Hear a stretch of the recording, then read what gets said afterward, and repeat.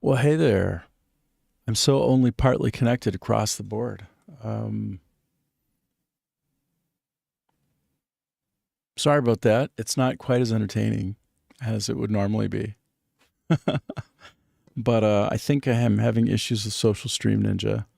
The version that I'm on is a little bit older than the latest, and it looks like what they're fixing in the more current one is potentially important to me. Uh, so I'm going to go update this and see if things get a little bit better. I have been doing troubleshooting from the top to the bottom here, right all the way down to disconnecting my router, you know, and letting it cool down for a bit, and then releasing and renewing my IP and all the rest. So many things.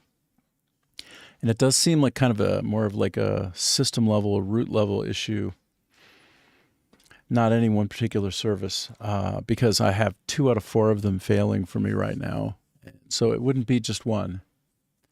There's something funny going on. So I'm just going to continue working on that, and maybe I'll be on today, and maybe I won't be on at all, and just keep working on this till I figure it out, so that we can have a nice streaming experience together. So let me just get back to that. I'm gonna silence my mic, so if I swear, you don't hear me. If you hear me screaming or yelling about something, maybe I'll leave my face on the screen though, and you can try to lip sync.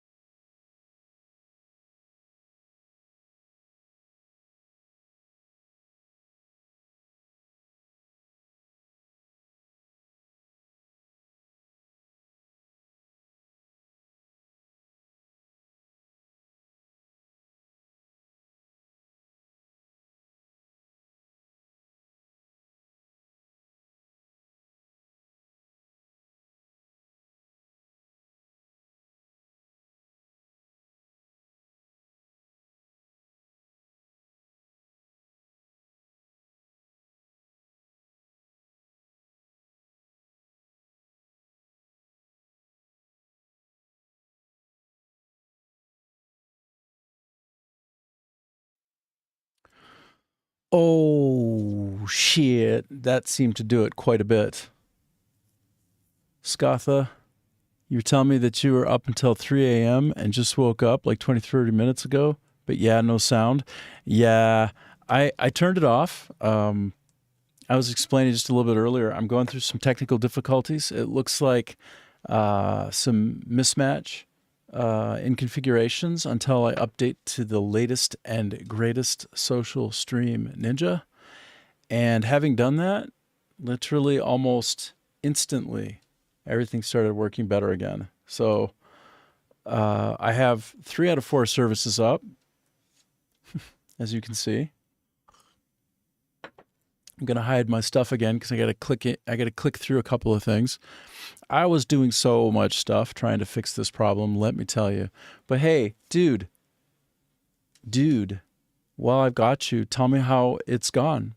How's the embargo lifting working out for you? I saw that some things have dropped already, like even 12 and 13 hours ago. How's it going? Inquiring minds want to know.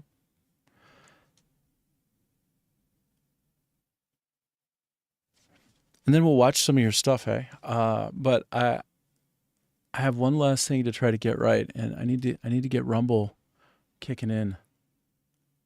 Annie up. Come on, baby. Come on, baby. You're the last one. You're the last one to go. People were very supportive about the video. Yeah, man. Here, that's great. Glad to hear it. As well they should have been.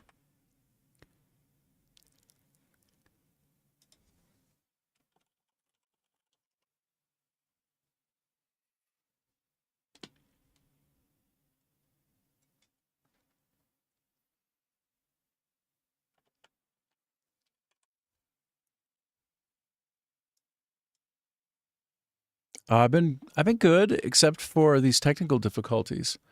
I've been trying with all my might to correct them and make things better, so that it's a good experience for folks who are watching. And it's a little difficult, man. It's a little bit difficult at the moment getting it all worked out. Technical difficulties are a struggle. You know, might as well just go full screen, show all of my aging spots up close. What I got going on here? No, not that. Not that. That's more of me. Bigger sized. Bigger. Better. I am so busily trying to hook up all my stuff. Make it better. You know, well, I might as well, while we're doing this, I'm just going to make the chat way bigger, bro. I'm just going to make it huge. Okay? Because it's all about whatever you want to say right now. Let me turn off the timer as well.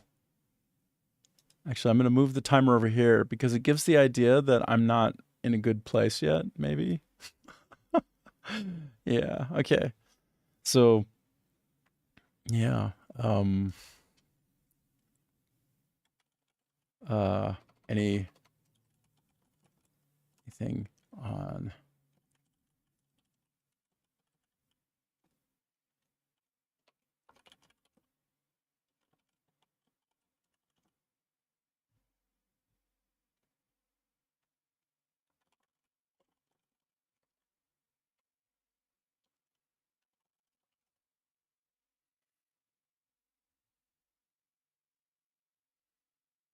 Yeah, better. Okay, now back you go.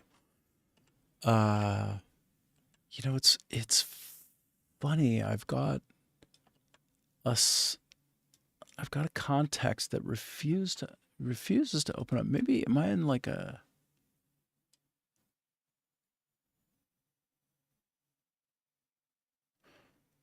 Bring all to front. Does that help? No, it doesn't help. Oh my goodness. Oh man. All right, I'm going to hop off of Rumble for just a second. I'm going to end the stream and then come back on. So anybody on Rumble, please, I'm sorry. I'll be back. I'm trying to make everything work the best it can for you. And I think it's partly there, but not as good as it can be. There's a lot of up and down today. So you're saying you enter the building now, new animations, follow the road. Hold on, I'm going to make this bigger. Whoa. Wow. Whoa. It's almost better like that. I see. New animations, follow the road option. Ooh, follow the road option. That's like an MMO favorite, hey? That's a good one. Beside the graphics, right, which are amazing, I'm sure. I bet you they have some, well, yeah, I don't know. This is my chance to finally get the game, by the way, because I've gotten all the Assassin's Creeds, but the last two, and then with the ship, yes, go on. Menu selectable sea shanties. Yeah, there you go. It's great. Right, I'm going to close a source here. I'm getting close to being fully operational. This is almost a fully armed and operational Death Star. So they're not random anymore, yeah. Well, that's good. Yeah, of course. Do they have 99 bottles? I'm just curious. I mean, I don't even know. That's not really a sea shanty, but it's one of those 99 bottles of beer on the wall, 99 bottles of beer. Take one down, pass it around, 98 bottles of beer on the wall. You know this? You know this one? Do you know it?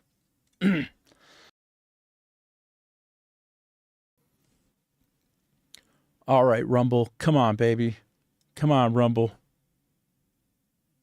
Work it, baby. Give me a sec. I gotta end it and I'll come right back. Come on, baby.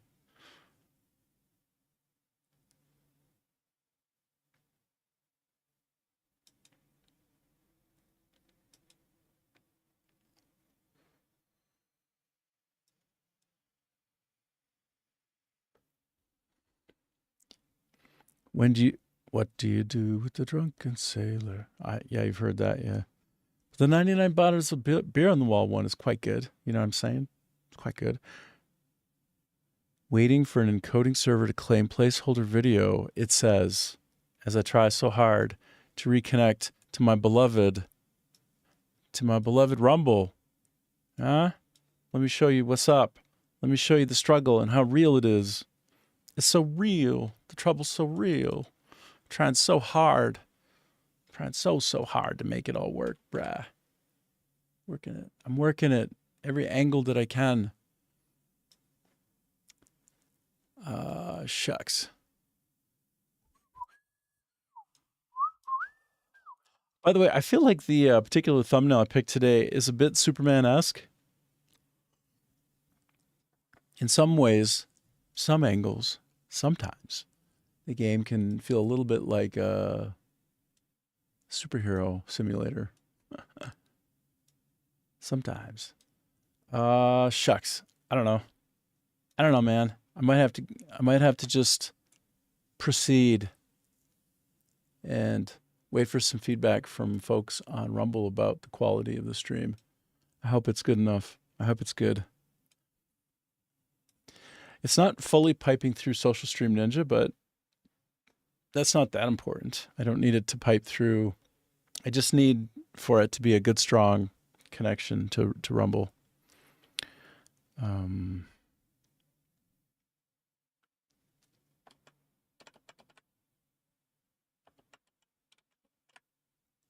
Yeah, I see that it's not doing good polling. Let me stop that connection for a second. Maybe I shouldn't show my vital information. Maybe I shouldn't show all of the information. Just some of it. Yeah. Okay, refresh now. Don't mind if I do. So I see it looks like everything is connected, which is cool, man. It's really cool. We like it. We like it a lot. However,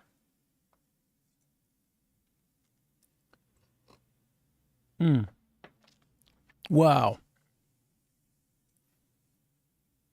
Wow, I just must make this work the best that it can for Rumble. Give me a sec. I just must. All right.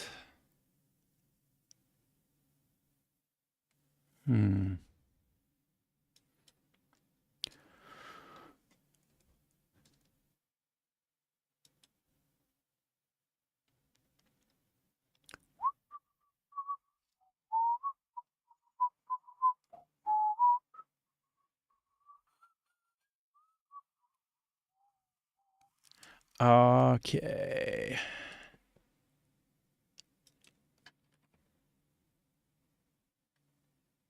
Open the API dashboard. Oh. Oh, this is the last step, I think. Okay. Oh. Oh, yeah. Okay, come on, come on, come on. Let me through. Let me get through. Let me punch through. Don't ask me to keep verifying if I'm human. I told you several times, I is human.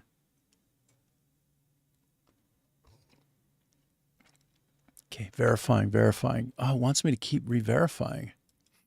That's so weird.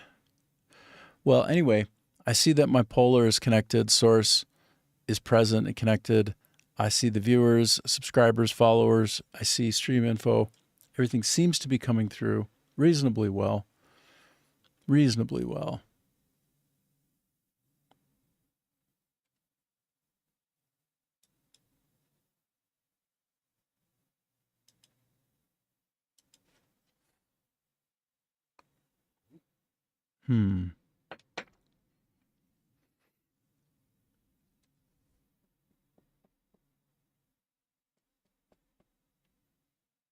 Man, my kingdom for... You know what? I'll tell you what. Let me just leave it at that. Refresh one more time. And we're just going to proceed.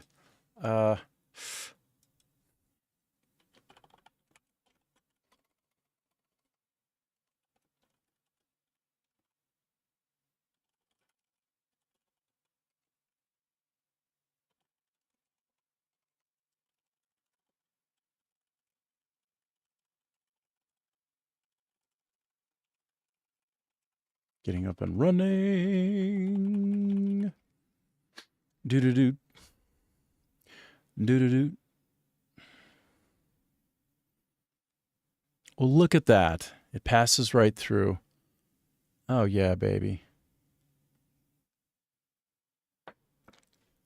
Can't get too mad at that. So it does seem like it's coming through reasonably well now.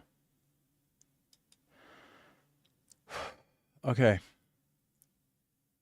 I'm not seeing the viewers pipe in, but that's not exactly the biggest deal in the world anyway. Let me just turn that off as it is. And yeah, we're up and running then. It looks like we're almost fully up and running. We're good enough. I'm going to turn off my timer now, and I'm going to fire up the game, brah. Actually, I'm not going to quite do that yet, brah. Let's go take a look at Scotha's good. I want to know. I want to know. Oh, thanks for following me. I super appreciate it. Thank you so much. Amelia, let's go. All right, I'm going to fire up some things, get it going here. Appreciate it. So today I had a couple of growing pains. Social Stream Ninja appeared to require an update. It could be that a lot of people using that, which is it's de facto software, right? Could be a lot of people kind of struggling a little bit.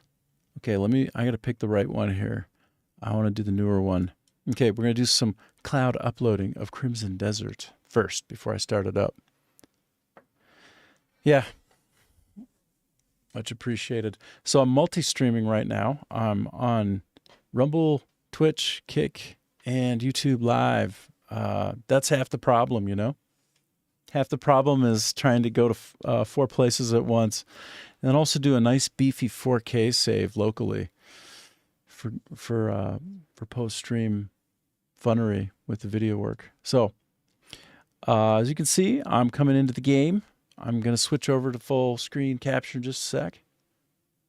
I got a brain. Well, we all have a brain. I'm a try-hard. That's it. I'm just a try-hard. All right, I'm going to pop on my headphones and get serious now. It's getting real. It's getting really real.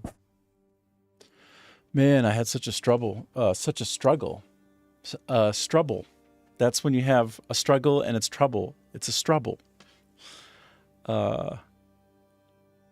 Define brain. I'm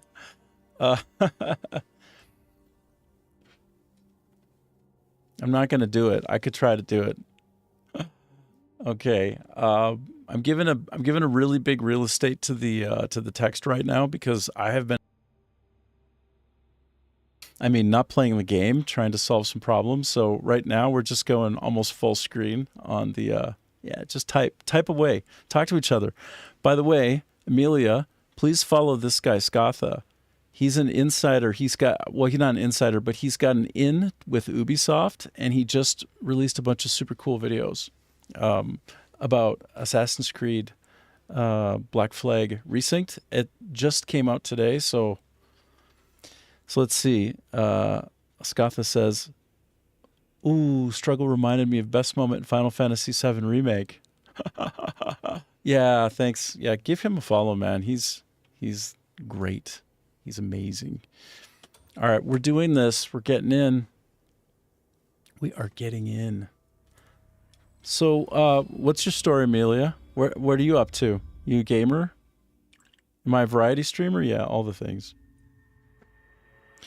I'm pretty much self-sufficient, but then that means things tend to go a little bit off the rails, and then they don't get better until I figure them out, which can take a minute. So Scott, you're saying the previews came out, and the game comes out on the 9th of July. Right on. Oh, I got to fix my desktop audio, by the way.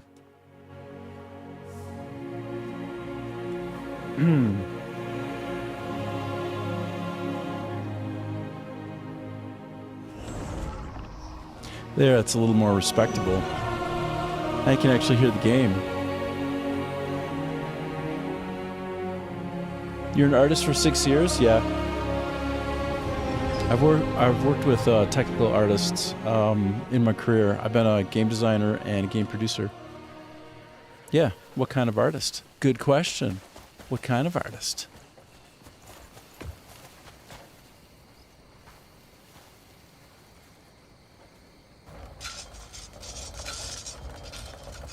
Grinding. All kinds of digital artwork. Yeah. Right on. Well, how do you feel about the AI revolution and it taking all of your job? Or do you use it a lot? 2D and 3D, yeah.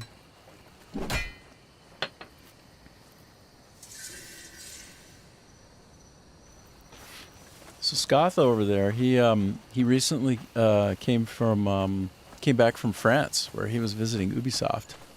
Got some insider info on this game that just came out. Not this game, not the one that I'm playing, but Assassin's Creed. You would never steal. AI would never steal our jobs. AI can't make customization. Well, you know what? Most people have a fear and a concern for AI, but honestly, the problem solving in AI has not been so good yet, in my experience. All it is a prediction engine for like the next string that comes and forms the next word. It's a large language model. It's not actually, it just looks intelligent. Sometimes it's blazingly stupid. AI is useful as a tool, but it can't do the heavy lifting of humans. I mean, you know what? When you look at what's been happening in the technology sector, though, people are getting let go left and right, and the excuse is when they slash the budget through staff planning reductions, AI. So it's certainly being used as a scapegoat right now. I will tell you that. But it is a phenomenal tool. It's a great aid. Luck's smiling on us for once. Luck is smiling on us for once. I'm tending my garden almost at midnight, so I guess that means I'm in the garden, the midnight garden. No, the Garden of Midnight. What is that movie? Luck's smiling on us for once. In the Garden of Midnight and Evil? I don't know, whatever. The moment is gone. Doesn't mean it's the real reason. Exactly. I agree with you, Scotha. And then Amelia's saying, yeah, I know, but I can draw everything like I convert streamers' thoughts into reality. Oh, yeah. Well, I mostly convert my own dreams into reality. So, and also I don't have any spare money to throw your way. I just kind of surviving over here in southern Vietnam. Put them to the test. They're keen for the work. It's always funny the gentle handshake with someone who is hoping for a potential, a potential commission. But some people are better at it than others, and you're very good at it. You're quite affable and kind, so I appreciate that. It's very nice. Good on ya. Good on ya. So let's see. I'm gonna send out some folks to do some construction work for me, and then we're gonna move on. Oof, I don't know if any artist would draw or convert my thoughts into reality. Ba-dum-bum.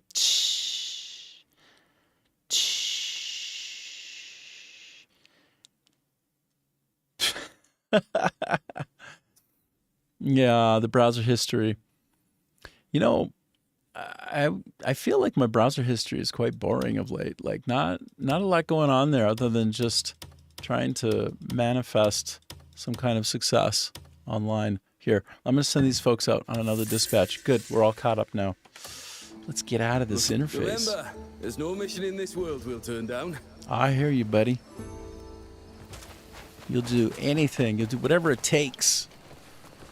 Okay, this guy's going to mother me some more. Talk to me about have I brushed my teeth. So, that rumble was your stomach, not the weather. I always need more water. Just got this in today. Did you? Great.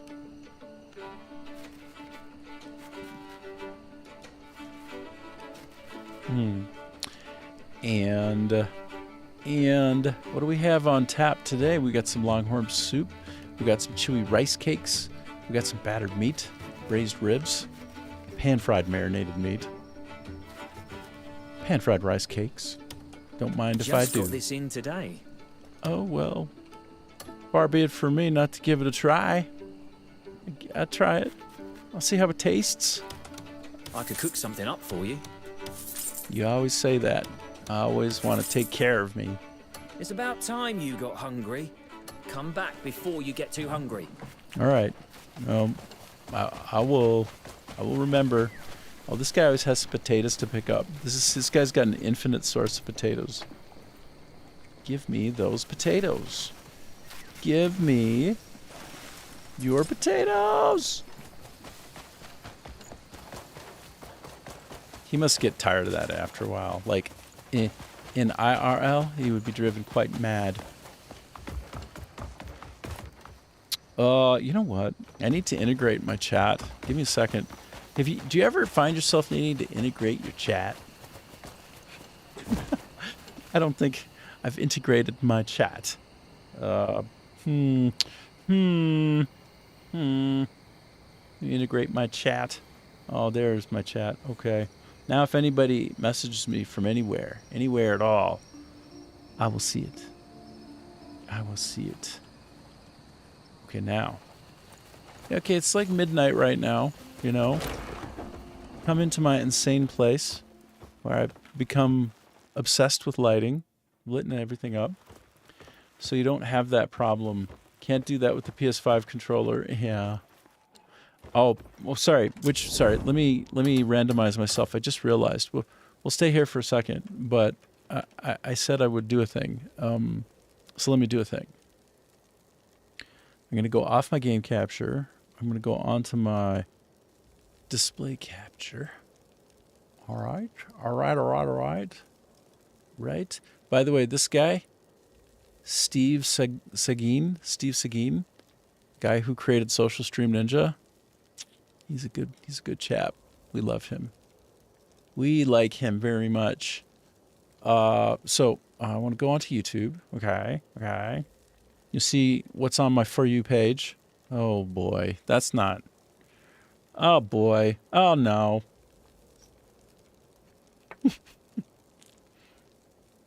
But my purpose is to go to look at Scatha. I know this guy. So there's this really cool guy who does super cool shit. Okay. Videos.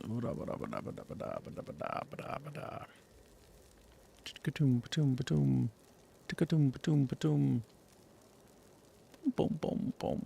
I know this guy. Okay, so this one.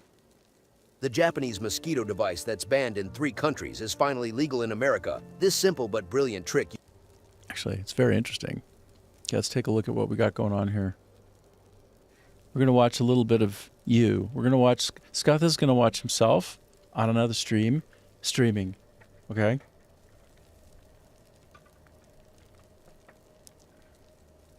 And hello everybody, welcome back to another Assassin's Creed Shadows live stream. So, the embargo has lifted for Assassin's Creed Black Flag Resynced. New content is pouring out as we speak.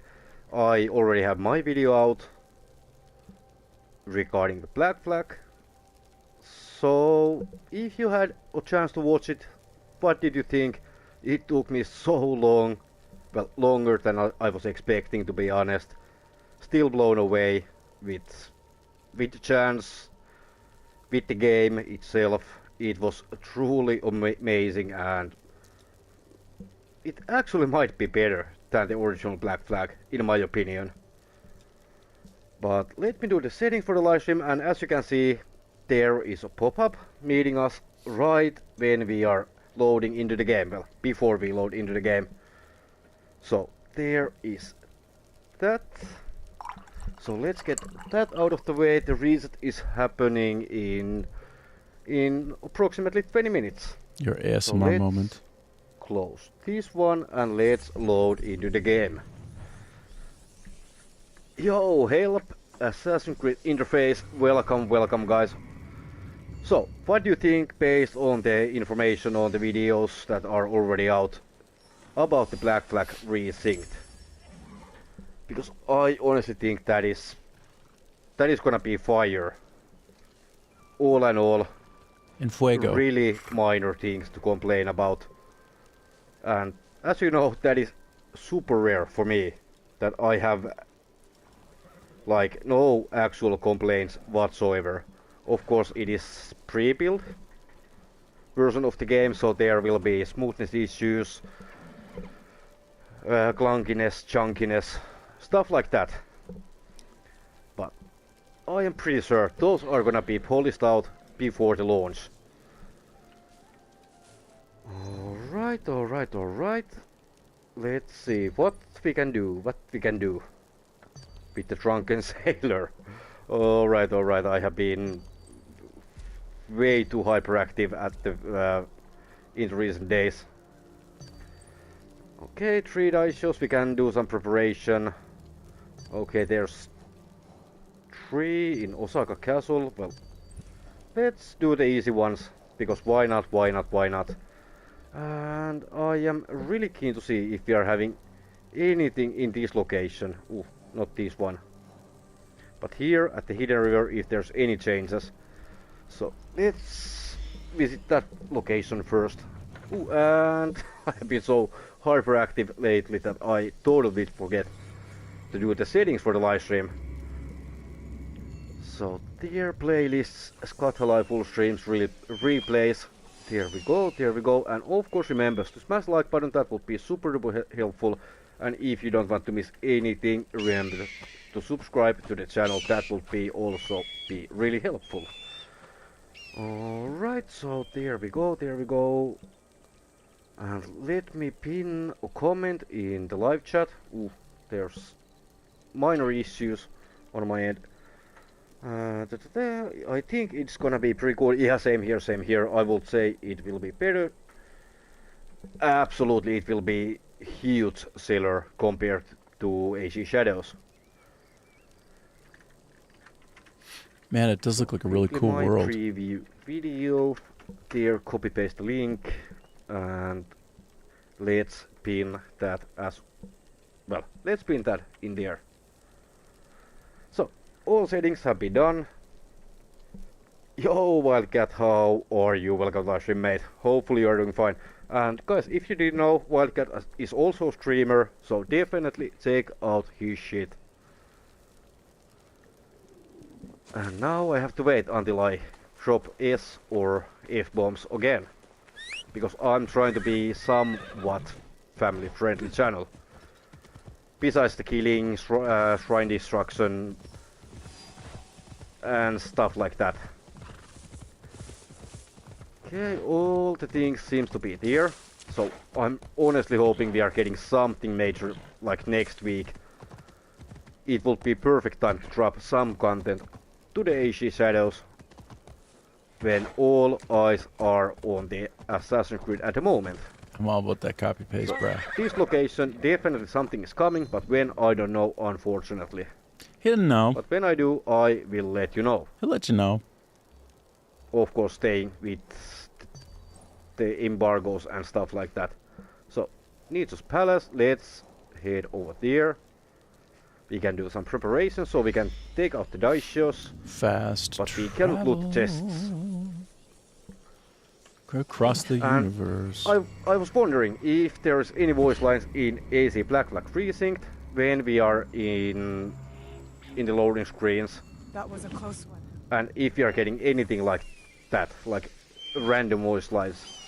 I was asking that from my demoist, and he was honestly really vague about that. Refuses to tell me anything regarding that. So I think there will be something like hidden voice lines when you are seeding your weapons, and yeah, that will be amazing to see. And of course I will be there doing videos, shorts, live streams as usual. And now when we can talk about more about AC Black Flag Precinct, yes, there will be anomalies projects, and yeah, weekly streams are gonna continue with AC Black Flag Precinct. So depending if they are doing weeklies, bi-weeklies, I might be dropping like AC Shadows live streams. That guy Of course, I can will still take some cover stabbing. the exchange for AC Shadows, and probably the second anomaly reset. Of course, depending when we are getting Black Flag Precinct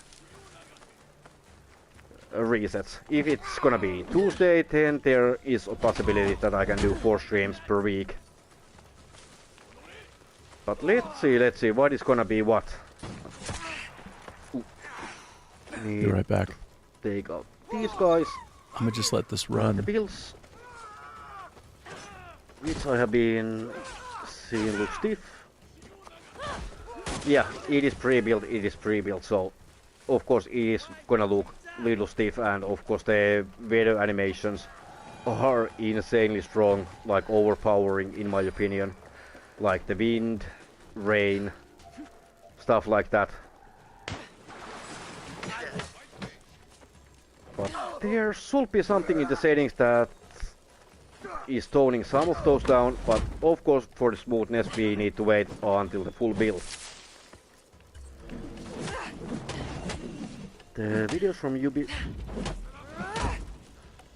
I'm not sure because I'm recording personally everything on 60 FPS and I'm doing the videos on 60 FPS as well. But you might be right, I didn't check any of the footage if it was like 60 or 30 FPS. But I can do that a little bit later on, so remind me once again. In Twitter, here on the comments. Come on. Nope. And yeah, we can use the smoke bombs in Black Flag Freezing, same as we can do it here, so like this or this. So that is definitely huge improvement from the original game. Boom! And so many more weapons. Trinkets that are giving you buffs.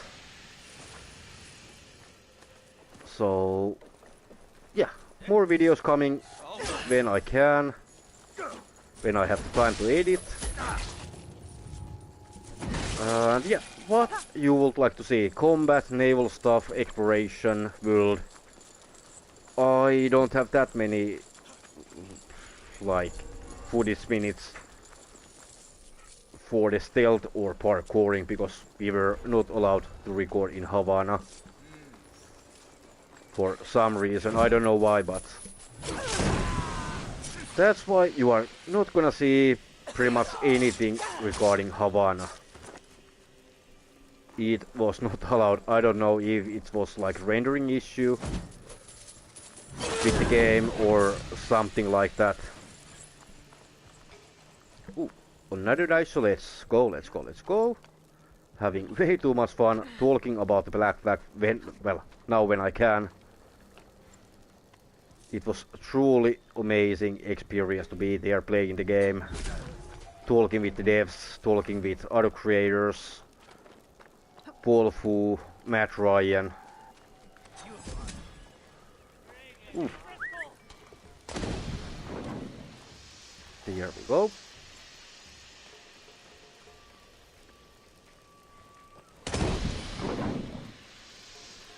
And we should be safe. Maybe. Yep, here we go. Rush assassination. But absolutely stealth gameplay, parkouring, even though I am not dedicated to those things, will be coming with the full game. Okay, here we go. Let's sabotage.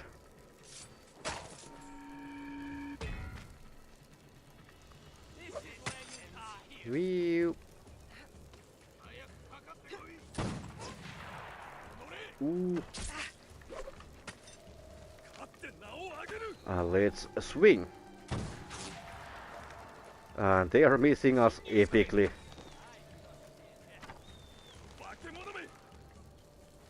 Yo, hello, welcome, welcome, welcome. How are you doing?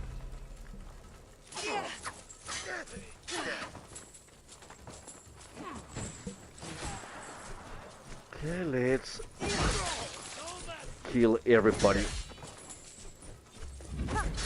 Boom! Yo, mate, how are you? Welcome, live stream, mate. Hopefully you are doing fine. Are you gonna live stream this, well, tonight, this night, evening, whatever. Boom! Here. Boom! Oh, nice, nice. I try to be there because I really need to take a break from the editing. I mean, clips.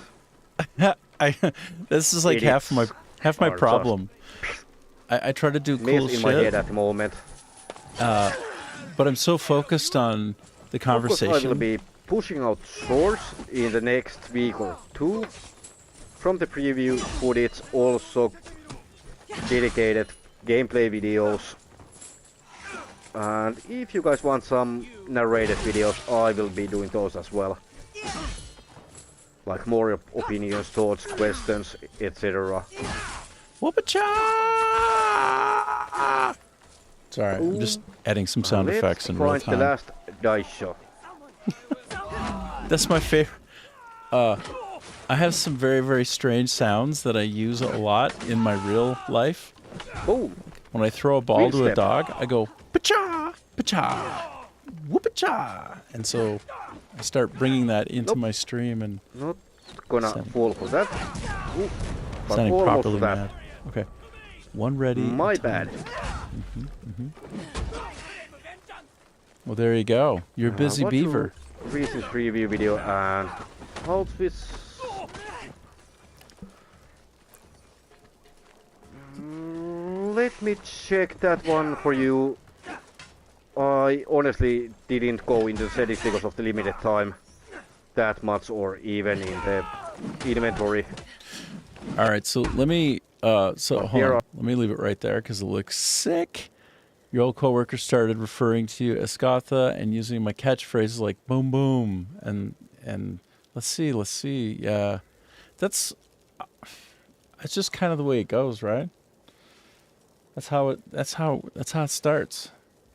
And then you want to remain as entertaining as possible, so then you kind of find these kind of unique elements of yourself and your conversational style, and you just let it flow. So, okay, I'm going to do a quick search here for you, just because I'm curious. I'm curious for you, and I'm curious for me, and I want to know for us. If I go into... Where am I going to?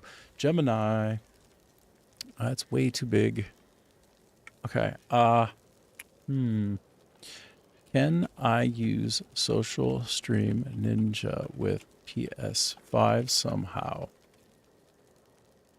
It might be possible through some sort of rebroadcaster technology is what I'm thinking, but you cannot run, directly, no, but on is natively built as a PC-based browser extension or standalone desktop application designed to interact with desktop. Hold on, it's way too small. You can't read that.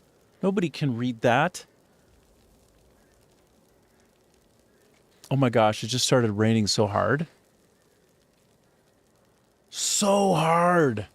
It's raining like cats and dogs here. Expect the electricity to go out at any moment. 100% is very possible right now. Very possible.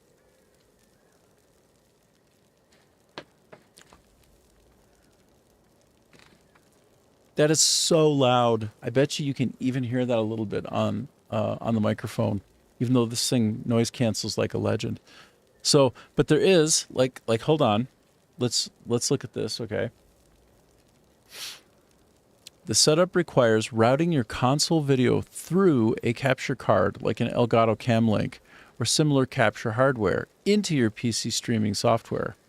So you can connect your PS5 to your PC, and it does require a capture card. In other words, like an Elgato 4K link, which is something that I have. I got it here in Vietnam as part of my setup, and it was critical. It was a critical piece.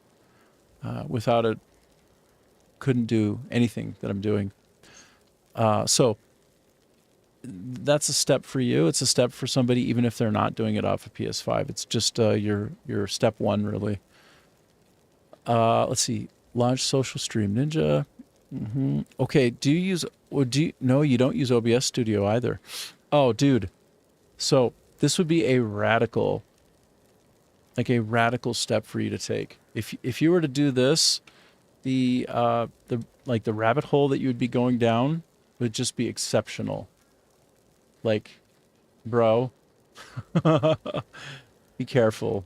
If you go down this path, you will. Well, but you're not afraid to suffer a little bit. Like I know how that works. I know you. So this is a very sad thing, though, for me. I am not able to show my Rumble viewership, but I'll figure that out later off stream if possible. So that's that. I'm going to switch over to Crimson Desert now, but I wanted to just kind of check out some of what you're up to and then have a little conversation with you. But dude, it depends as well, because you might need more than a potato. A comfortable outfit most of all, yeah. I'm trying to figure out like what is my persona like? Like what do I do? Do I try to dress up like this sometimes? Do I just wear a t-shirt? Like I don't know. I don't know what I'm doing, but I guess I'm just being me. Like sometimes I dress up, sometimes I don't. I'm in my Johnny Cash phase right now, where I'm trying to just like wear some really nice blacks. I hurt myself today to see if I still felt. Focus on the pain. Okay, I should stop singing because I suck, but I can't help it. You're way too professional looking for very, very casual outfits. Yeah. I don't know, man. Sometimes a nice jumper is a winner. You know, one of the favorite things I ever had in my life that I wore? It was my favorite thing that I ever wore. Is like from Mexico, one of these like pullovers. It's like it's the one that you see people wearing if they went to Mexico and came back with one. Like I was totally like a walking I just looked like the dude, you know? Have you ever seen The Dude? It was like that. All right, hold on. Let me see. Mexican style poncho hoodie thing. Loose fabric. I don't know if this is gonna work. Oh my god, it worked. This is exactly the kind of shit I would wear, dude. That was me. This was me in that era. Although these actually look a lot better than what I had even. Okay, that's my shit right there, bro. That's my shit. That's what I used to wear. When I went to university, almost everywhere I went, I was wearing that damn thing. All day, every day. Couldn't even be stopped. That fabric. Anyway. I'll be danged. I'll be danged. That's exactly what that's what I was, that was my jam. I don't know if you noticed, but the price point is in Vietnamese dong, VND, because I'm in Vietnam. So you say you had a band t-shirt my friend bought you from Estonia. Yes, I used it for 20 years. In later years, it started to have more holes than cloth. One of the best shirts I had. There's something about the comfort of just like the perfect shirt for you that is a big deal. Okay. We call this Demu Borgir. I'm trying my best to highlight. Why you always give me so much trouble? Ugh. So this meta chat interface that I have, let me show you what it is, hey? I'm going to show you real quick. You see this thing here? Here, let me just pop it over on that side. You see this thing? Hold on. I got everything. I got all the things going on. Everything so dang all over the place, brah. That's your stream in the background in the middle. On the left is Gemini Flash. And it looks like the barrier to entry is going to be a bit for you, hey. But just keep doing your thing, bro. And then here on the right is my MetaChat interface, Norwegian metal band, right? So I try to highlight this. And I just want to, like, let me see if it works. Oh, shit, it did work that time. Okay. All right, well, hold on then. Just hold on. Hold your horses.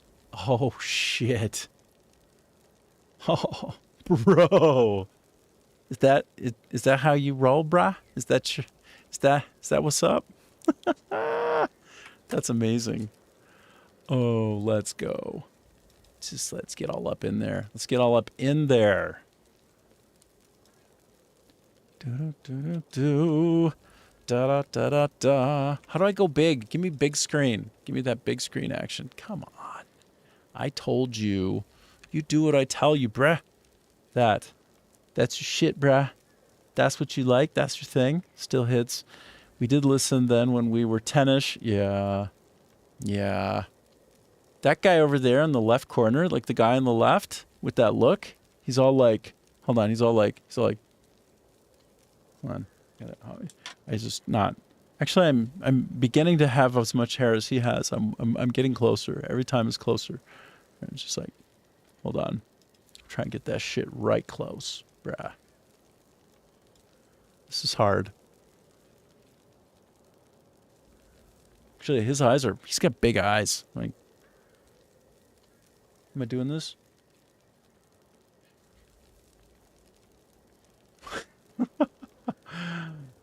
Oh, Oh, but the guy in the middle, dude, he's doing that like some kind of cat action, some kind of feline cat action.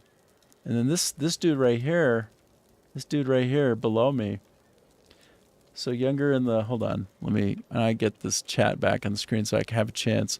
So Younger, you in the middle. Now you, oh God. Yeah. Yeah. Oh no. It's probably the different phases of me. That's why it's so funny to me, because it's like the phases I'm going through of my life. Of my sad life. All right, let me try to put everything back. I wonder if I would get a copyright strike just by listening to them real quick. Probably. Every time I get randomized, I get copyright infringement notices from YouTube. They're like, you did it again. Can you just slow your roll down, brah? It's like, and you can't monetize now. I'm like, well, don't worry. I wasn't trying to monetize. I wasn't monetizing. You guys not let me monetize? Are you guys trying to make me feel bad? Monetize. Why don't you monetize this?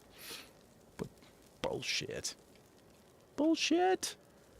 Monetize. There's no monetizing. You can't monetize until you get something like 3 million viewers. You need to have a hit that's got 3 million viewers, and some other things, or else some of the other criteria are that you need to have a lot of concurrency, on a live stream over a period of time, and that period of time, that window has to be co-occurring with what else do you put here? So Younger, yeah. Okay, so evolution of the hair loss, yeah, dude. And mental state, yeah, dude. Probably copyright claims, yeah, dude. You have tons of claims, yeah, dude. So I have a question. When I put like sweet ass music behind what I'm doing, like it won't monetize, but I still get the views, right? So then I can do future monetizing if I get people listening because it sounds so good, right? Then I can get future monetized, not on those videos, but on like after I capture folks, right? Like that's the way it works, yeah. So that's why I should just be wild and free and pick any music I want to my heart's content, right? Like I can't just straight up do movies. Like I know that's crazy. Like let me show you my latest thing here. I have like 3 or 4 videos in progress as well, just like you. Like surprise. You and I are both doing similar kind of things, but. Like I just got this guy set up. I have a reference in one of my videos to Armageddon, so I just like popping that in. I'll show Steve Buscemi, but very briefly. Like I looked at some of the copyright laws, and it's considered fair use if I'm doing a critique. So some of it's totally okay, no matter what, and the algorithm might shut you down briefly and create some noise for you, but if you do it the right way, generally not even. So, Scotty, you say like hunting, aim where the hunted is going, not where they are. Ooh. Like hunting, aim where the hunted is going, not where they are. By the way, that's also a Wayne Gretzky thing. He was always trying to be where the puck would be, not where the puck was. When he was asked what the key to his success was as a great hockey player, as the great one, Wayne Gretzky. By the way, some amazing Finnish hockey players, which I'm sure you already know, including there were twins who were amazing on the Minnesota Wild, I think, for a while even. They were Finnish. But anyway, yes. Aim for where you want to get to. Do whatever. Don't worry about the copyrights. Like, I haven't gotten any strikes, right? And I'm sure you haven't either. Like, it's not that you get a strike. It's just that you get warned, right? As long as it's transformative, you transform the original piece into yours with commentary, insight, edits, etc. Yeah, buddy. Yeah. Thanks for that. I got you. It's on default fair use. Yes, absolutely. Absolutely. That's right. Okay. Let me take over the direction of my stream. and switch over to my game capture now, and just go do some cool shit. But I really enjoy talking with you about this. And in fact, you know what? Hold on. I switched to game capture view. I need to fix the chat so that it's got a better backing so we can see our texts to each other better. Like, there's no point in having chat back there.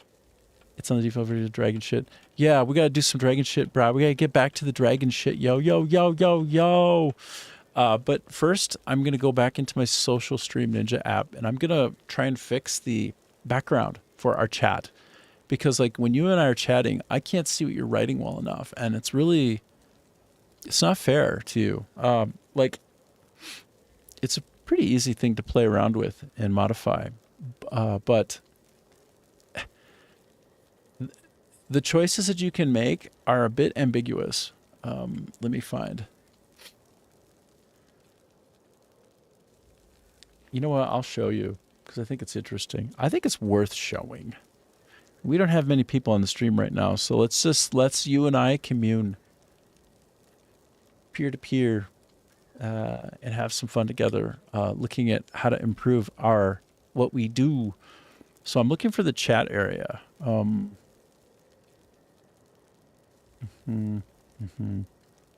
Multi-stream alert box. Yes. Surely. What I'm trying to do right now, this interface, this is the interface that you'd be using, by the way. It's really complicated. Like each one of these things, when I open them up, there are huge options underneath them, like that right there. It's overwhelming. I got to be a little bit careful with what I open up because I don't want to like show. I don't want to show anything that's sensitive, that's unique to like my stream that would cause a problem if somebody could grab at it. So, but what I'm trying to do is just simply find the chat interface and make it so that we can see the text that I'm putting on the screen a little bit better. I think it's just right in here. Overlay. Is this it? Is it just this simple? Hold on. I gotta put my glasses on. The text be small, bro. That text be way small. So this is it. Page opacity and translucent page background. Okay. What does that mean? Like, what does that mean? Here, let me do a little trick if I can. Should I do this? Yeah, I'll do this. I'll do it.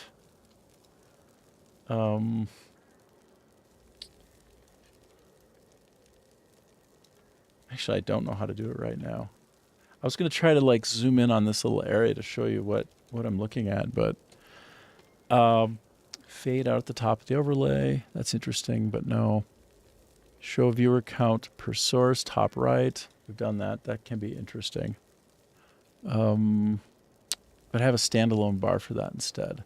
So page opacity versus translucent page background. I don't actually have the translucent page background on. So let's just try what I did there. What you do is you pass in parameters through a link.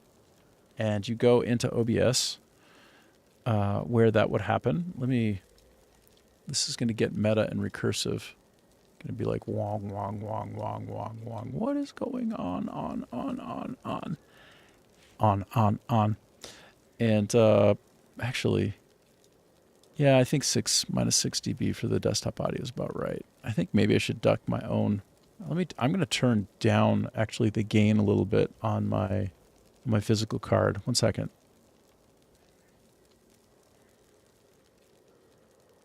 Check. Ooh. Yep.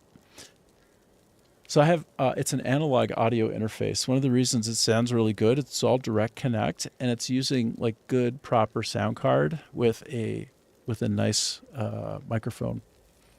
And there's a supreme amount of control that I can apply both physically and also inside the OBS software. What I'm doing here is actually both. like a sweet mixture. And in fact, if we want to just go a little bit further with this,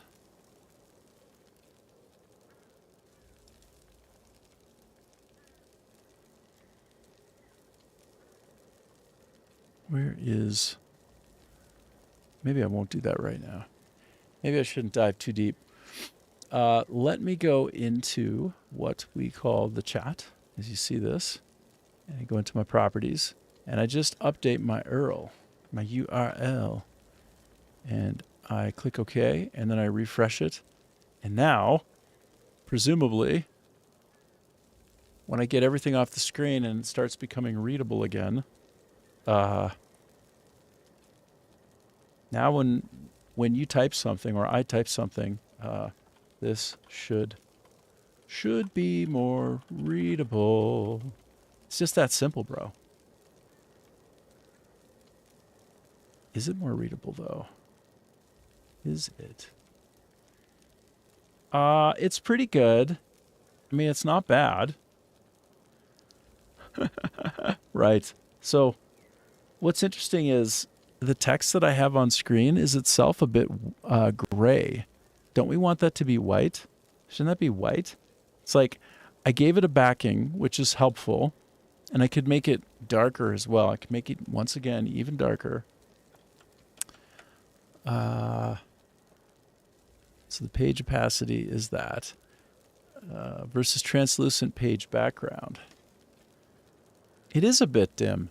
And so what I'm trying to figure out is why is the text that color? Do you know what I mean? Like why is it kind of...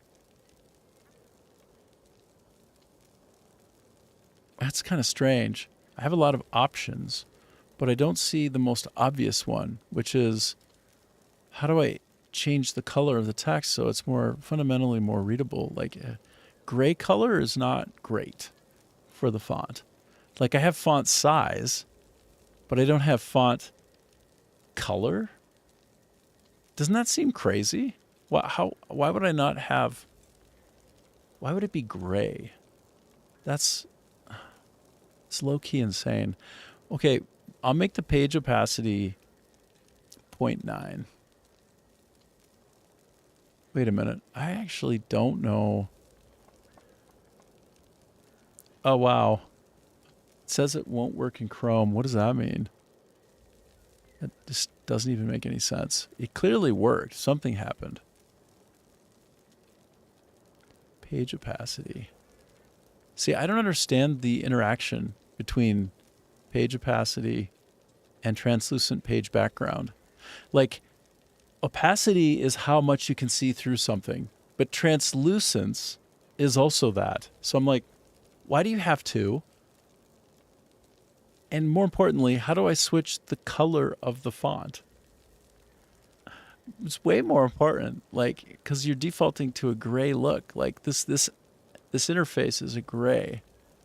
Like, is that what we want? We want it to be gray? Shoot, I don't think so.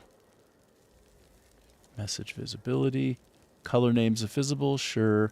Hide source icon, of course not. Add value. Do you see all these options though, dude? Like, it's insane how... Message styling. Okay, is that the color?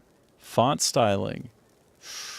Oh, this is it right here, I think. Increase text outline. Ooh, shit. I like the idea of giving a stroke around something. It says no text outlining. Increase text outline by 50%. Damn. That might actually do it. This color is just... The message font color is black? Why is it? It's not actually black, though. It's like a lighter color, isn't it? And the stroke color is... And the glow color is... Oh, man. I can get myself into a serious amount of silliness here trying to do all of this well. I need to just figure out, like, what's a best practice. Okay, I did some things. I'm going to quick pump it into my chat. And I'm going to push that through and then refresh. And Let's see what we've got going on here.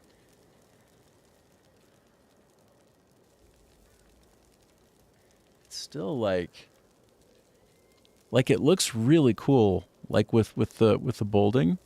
I'm sorry, with the stroke around it. Like it looks good, man. I think it looks great like that. But it's still like the text is, it's very kind of, oh, I think I might know what I'm doing. Okay, now I go back up. All right, I'm going to stop this. This isn't the very height of entertainment. But if I actually just turn off, if I just say, actually I flip these around, this is going to be too dramatic, but I'm just going to do it.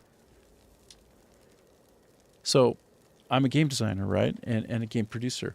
There's this important concept that we all try to follow and abide by. Those of us who understand how to do it well, which is that when you make a change, when you make a tune change, make it big. Don't turn it a little bit, turn it a lot when you're first starting. Not a little bit, a lot. Okay? Like what I just did here. This is a lot. It's not a little bit. It's a lot. And there it is. We can read that clear as a bell, bro. So the problem that I was having is I was actually dimming the text itself with my choice. It was a bad choice. It was a bad choice. You know what? I also need to fundamentally fix. This is interesting. Trying to like fiddle with this, get it just right. 56 by 51 pixels. That's awfully small space for chat, hey? It's awfully small. I should make that bigger. The last thing I'll do is I will increase the width. We're going to make it, it is 540 pixels. We're going to make it 580 pixels, bro. Go big or go home.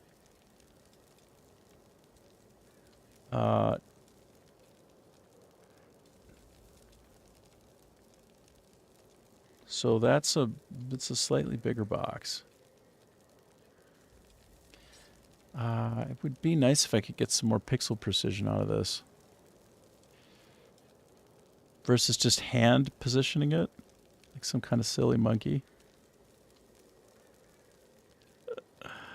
Oh my gosh. So it's supposedly 50. Yeah. That's pretty good. That's not so bad. I've seen worse in my day. Okay, so let me try one more. Da da da da da da da da da. Don't.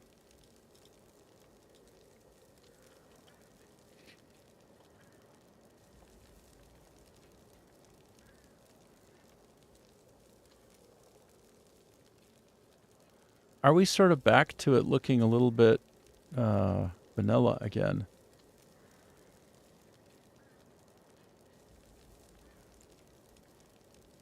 It's better. It's better, but again, we still have some of that same issue, so which is interesting. So page opacity. Oh, right. No. I think I should make the font scale bigger. Oh, I wonder. Translucent page background. Okay, so what if I make it...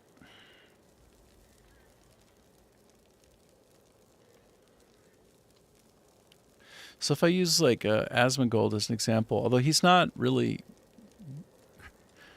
Most of what he does is just very, mid. It's actually less than mid in general.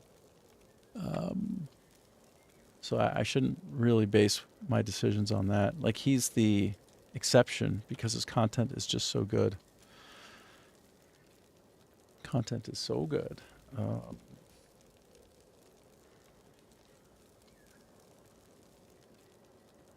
Whoa. There we go.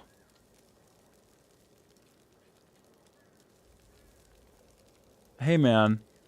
I think this rocks. I think I just about did it. Well, so it depends on your point of view, right? Like, I think he's extremely compelling, and he says some really nasty things, but also he says some honest things. And a lot of times people, we want to be very careful with what we say, but I think we have to also say what's on our mind and be honest. I mean, by default, I'm very, I focus on people being unique, right? I focus on getting to know a person, and I don't walk into an interaction thinking that a person is a certain way, right? Like, that's very lazy. That's very small-minded. And so the challenge can be when you try to throw indictments or sort of imputations onto an entire people, right? An entire category. And I just think it's just sloppy, lazy thinking. And maybe it's even a bit on the dumb side. He himself is a smart guy, okay? Like, he's damn smart. And he's unique. And one thing we can say that he is entertaining as all heck. But he also has, like, some fundamental flaws, right? Like, I don't know if you noticed, but he's basically, he has grandiose narcissism. Like, I have a psych degree. That doesn't mean I know what I'm talking about. It's armchair psychology, but he's absolutely a grandiose narcissist. Like, 100% you would classify him exactly that way. Because he says crazy shit like, I'm the best. I always know before other people.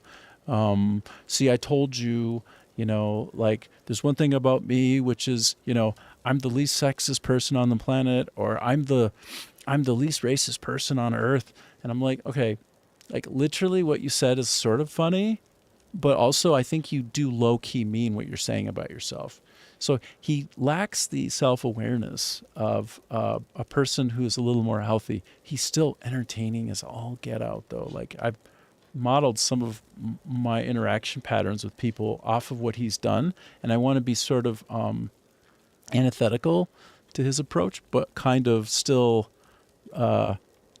open-minded the way that he is. Like, he's very open while being also in some ways very closed. It's curious. You don't think people kind of follow paradigms? Oh, hey Adam, I see you, buddy. Look I fixed my chat. We can finally read each other's chat. I just decided to stop what I was doing and make it not suck in real time. Yeah, people do follow paradigms. There's no doubt about it, man. But I think people get it confused, like, what is real out there in front of them versus what is in their mind that they're putting there. If you're following me, people get confused, the difference between the thoughts of what they're looking at and the thing that they're looking at is the fundamental problem with most people on the planet. And if people do that less and they're more present and open, paying more attention to what's actually in front of them, not like what's clouding their vision, not all of their preconceived notions, then it's much easier to be, closer to real life and not, like, be very sort of bias ridden, like basically foolish, like incapable of seeing something in front of you without changing it in your brain and making it different than what it actually is. I mean, what I'm saying is a little bit ungainly, but I don't think it's wrong.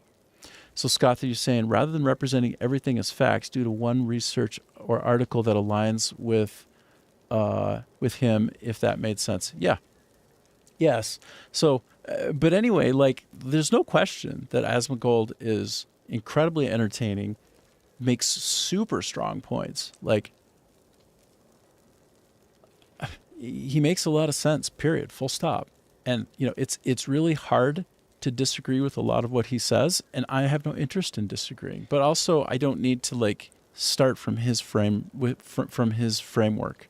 I've got my own framework, and he can talk like a legend.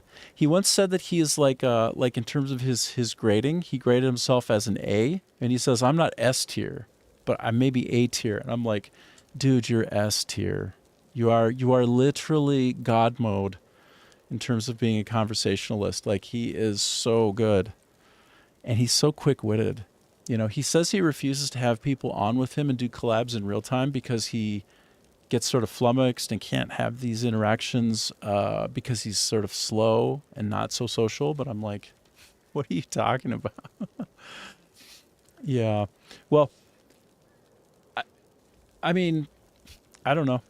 Uh, Basically, I do believe that people are unique, right? Each person is a separate, unique person, and that's like the better starting point. Period.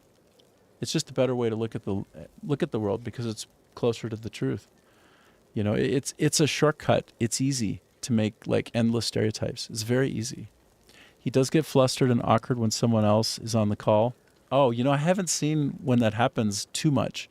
He actually becomes very gentle. You know this? He becomes very gentle. So there's this guy who's always begging for money and stuff online, and he's terrible at gaming, and he's an absolute. He's unbearable. Like I would never watch him. But he actually had him on live. He was the most recent guy who we actually had on at the same time, and he was so polite to him and nice. And I'm like, but why? He's actually like persona non grata. He's actually not like if you're going to be authentic, then when somebody's in front of you and you're having a conversation with them, then you need to still like hold your ground. Just because they're there doesn't mean that you act very nice and polite. Like it's like Asmongold. Come on, bro. Everyone knows who you're talking about. Oh, DSP? Oh God, let me see. Let me look it up, bro. This is where it all gets very interesting to me. Everyone knows who you're talking about. DSP and Asmongold. Let's just see. Two of stream's most polarizing figures. Is this the guy? Oh, it is him. Oh my God.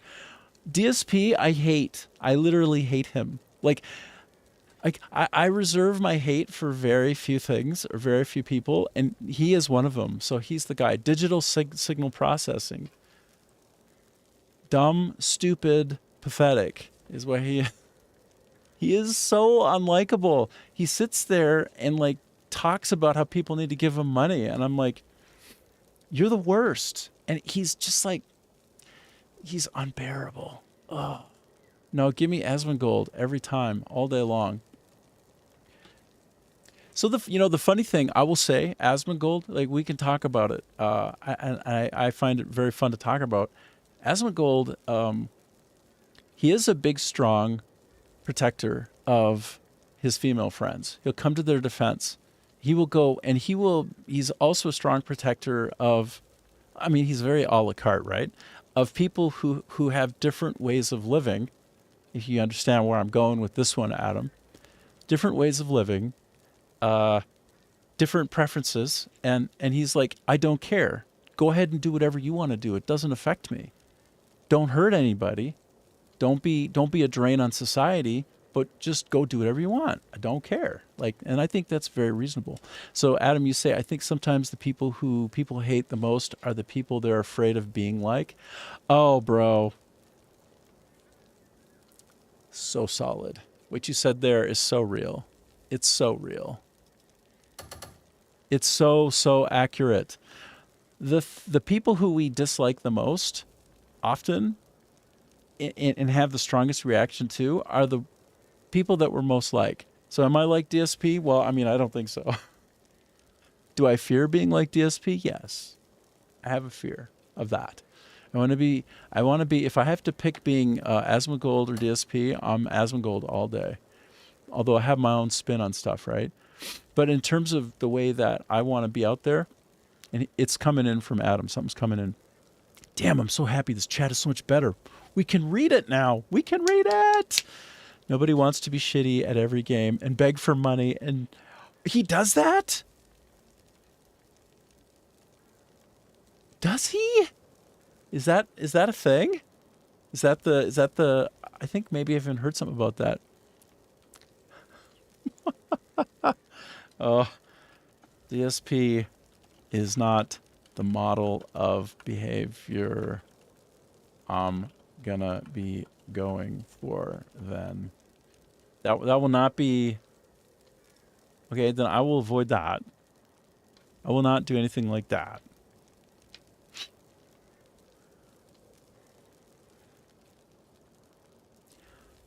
Wait a minute. Okay, now I'm a bit bothered. Oh good, it did show up. Okay, there's a bit of a delay. And another thing's coming in from Adam. Oh no. I mean, so I will tell you, let me tell you something, okay? OBS sometimes holds on to its process, okay? Like, here, let me show you something. Watch this. Watch this shit. Watch this shit, bruh. Oh, no, that's not what I'm trying to do. I'm trying to do that. I'm trying to do something else. Hold on. Oh, God. Okay, I'll open up my task manager. Okay, so this is me showing you all my things in my life, okay? Because I don't give a shit. I live a fairly clean life. I'm a fairly clean, boring guy. Like, it's just true. Like, I'm the meat and potatoes kind of guy, right? Like, I got the liberal sensibilities in general, but I'm meat and potatoes all the way. So I'm like, if there's such a thing as a real liberal, I'm a real one. I'm a real one. I'm not interested in being performative. I'm not interested in, like, casting aspersions on people who have more sort of rigid and sturdy beliefs that are more on the conservative side. Like, I respect it.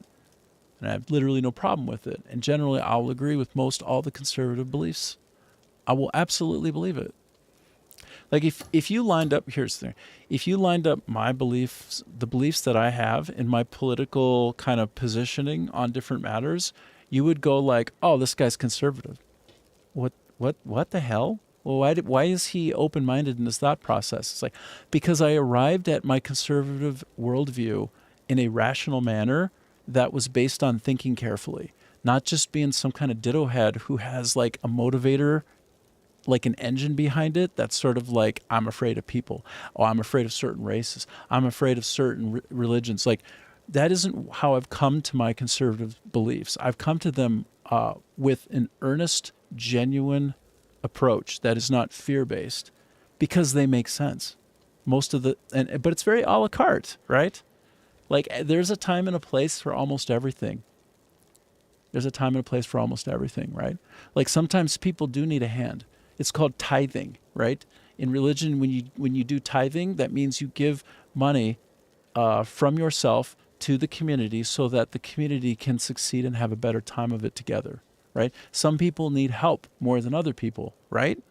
Is it not correct? Are there not some people at some points in their life who need extra help, who couldn't survive otherwise? Of course. Well, that's a liberal mentality, isn't it? But it's also a conservative one. Like, when people go into the church and they give money to help the church be stronger, that's also a liberal kind of thing that's done, right? It's a social program within the auspices of the particular religion that you're in. And everybody needs help, exactly as you say, Scatha. And the thing is, some of the most selfless, the most giving people I have ever met, in fact, I would say most of them, they're actually conservatives. The people who are going to go to bat for you the most, who like, oh, your family is starving, but you're too proud to say anything and won't go on the welfare. It's going to be the conservative father who comes over in the middle of the night and drops off a turkey right at your door, rings the doorbell and runs off like a kid, like ding dong ditch, and he just helped you survive. He just helped you get food on your table for you and your kids and your wife. That is the typical conservative with whom I have spent time in my life. So as a liberal, do I have time to shit all over conservatives? No, because it's stupid, because it's small-minded, and the product of a lack of exposure. The problem that most of us have, and I'll stop. I'm soapboxing. I'm grandstanding. I'll stop soon. But the problem most of us have, in my opinion, is that we don't have enough exposure to the world. We typically don't want to be uncomfortable, so we don't go places that challenge us. We don't stop and talk with people who are different. And if we only just did more of that and reached across and tried to get to know the person across from us, then yes, you will still be a conservative. Or yes, you will still be a liberal. But you won't be an asshole at the same time. You might realize that there's room on this good earth for everyone and that we're all human first.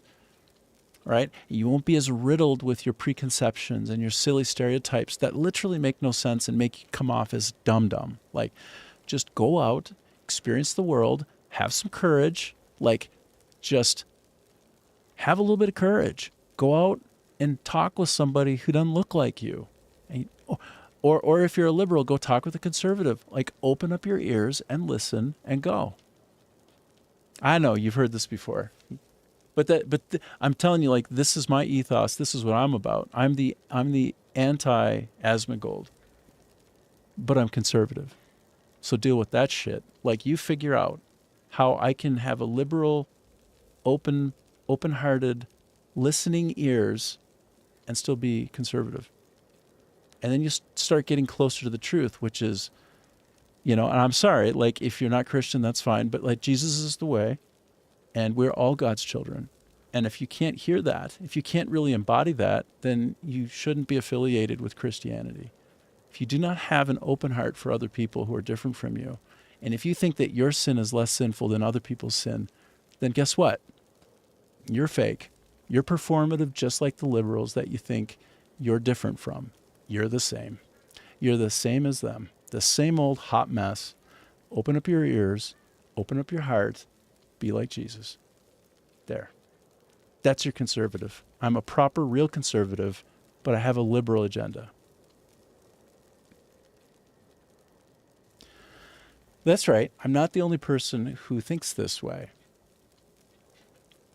But because I live the way that I think, and the way that I think is open-hearted, it means that I can be somewhere like South Vietnam and be connected with people and discover the truth, which is that we're all one people.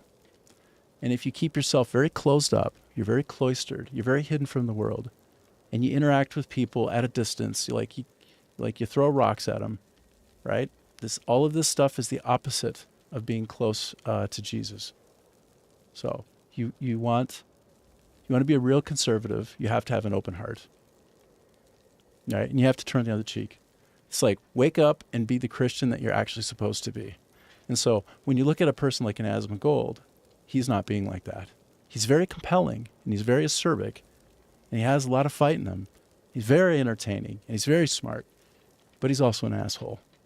So then I will be the opposite of that. So I'll come off like a liberal, but I have fundamental positioning as a conservative, but a real one. Like, in Jesus. That's the way it is.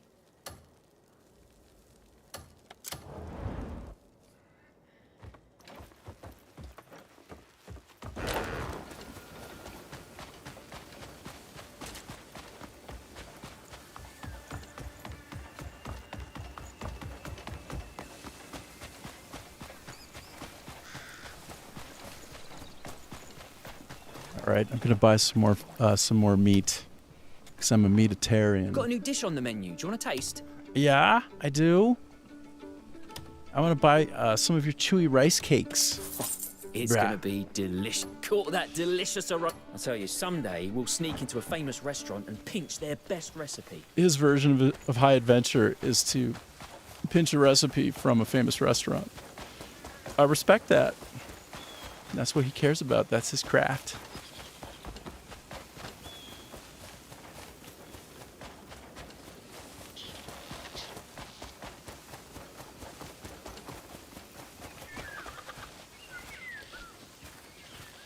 Okay, I'm like an owl,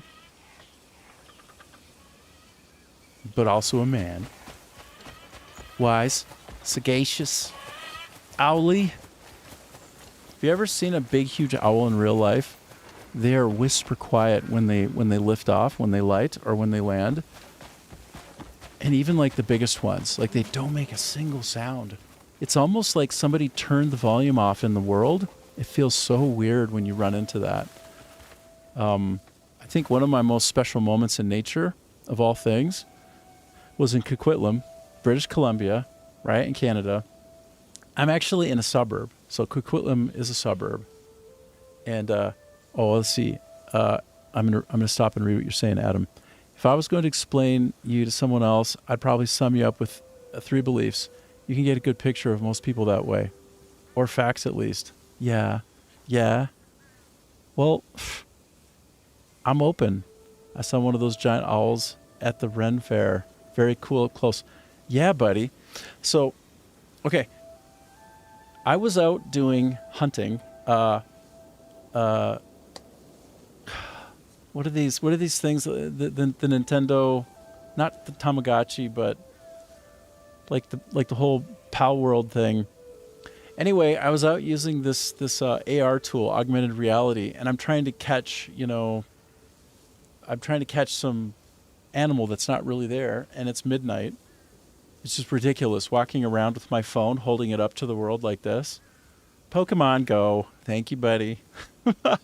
By the way, the data mining that they've done from that, if you look it up, is bordering on the absurd.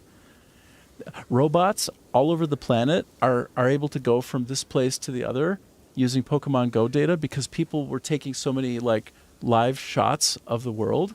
So then now you've got these little robots on wheels that can go everywhere and deliver food and packages and all this using the Pokemon Go data. They sold everybody's usage data around the planet to make robots better at pathing.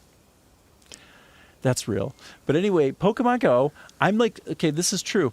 And I'm with my daughter at the time in Coquitlam because I have 4 kids, right? Also, yet another example of how I'm very likely to be the most conservative person, right? But like coming at it from a real point of view, Jesus first with love in my heart above all. So I'm out there with my daughter, middle of the night, like midnight, all right? We're Pokemon going together, and I'm like looking, and I'm like, oh, there's one over here. This is so cool. And we come up to a river. Coquitlam is loaded with beautiful rivers. Come up to a river, again, midnight, there's no cars, there's no people, there's just, the occasional like light flooding, onto the pavement here and there, and like so we're walking along the concrete. I stop, we're at the river, and I'm trying to acquire a Pokemon Go. I'm throwing a Pokeball at it. And I look up, and it's like a human-sized, like, white snowy owl. It's like human-sized.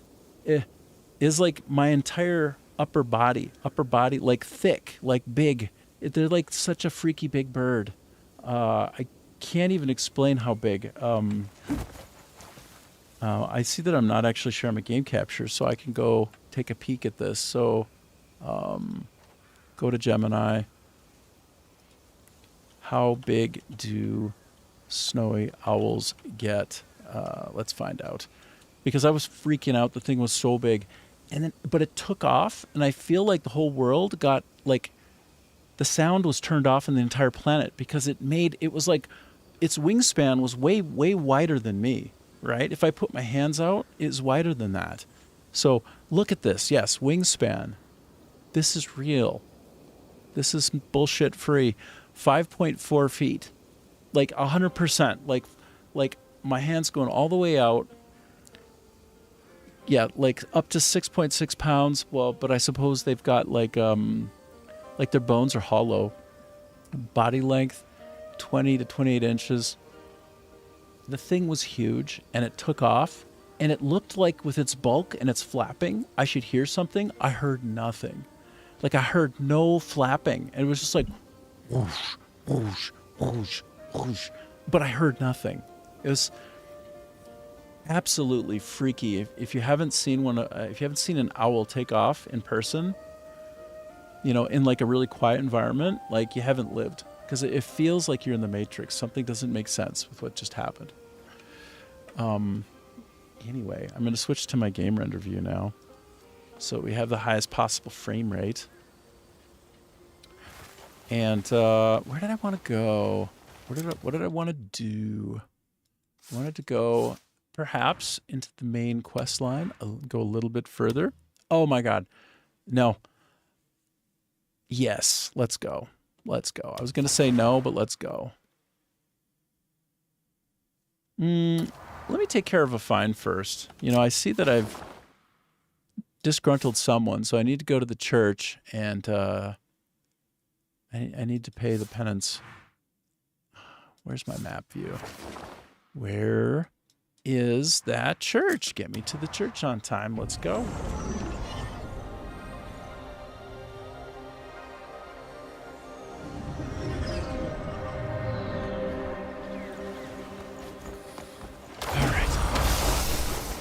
Oh my. If you accidentally press a button or something on your mouse Yeah. and you're in town, pray that there's no one nearby, because it will go very badly for you and you will get a big old bounty for no reason. Okay, I'm coming in. Okay, I need to talk with you. I've been bad. I've been really, really bad. Heed the sacred words of Solomon. May all return to Solomon's embrace. May all return to Solomon's embrace. Great. All right, I'm sorted. Solomon's hand, Solomon's compassion Get up. awaits all who repent. Okay, I'm going to go get on my dragon. I'm going to get on my high horse dragon and kick some ass over here. I'm going to go kick some ass, or try. If you are not in the air fighting, you will die. I tried going out while my dragon was on a cooldown, and it's like a real world 2-hour cooldown. Oh, dude, settle down. Settle. Hold your freaking horses, bro. Bro! What?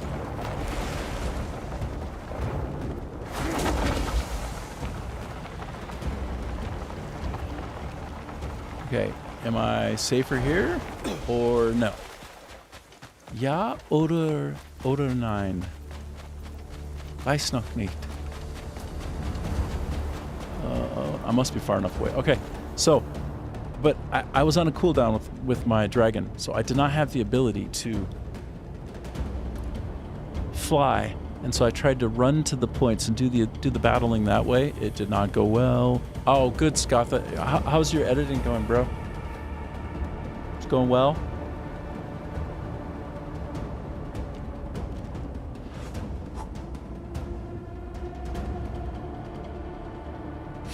I'm just trying to gear up. I'm trying to get myself emotionally ready for this moment, because I'm right there in endgame. I know it. I know I am. Let me try to center myself. Whoa. So... trying to get all of my focus together. My focus needs focus. My focus needs a focus! Got you. Trying to catch up on the comments? Yeah. Yeah, I hear you. I hear you. I'm just so happy that it's just the little things for me. I had an unfortunate... Oh my gosh, look. Okay, I just added in my viewership. Okay, wow. I don't understand why sometimes things are working and sometimes they aren't, but I'm happy to say they all seem to be working now.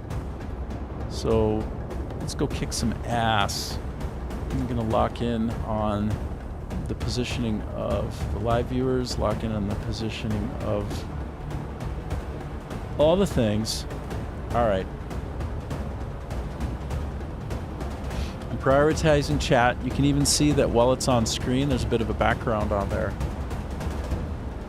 I might make that so it only pops up when somebody has a chat in effect. That makes more sense. Damn, I have the urge to do that now.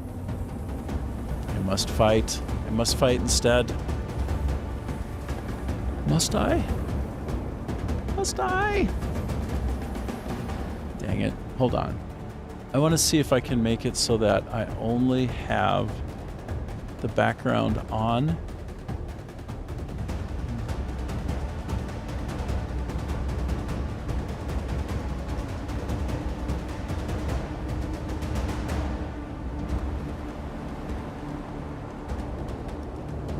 Interesting. Okay. Let me just take one more peek. Quick review. You know, I actually hide the messages too quickly. I'm going to make that 40 seconds instead of 30, because I think I keep missing in these rich conversations points being made on the screen. So I want to make it so that the background is only showing when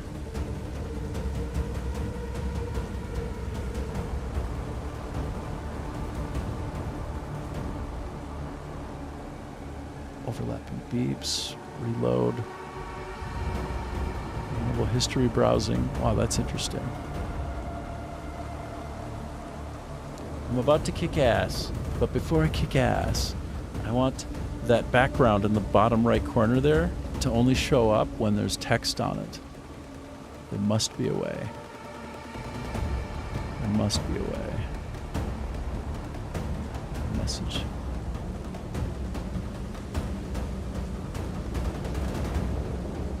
Okay, I'm almost through.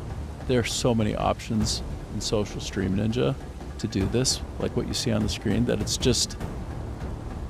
I wish he could sort rank them by most used and most valuable, because this would be a lot easier then.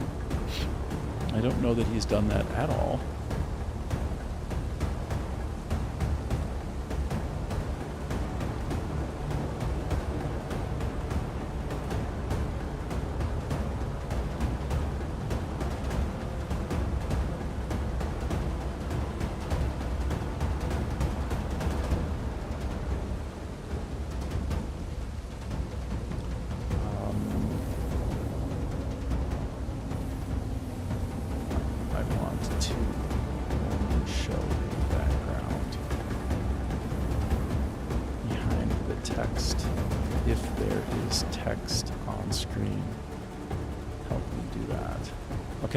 Let's see. One sec.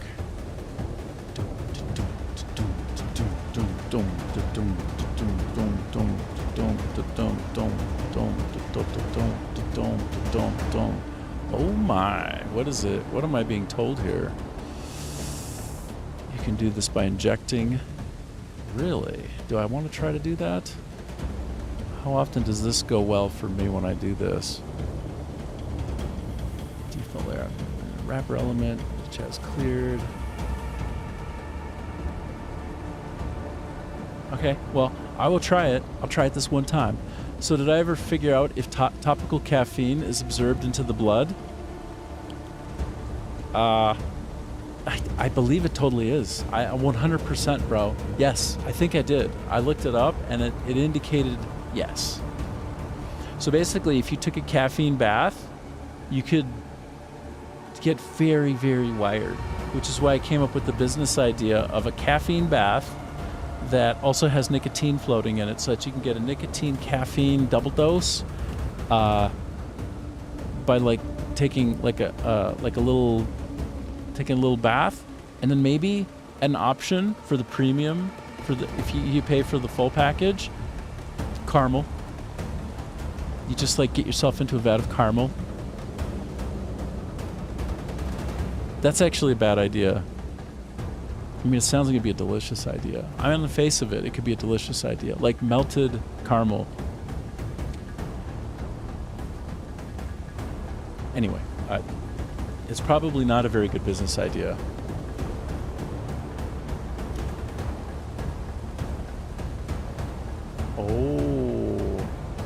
Oh, looked it up, and you know it differentiated between it affecting your skin and actually metabolizing. No, it actually, okay, well, damn it. It's curious. I'm going to copy this cascading style sheet information somewhere first, and then we'll go check it out. Do I do it inside the chat view? I must. Okay, so I'm going to go into my properties view here. What could go wrong? Nothing could ever go wrong with... It's just a gong show, bro. It's going to be the gong show. Did it work? This is the first time I've ever pasted a cascading style sheet input.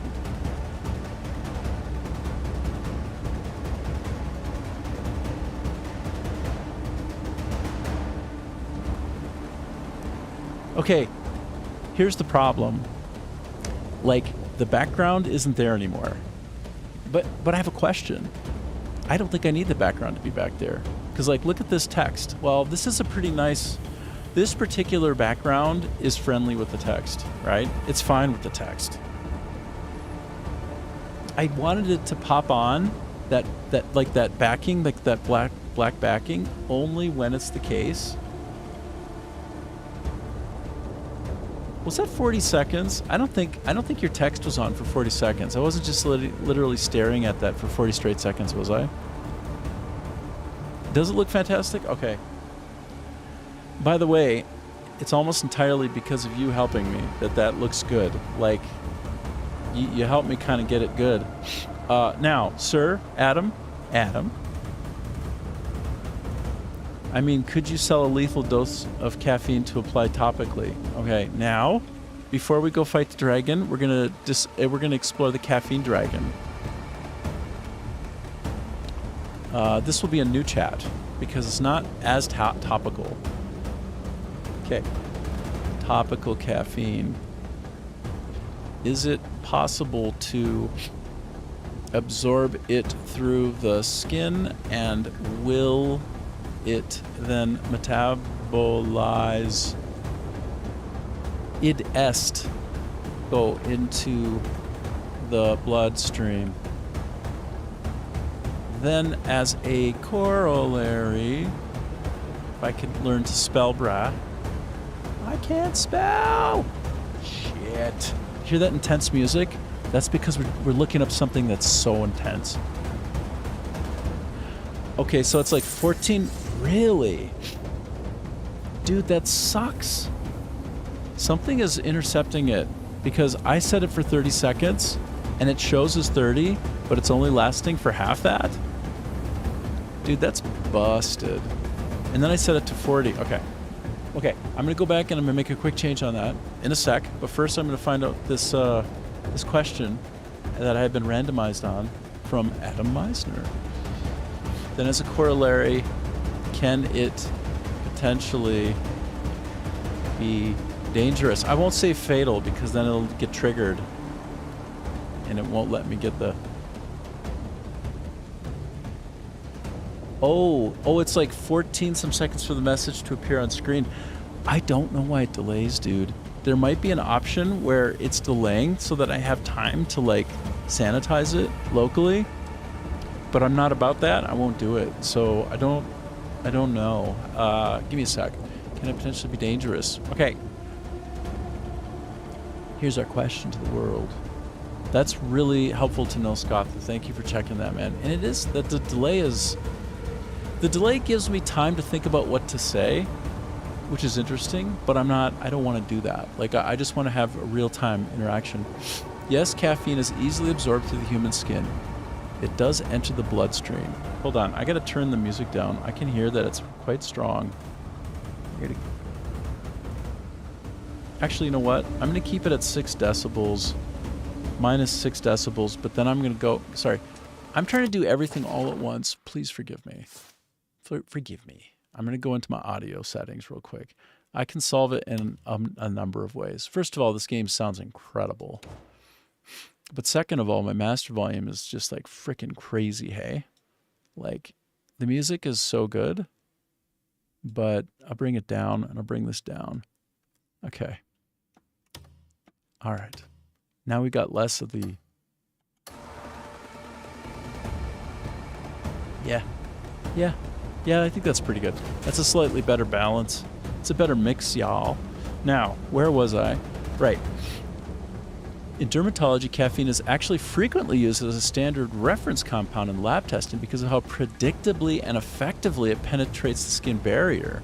Okay, but now we're going to find out, this is what Adam's question was actually about though, which is the skin barrier, it acts as a shield, but caffeine possesses a specific molecular weight and structure property that allows it to pass through relatively well. Okay, yes, sure.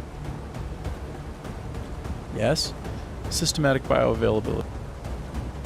Between 3 to 33% of topically applied caffeine can pass through human skin samples. Okay. Oh my gosh, studies show that when applied topically, it begins appearing in the hair follicles within minutes and can be detected in blood plasma shortly thereafter. Your hair follicles, I suppose they're alive, right? So like blood, there's like a connection to the body. So I guess that makes sense. Metabolism. Once it enters the bloodstream, it is distributed throughout the body and cell membranes, primarily metabolized by the liver, exactly like oral caffeine, of course. Of course. Yes. Yes. Yes. Can it be dangerous? It's based strictly by dosage and surface area, not the route. Okay. Oh, shit. So if you have too much of it, tachycardia, tremors, anxiety, arrhythmias, or worse, yes. Yes, đúng rồi. Vietnamese means that's right. Đúng rồi. So look at this. They have skin creams, large surface area. Oh, right. So if you put it on the entire body, like or bathing in an unregulated, heavily concentrated solution, right? This is what we were talking about earlier. Yep. Industrial strength. Yep. Individual sensitivity. See, that's the thing. You just never know. Every human being is a little bit different. So some of them are more sensitive to caffeine than others, which can confirm. So there's your answer, man. There's your sweet answer. Now, allow me to take a 3 to 4 minute break. I will be back. Hang in there. And if you leave before I'm back, have a good day. Have a good day. So there are some products that if you eat them, it will kill you, but you can rub it on your skin to remove wrinkles. Insane. Yes. So this just popped in from Adam. Yeah, that's right. I dare you to write some crazy shit while I'm off. Just write some crazy stuff. Get me canceled, bruh. Get me canceled! Cancel the shit out of me! I'll be back. I mean, don't actually, but...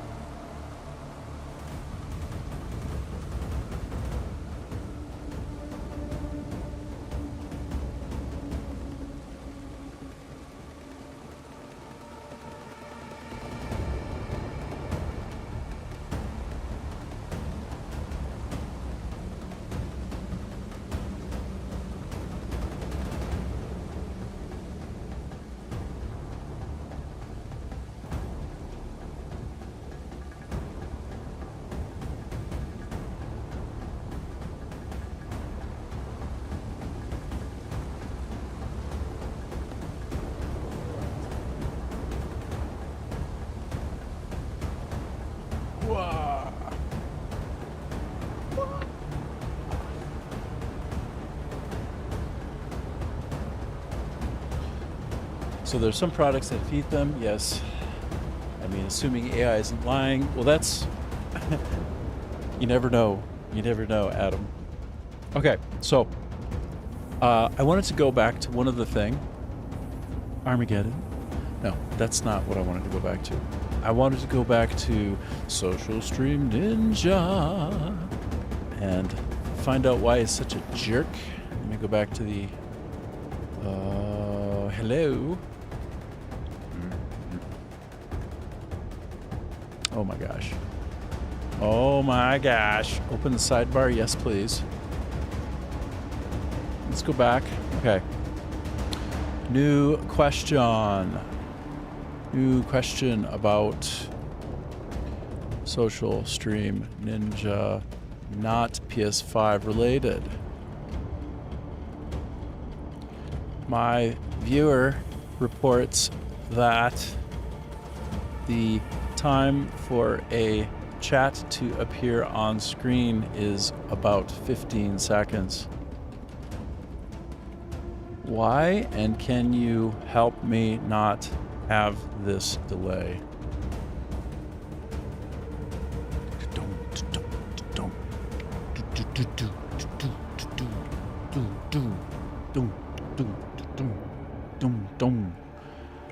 Okay. Time of message. Showing up overlay using social media is almost always caused by a specific culprit. Google Chrome tab throttling.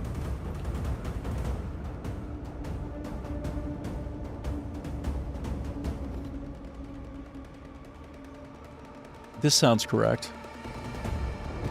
Preventing browser sleep behaviors and optimizing the scraping environment. Go on. Go on. I want to know more about the sleep behavior. Tell me about your sleeping.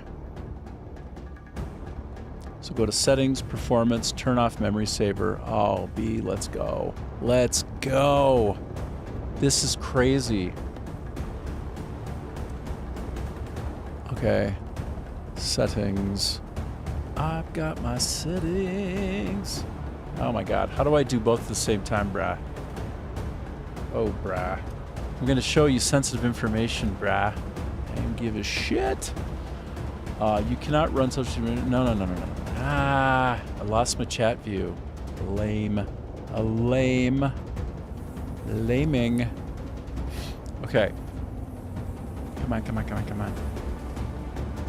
So first step.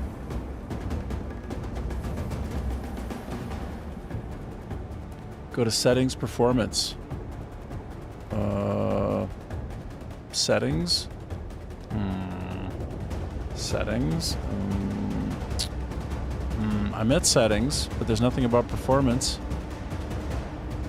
But this is... Oh, that's annoying. Okay, this is... No, that's the same settings.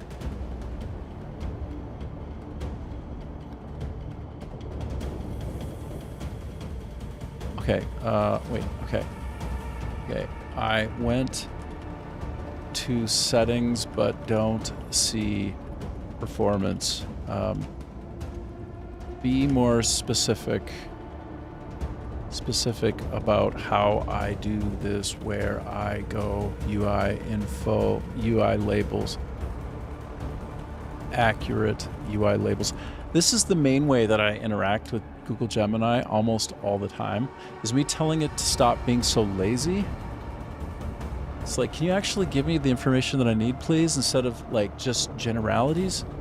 And be like, oh, sorry, that was for browsers in general. I just made that shit up. Like, come on, dude. Stop making stuff up, you fool. Fool. Let me take that off the screen. Okay. Slightly narrow. Geometry collapses the sidebar. Okay, that is entirely fair. See? Smart. Sometimes Google is pretty smart. Sometimes not. But, okay, so... And where's my... And there's performance. Whoops. It's exactly right. Okay, so here we go. And every time I move this window, it resets me back up to the top, so I gotta press like N to get to the bottom. Annoying. Bruh.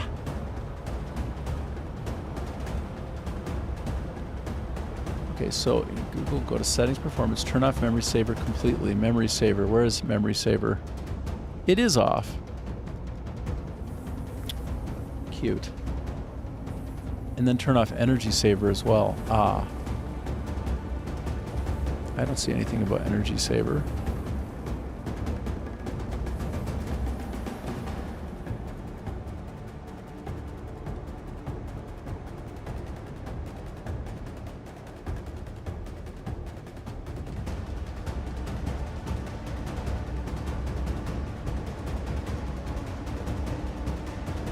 turn off memory saver. Yes, okay. Add your streaming platform dashboards to always keep these sites active. Well, that's frankly much better.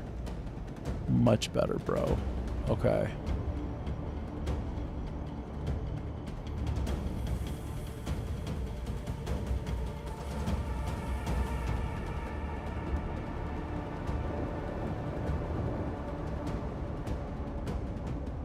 Sonic perspectives. I don't even know what that is. I don't even know what's going on, man. So I added a couple. It's better than a stick in the eye. But like, why don't I have also some of my other ones? Oh, that's where I was. Like, where is... Oh. Because I'm not doing web. I'm not connecting to those by web. I'm doing it through a standard API call. Ah, yes. Yes. It's all becoming so clear now. Okay, and then what else? So that's 1. 2, the visible pixels placement rule. Social stream. Browser needs to see that the chat tabs are actively being used. If you minimize the window or completely cover it with a game or OBS, the browser puts it to sleep? Why would you do that? I can't leave all of these. Are you kidding me? But I'm not using the extension. I'm using the app.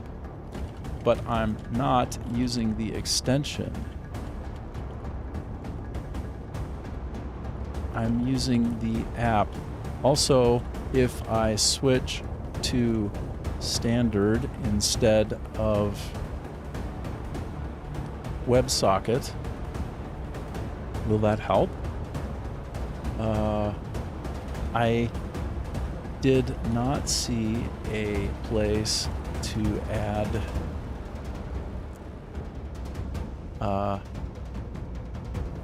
energy saver. Sorry, to alter energy saver settings where you told me to look.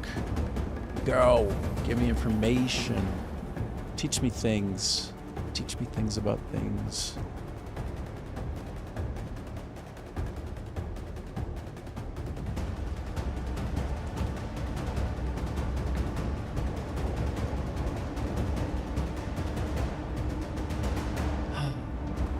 Oh, Google. Okay. From now on, I insist you remember to your personalization, customization settings. Oh my God. Oh, joy. That I have the stand alone social streamer Ninja app. Please. I dislike you never remembering this and constantly giving me useless info. I really get very, very angry at Google Gemini sometimes. It is like my biggest pincushion. I will just stab Google Geminis like with the most violent wordings that you've ever seen. I hope nobody ever sees the stuff that I type to Google Gemini when I'm off stream. Oh, it's bad. It's bad.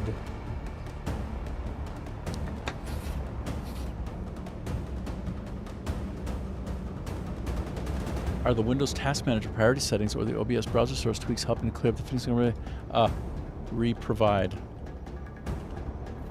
Let's go.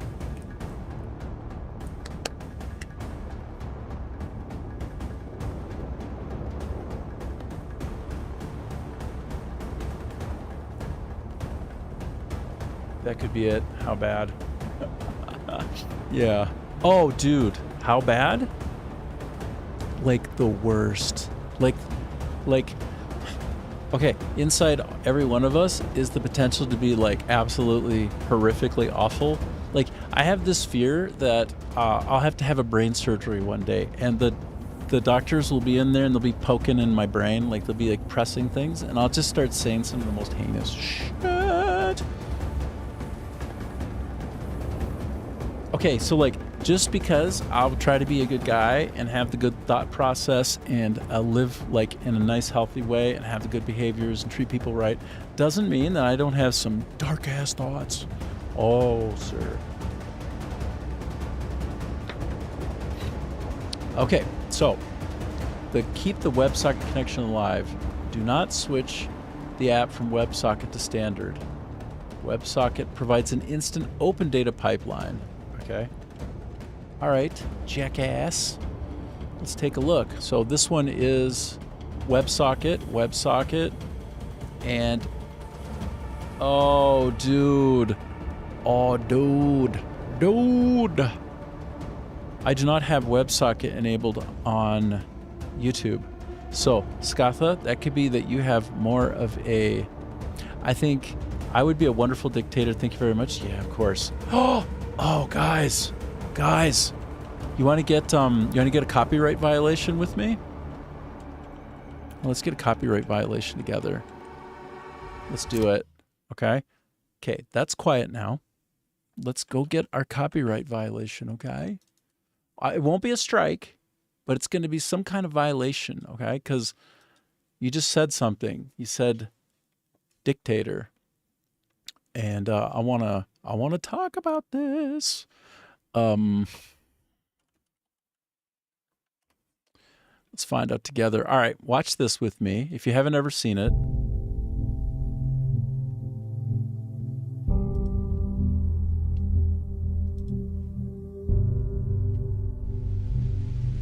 I'm sorry, but I don't want to be an emperor.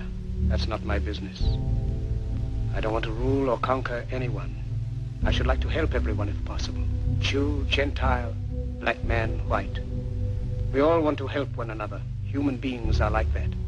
We want to live by each other's happiness, not by each other's misery. We don't want to hate and despise one another. In this world there's room for everyone, and the good earth is rich and can provide for everyone. The way of life can be free and beautiful, but we have lost the way. Greed has poisoned men's souls, has barricaded the world with hate, has goose-stepped us into misery and bloodshed. We have developed speed, but we have shut ourselves in. Machinery that gives abundance has left us in want. Our knowledge has made us cynical, our cleverness hard and unkind. We think too much and feel too little. More than machinery, we need humanity. More than cleverness, we need kindness and gentleness. Without these qualities, life will be violent, and all will be lost. The aeroplane and the radio have brought us closer together. The very nature of these inventions cries out for the goodness in men, cries out for universal brotherhood, for the unity of us all. Even now, my voice is reaching millions throughout the world. Millions of despairing men, women, and little children, victims of a system that makes men torture and imprison innocent people. To those who can hear me, I say, do not despair. The misery that is now upon us is but the passing of greed, the bitterness of men who fear the way of human progress. The hate of men will pass, and dictators die, and the power they took from the people will return to the people. And so long as men die, liberty will never perish. Soldiers, don't give yourselves to brutes, men who despise you, enslave you, who regiment your lives, tell you what to do, what to think, and what to feel, who drill you, diet you, treat you like cattle, use you as cannon fodder. Don't give yourselves to these unnatural men, machine men with machine minds and machine hearts. You are not machines, you are not cattle, you are men. You have the love of humanity in your hearts. You don't hate, only the unloved hate, the unloved and the unnatural. Soldiers, don't fight for slavery, fight for liberty. In the 17th chapter of St. Luke it is written, the kingdom of God is within man, not one man nor a group of men, but in all men, in you. You, the people, have the power to create machines, the power to create happiness. You, the people, have the power to make this life free and beautiful, to make this life a wonderful adventure. Then in the name of democracy, let us use that power. Let us all unite. Let us fight for a new world, a decent world, that will give men a chance to work, that will give youth a future and old age a security. By the promise of these things, brutes have risen to power, but they lie. They do not fulfill that promise. They never will. Dictators free themselves, but they enslave the people. Now let us fight to fulfill that promise. Let us fight to free the world, to do away with national barriers, to do away with greed, with hate and intolerance. Let us fight for a world of reason, a world where science and progress will lead to all men's happiness. Soldiers, in the name of democracy, let us all unite!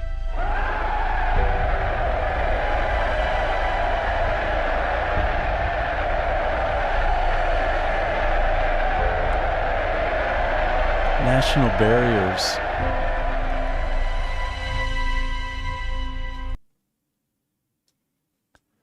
Imagine a world. Just like John Lennon said. That was relevant back when TV was black and white, you know? Well, actually, even before TV, in the theaters when it was black and white, and that was Charlie Chaplin. And, you know, it was an exercise in irony and, you know, kind of dark comedy. The movie is quite cute, but nothing has changed with Hollywood. See, but you're speaking in terms that are far too general. Like what has Mel Gibson done? Like Mel Gibson had one of the biggest hits in all of history of cinema, and he's very, very right wing, isn't he? Very, very Christian focused, and so you just need to go and appreciate the films that you want to support. So Mel Gibson is a part of Hollywood, and he has literally 2 or 3 of the biggest hits in all of history of cinema, and he has a very conservative viewpoint. So it's not that simple. You're oversimplifying it.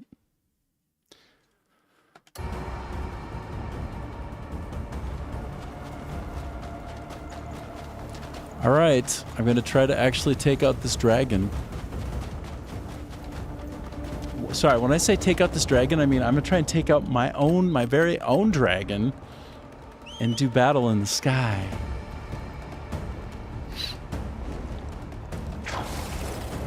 Yeah, I mean, you know, basically you need to vote with your money. Vote with your money, bruh. Just vote. Wow, I'm getting crushed. Oh, okay, I wasn't WASDing it. I'm cooking you. I'm cooking you, son of a gun. Wow, I'm actually taking on some serious damage here. Wow. Wow.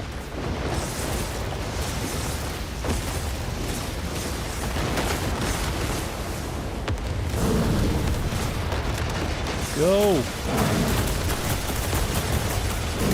I'm just taking it head on. Is that stupid? It seems very stupid. And then I'll have like a 2-hour cooldown, and that'll be the end of that. I can't even move. I'm getting so wiped out. Do I have to get low? Oh, actually, I see like I actually am a little bit closer than I thought.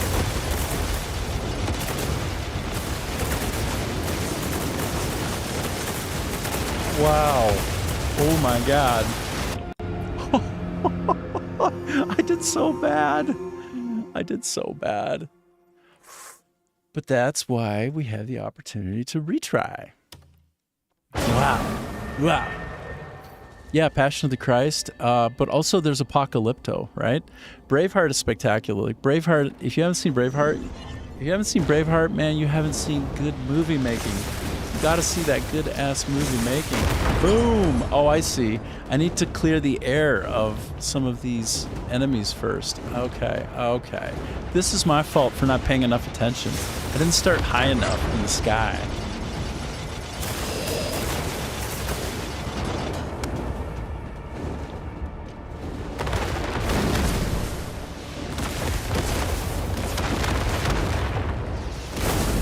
Get him.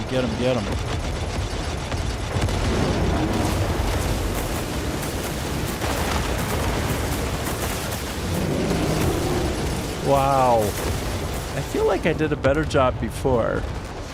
I feel like I did a much better job before. Shoot. Shoot, bruh.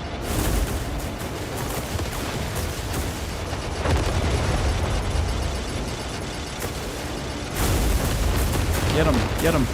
How did that, you know what?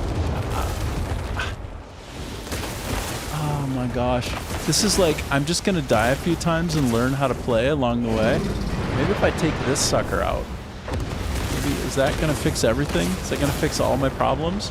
Maybe I gotta just like literally take all of these big ship, these dirigibles, these zeppelins out first, and then maybe it'll be better. Alright. See you, Scott. No worries. Yeah, Apocalypto is one of the most amazing creative movies ever made. There's not a single word spoken in the entire movie, and it's spectacular. It's crazy. What a crazy movie that was. And so he's not the only one, right? There are other cinematographers. There are other movie makers. It's not a complete monolith. Hollywood is not a complete monolith. It's oversimplifying. It's too convenient. But yes, in general, you can be right? There are a lot of problems there. There can be a lot of problems. We know this. We know this. How do I... Maybe, do I actually have to shoot down lower? Is that what my problem is?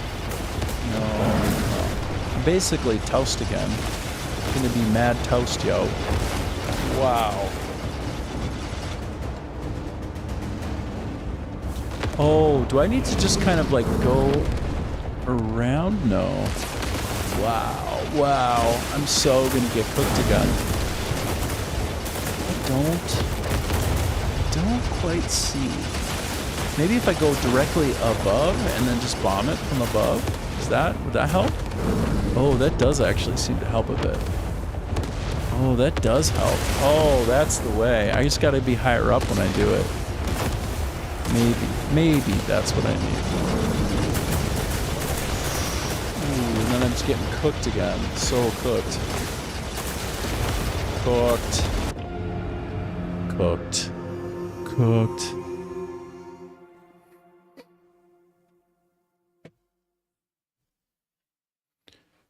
Well. Yeah, I don't know. Well, elaborate, Adam.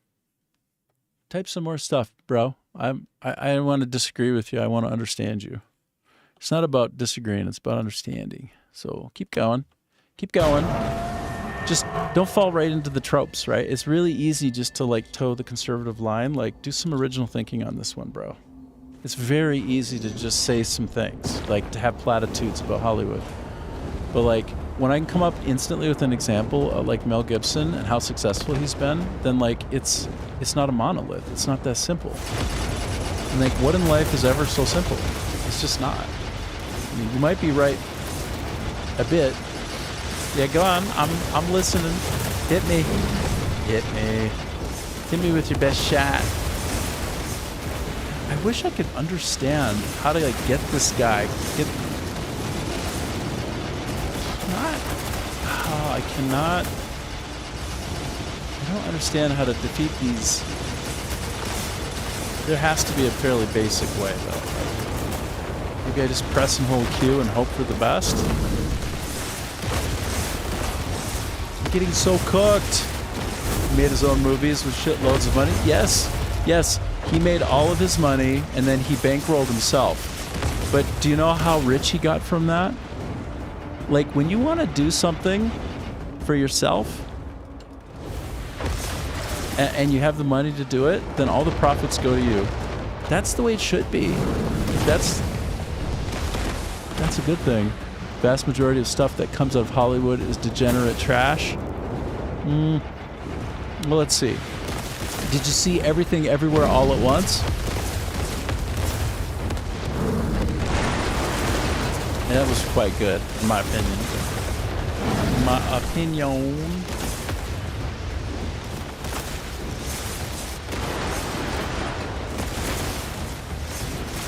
Can't see where I'm going. I'm getting wrecked. Isn't that a Korean movie? I don't know. I mean, Parasite is a Korean movie. That actually won the Academy Awards Best Motion Picture a couple years ago. If you haven't seen Parasite, that's a great movie, hey? Some of the best, like I think you're into some anime, so it's not like you're, the fact that he got rich because he produced stuff people actually wanted. I'm reading what you wrote. It's coming. It's coming. You got to give Adam. There it is. Actually wanted instead of slap. Actually, it's a greater condemnation of what Hollywood produces.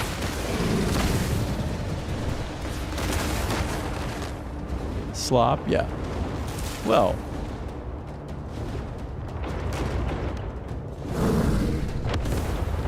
So let's do a couple more, shall we? Oh my gosh. Finding Private Ryan. What'd you think of that one? Was that a piece of shit? Or was that a good one? That was made by Hollywood. What do you think? Now let's go. Let's take a look at some of these. Let's take a look at some of these movies and accept a randomization. Because by the way, that battle, oh my God, that battle is brutal, dude. Brutal. Okay. What are top Hollywood movies made by conservative-minded folks? Let's check it out. Let's check it out. Braveheart, yes. Passion of the Christ, yes. The Incredibles.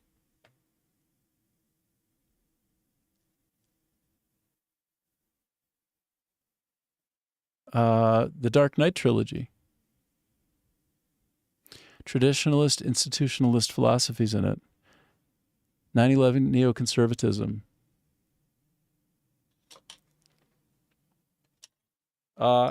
That movie wasn't, I don't think that movie demonized Germany at all.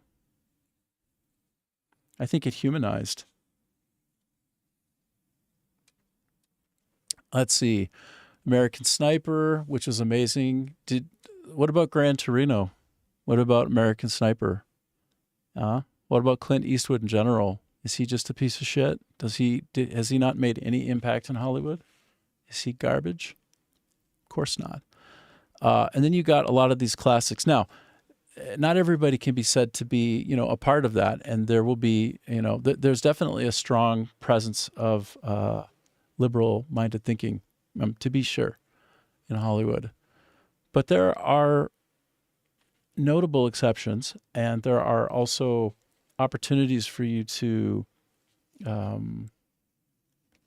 give the people who release certain things that you like your money, right? Like if you vote with your pocketbook and everybody who cares does, then you'll get the kind of entertainment that you really want. I mean, I don't have a problem with German, right? I don't have a problem with Germany. I can speak some German, like I appreciate it, and I'm of Europe, and I have some of that in me. So that doesn't mean that I can't appreciate a movie that has a distinctly kind of conservative bent and is honoring kind of conservative institutions, right? And that's my point. Is that it's all degenerate trash. So the problem is, if you're talking about exceptions and then you say everything and you treat it like it's a monolith, you're immediately making it hard. It becomes immediately difficult to find a reasonable position to be in with you. Hello. So if there are exceptions, it can't all be degenerate trash, right? I mean, if one of the highest grossing films of all time, it was by a phenomenal director, Mel Gibson, with, amazing amounts of talent and a real strong conservative, it's not semantics. It's not semantics.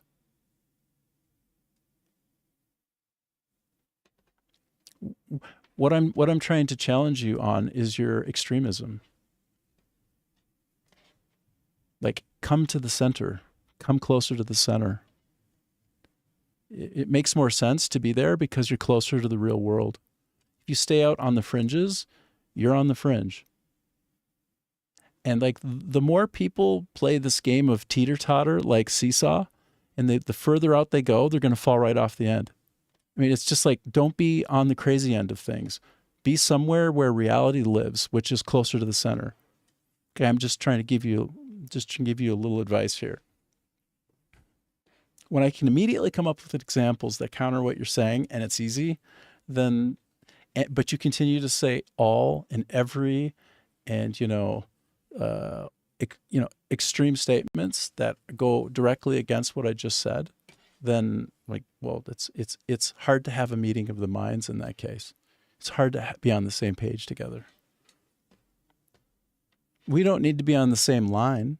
We don't have to have the same words, but we should try to be on the same page, which is that in Hollywood and outside of Hollywood, there are all kinds of creatives who have a conservative viewpoint, and you need to give them your money and your support, and then you will have more of that. That's a simple statement, and it's accurate. I mean, dude, I agree with you. Like, of course, you and I are going to agree entirely on that. I'm going to put myself more in the center so we can see more of what you're typing.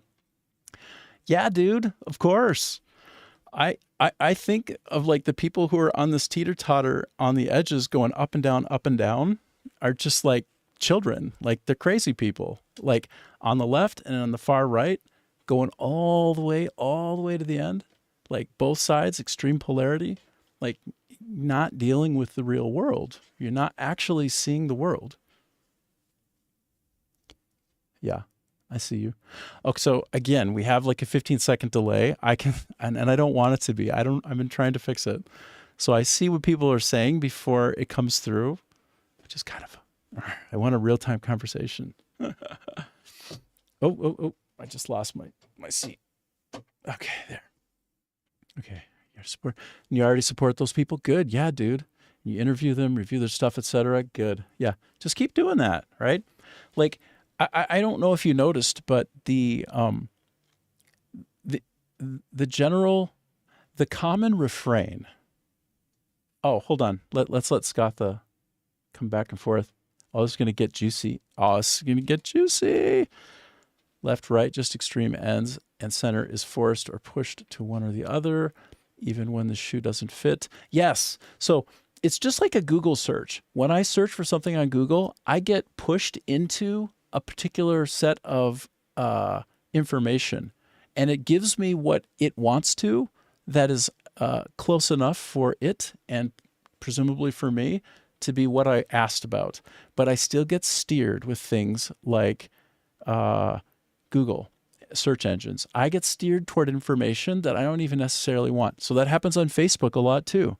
And in fact, Facebook just got reamed in the court of law for basically making people depressed, polarized, and even suicidal at times. And they are liable in the court of law for basically algorithmically making people fight, making people see more of the bad stuff in each other. All right, let me just, instead of getting along, instead of having the opportunity to get along, all of the social systems are generally geared around creating polarity and divisiveness because it's more engaging, right? So you don't want to become a product of the algorithms that are manipulating or trying to manipulate you. And it increases the separation from people. Like, either you're going to be more over here or more over there, and you don't have this opportunity to figure out how y'all can get along, right? It's like, oh, Hollywood is the devil. It's like, okay, well, that's a monolith. How do we make anything better there if we just treat it like it's evil? Like, I don't know how we make things better if we just bitch about things. If we don't find a common point in the middle and pull each other closer together, how do we get more united? Because the single biggest problem in the United States of America, I'm pointing specifically to the United States of America, is the polarity. And it's fake. It's not real. Like the level of difference that people feel that exists between them has been manufactured algorithmically by sources like Facebook. They have literally manipulated us into distrusting each other and being angry at each other and finding reasons to distrust because it's engaging, because that makes us want to stick around and fight. Fighting is so engaging. And so you don't want to become a product of manipulation. You want to try and find your humanity and hold on to it, like what Charlie Chaplin was trying to do out of The Dictator. Like all of that sounds very conservative, right? What he was saying. And he even referenced the 17th chapter of St. Luke. The middle is the best idea, makes no sense, is completely wrong. It's the only thing that makes sense. The polar edges are where craziness is. That's the crazy shit. That's the fake bullshit. That's where people look at each other like they're 2D cartoon character cutouts. Like, you have to start from the idea that, like, when I am born, I have a mother and a father. And when you were born, you do too.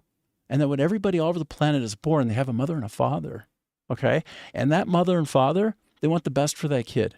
They want that kid to grow up happy and healthy and give them love and hope that they grow up to be good people and make the world a better place. Everybody on earth thinks this way. That's step one. But people who think very polarized at the very edges of conversations, political and social conversations, don't start from that point of view. That's the center.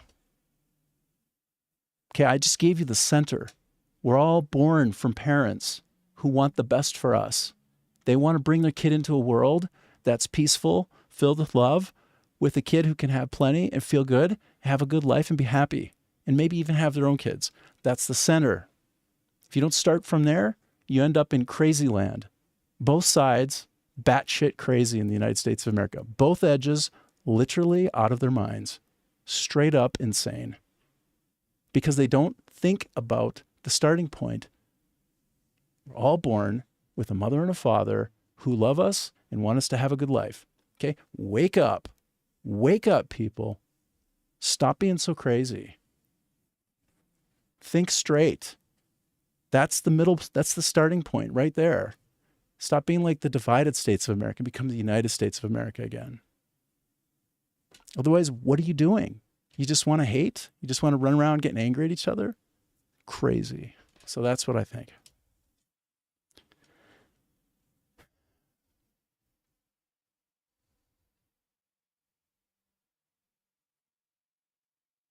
I should make some of these, like when I'm on extended chat like this, I should make it so that everything that's chatted stays on the entire time. That would be better versus it sort of fading off after 30 seconds or so.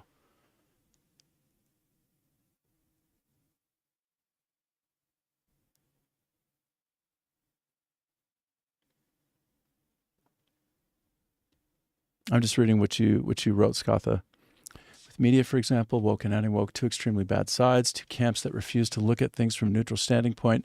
Yeah, it's just like I keep trying to bring into focus the whole point of the grand experiment in the United States of America with the Constitution and the Declaration of Independence.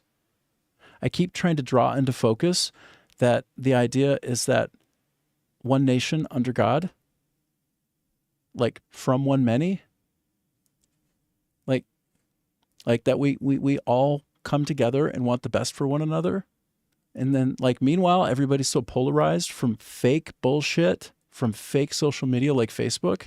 They want to fight each other. They want to go to civil war, right? Like, it's like, why?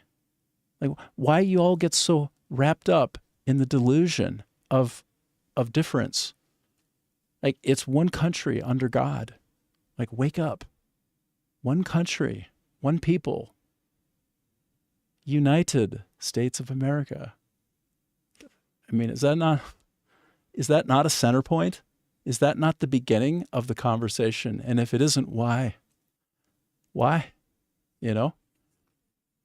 So that's why I think the center holds and is important. And it's not a fake place to be. Because it's literally the basis of the United States of America. It's literally the center, right? And then I just use the common sense point of view of how we were all babies. Every single person on the planet was a baby at one point. Babies don't grow up evil, or do they become bad and troublesome? Like, it's united but divided. Yeah. Well, I mean, you've got a beautiful set of checks and balances in the United States of America, right? I can go on at some length. You've got the Senate, the House of Representatives making up the Congress. You have the judicial branch. You have law enforcement. You have basically a representative democracy. The base of the United States is far to the right of what you would say is the center. No, what you think I think is the center. If you look at me on paper, I'm conservative. It's just that I'm not also an asshole. I am a conservative. Okay? You want to go point for point, you will find, oh, this guy's a conservative. Yeah, but I'm also not an asshole, and I have an open mind, and I want to kind of reach across the aisle and get along with people. I want the world to make sense, and I want for people to treat each other as humans. That's the problem here. Land of the free where nothing is free. Oh, I mean, the middle class was eroded from the start of trickle-down economics, right? And this is a liberal point of view. When all of the manufacturing by corporations was outsourced outside of the United States of America, and that middle class became gutted. Oh, okay. Thanks, Adam. I appreciate it. You'll see Adam has something coming in. You've never disputed that yeah, cool, man. So it's just, and I might be wrong, and I might be confused on some points, right? And you can convince me. Like, I'm not going to just be pigheaded about it. You're not, though. Yep. Well, so much. Okay, so like, as you know, I have two sides of my family, right? I have the Brown side of the family. That's my last name. And then I have the Samuelson side. And the Samuelson side is like my stepdad, right, who fundamentally raised me. He's a Lutheran, and on the other side, they're Catholic. And then my mom, she's actually Baptist. And so you put all those together, and you end up with an interesting melange of points of view. More or less, the Browns are very conservative, right? Very MAGA. And then on the other side, you will have strong Democrat leanings for sure. But I think the center doesn't really hold anymore, and where the center is and what people define as the center is quite different now. Like, it's interesting. I'm waiting for you to type some more stuff out.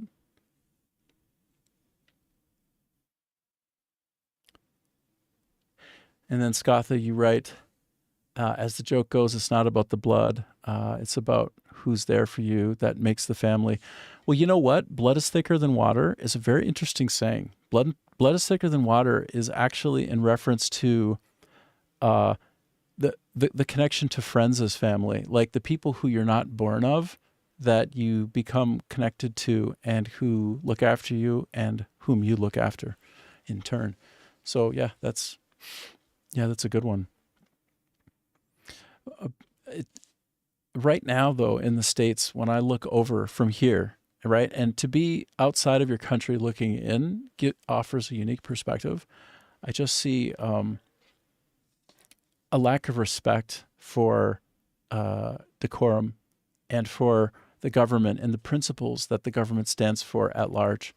You know, it's become a real turmoil over there, unfortunately. And the extremism is half or more of the problem. Because when you become an extremist, you become hardened. And when you become hardened, you're not open to listening. And when you don't listen, you are in an echo chamber. And if you just only want to know the world by like what you see in the mirror, you're not going to know the world very well. And the problem is who you were born to, like who your parents were, 9 out of 10 times, 95, 99 out of 100 times, that's your political bent. So it's like, you know, you flip a coin and you're born a liberal, or you flip a coin and you're born a conservative, you know? And most people in the family dynamics are not black sheep, and they do follow in line with the parents. They just believe what the parents believe. So does that mean based upon who your parents were that you're right or wrong? That's silly, of course. So then, Adam, you wrote, I think a lack of respect is important for things not worth respecting. I understand, right? And I understand that you're trying to stand in a principled way. And Scotha writes, everybody deserves an equal chance, not defined by the circumstances in which family you have been born to. That's right. So, see, what's interesting is what you're saying, Adam, is not wrong. And what you're saying, Scotha, is not wrong. It's two perspectives looking at the same thing. You're looking at the same thing, and you're basically fundamentally talking about what it means to be a good person in the world and get on and do the right thing and just have a good life. Like, that's ultimately what you're trying to look at from two different sides. But it's like, do you realize you're both looking at the same thing? You know? Do you realize you just have a different point of view, but that basically it's the same? Like, that's the part that's so funny here. It's like, there's this mirror game that some people play. And the further you get away from the center, the more opaque it is when you look, and the more of a bounce back of yourself it is. Like, if you go on YouTube and you see what it is that comes up, it's an algorithm that gives you more you. It's just like in Guardians of the Galaxy, when Star-Lord finds his dad, and his dad subjugates him and says, I need to make the world more me. The whole universe needs to be more me. And that's kind of sickening. Like, last I checked, I don't want the world to be more me. I want to be more the world. So let's see, Adam, you're right. Also, I think stuff is going in a great direction, honestly. Stuff is improving generally, if slowly. Well, there is a balancing that's been coming out, right? Basically, the more the teeter-totter goes up, the more the other side goes down. But it's like, can't we find more of a middle point and less chaos, less up and down? Because we are on the same teeter-totter together. So, okay, oh wow, a Marvel movie demonized a white man. That's crazy. Not everyone's a good person trying to improve the world. That's a huge fallacy. Well, I have no idea where to start to make the world better. I'm just talking about it. Like, I don't know, dude. And Scotha, perhaps the edges of the center without being in the left or right camp, but fundamentally still remaining in the center camp. Yeah. Yeah. I mean, basically, can you come to the center and shake hands once in a while? Like, I mean, I'm mixing up metaphors here, but that's half the problem. Is it's like the United States of America, in this case, forgotten that they are one people. Even if they look different, even if they have different beliefs, they're one people. Like, can you not meet and somewhere in the middle on some things and shake hands? Or y'all got to be demonizing each other and turning each other into 2D cartoon cutouts? Because that's not real. That's just you going into crazy places, being a crazy person, being afraid, being unwilling to actually expose yourself to something different than you. You know, don't be like Star-Lord's father, where he just needs to make the universe more me. Like, that's shit. Who wants to be more me? Like, it's just narcissists, pathological people. And it's like the social algorithms have been turning people more and more into these pathological, demonizing, like, anti-thinkers, where it's just like, what category are you in? Okay, I hate you. It's like, wait a minute. Wait, we both were born as babies and have parents, and we both have friends, and we both like to have good food, and we both want to feel safe, and we both want to have peaceful existences. Like, why do we need to see each other as demons? And some people are demons. I would argue they're not even people, though, right? Those aren't people. They're like bags of skin.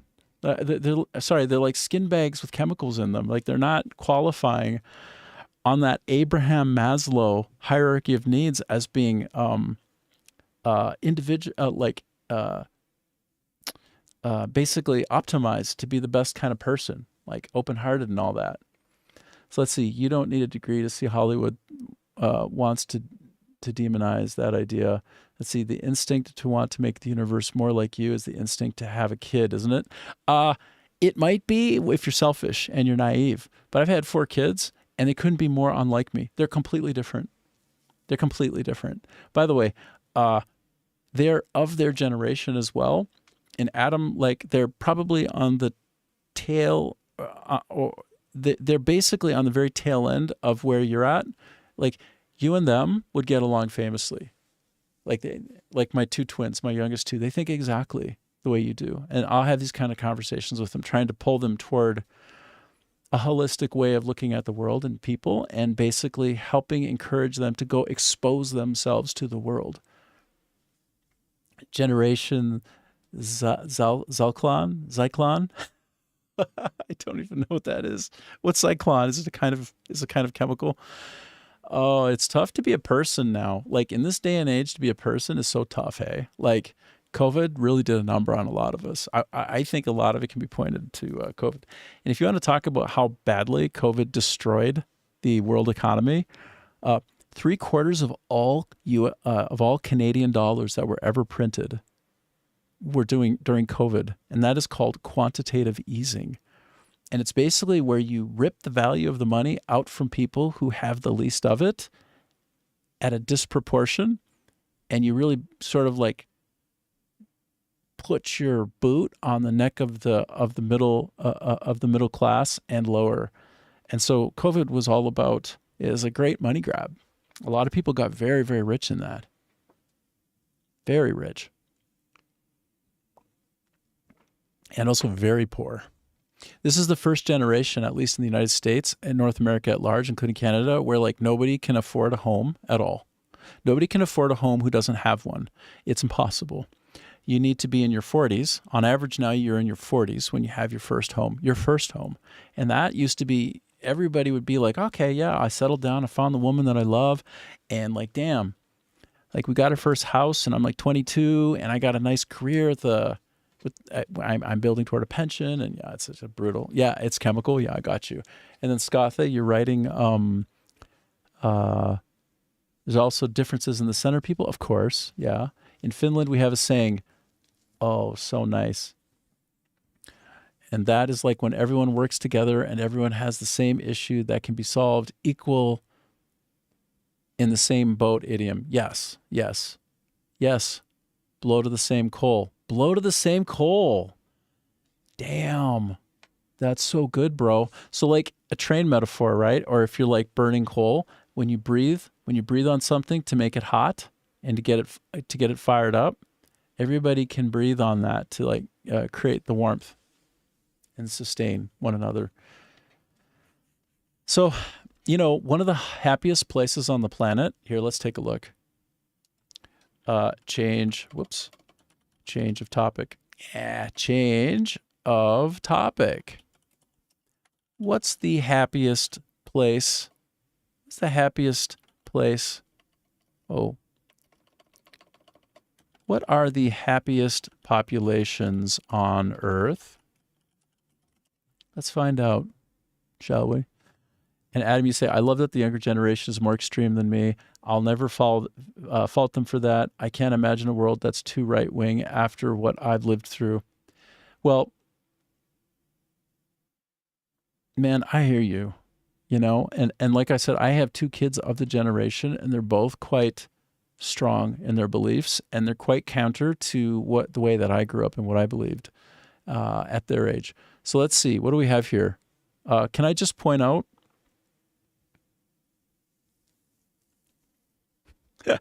Scotha says he's not that happy. Yeah, buddy, but you're literally building content for a living when you're not doing your security job, right? This guy's burning the candle at both ends. He's working so hard right now. But the happiest place to live on the planet is Finland. Then it would be Iceland, then Denmark. Do you see a pattern? Costa Rica, really? Strong social networks, high environmental quality, peace-centric culture. Oh, interesting. So high institutional trust, universal health care. Oh, deep connection to nature. Oh, really? Exceptionally strong community bonds in Iceland. High equality, robust social safety nets. Oh, like in other words, people taking care of each other. Nordics. Yeah, I know, bro. I know. And then, number 4 is Costa Rica, which is wild, by the way. Okay, something's coming in from Adam. People always take these numbers, then compare them to the racial breakdown, by the way. Oh, that's the low-hanging fruit. That's easy. Look at the social system. Do you know inside these populations that there are black people Asian people, like you do understand it's too simple, right? Like to just equate this to race is so easy, and nothing is so easy as that. Like, let's not be silly. I mean, you could be silly if you want. I'm not going to join you on that. I know better. Then Norway, the Netherlands, Israel. Wow. Well, they're constantly under war. High civic resilience. Well, that's true. Multi-generational family structures. Yeah. Luxembourg, exceptional GDP, and Switzerland, direct democracy empowering citizens, economic stability, scenic geography. The six metrics are gross domestic product, so GDP, social support, healthy life expectancy, freedom to make life choices. Okay, a lot of these people, as you would say, white folks, Adam, are very liberal. Okay, like you don't have to think a certain way just because you look a certain way. Okay, just because you come from a certain place or look a certain way doesn't mean you have to think a certain way. All of these are conflated, and you can do what you will with that. I mean, you can call it low-hanging fruit all you want. Homogeneous populations are usually happier. Religion, race, etc. Have you not heard of the melting pot in the United States of America? I want to show you how times change, okay? Because it used to be that the Democrats were all about the xenophobia, right? And the distrust and fear of other people. It used to be the Democrats. And it used to actually be more so the conservatives who were open arms to people coming in from outside of the country, so long as they worked real hard. Let's go, shall we, to Coming to America, the movie, shall we? Okay, so, and I know how this has turned. I know that Neil Diamond has changed his tune a little bit. I know all the things, bro. I know all the things. Oh, no, not Coming to America. Born. Born in East LA. Okay, I'm trying to hone in on my movie, okay? Are you ready? Well, I have to go ending. Okay, watch. Okay, this is probably going to be crappy looking, but let's just give it a shot. Pardon the ad. Pardon that ad. Oh, I'm sorry about the ad, brah. Okay. This used to be the conservative starting point. Now it's flipped.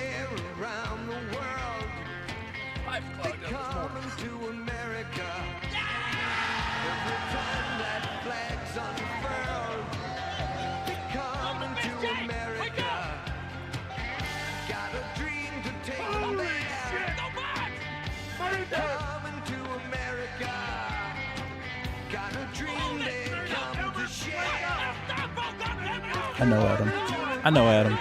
I know. You can imagine that I have thoughts about that as well, right? You can somehow imagine it. To America. We come to America today. My country, 'tis of thee, sweet land of liberty. In thee I sing, of thee I sing.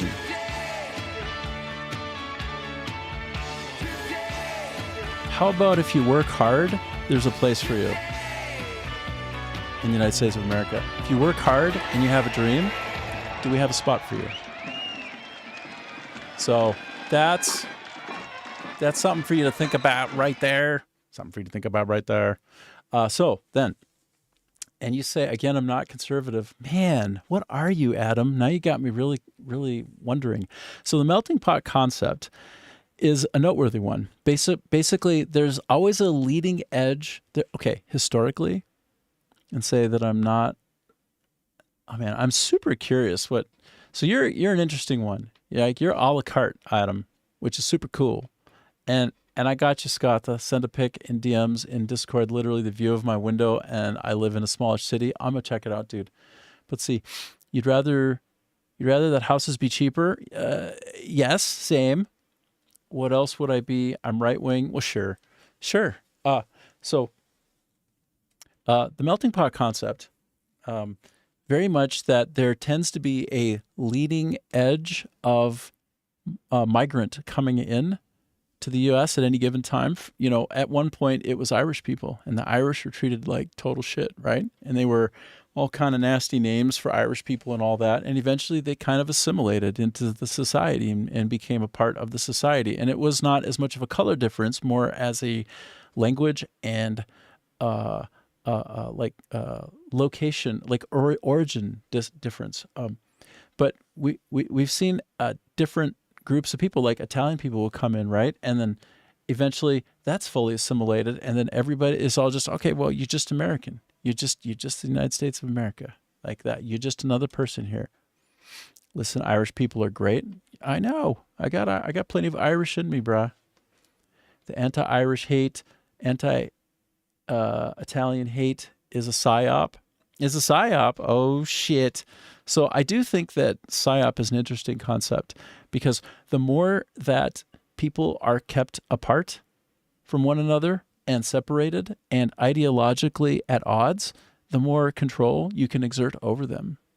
The more that you can continue using them as basically like copper top batteries to do work without complaint and to take most of the profit and then tax it after that, whatever small amount is left. So I think we can safely say that if you follow the money, then you understand what's going on better than anything, you know. By the way, almost all of the large social systems online were funded up front initially by the military. So, I mean, the internet itself started off by DARPA, right? So when you hear the word PSYOP, you immediately, depending upon where you are in the conversation, will go, oh, it's one of those things. It's like, well, yeah, but it is one of those things, actually. Yes, of course it is. That's right. The exposure thing is bullshit. More exposure equals more racism always. That's so fundamentally untrue. I so fundamentally disagree with you on that one. Like 100% fundamentally disagree. I think that is completely and utterly false. But I'm curious to know why you think that. Give me the basis for that, because, I mean, you might be right and I might be wrong. What's your basis for that thought?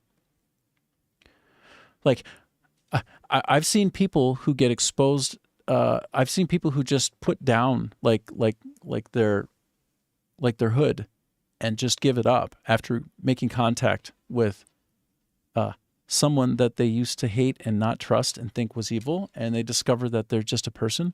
That's when the beginning of change occurs, is when you have exposure, when you rub elbows with people who are different from you.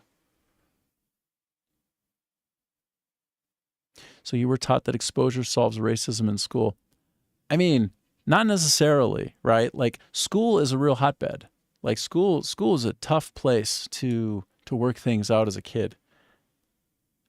I mean, I know it's complicated, but in general, tell me if this doesn't make sense to you at just a common sense level, right? I'm going to try to do an Asmongold thing with you here, but in another way.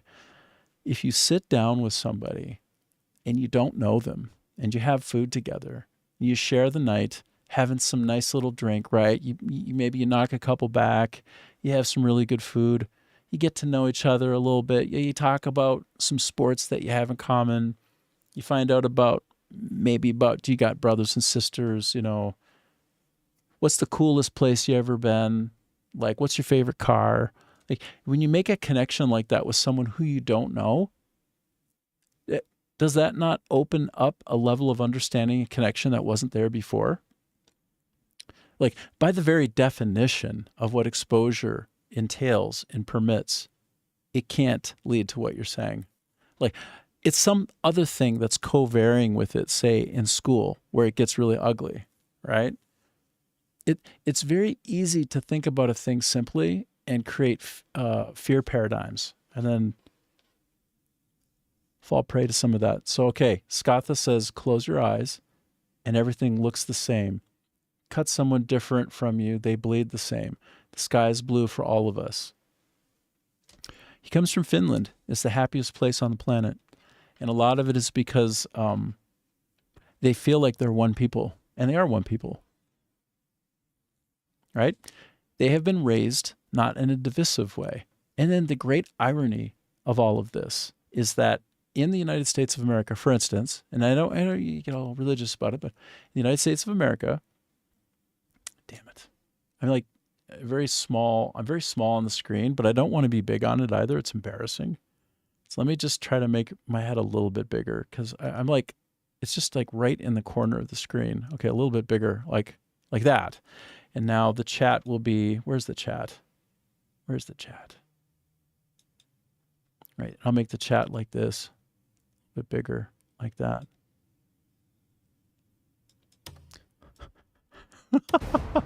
Okay, all right. So then we got something like more like this. Give me a sec. We got something more like this now. Okay. Now,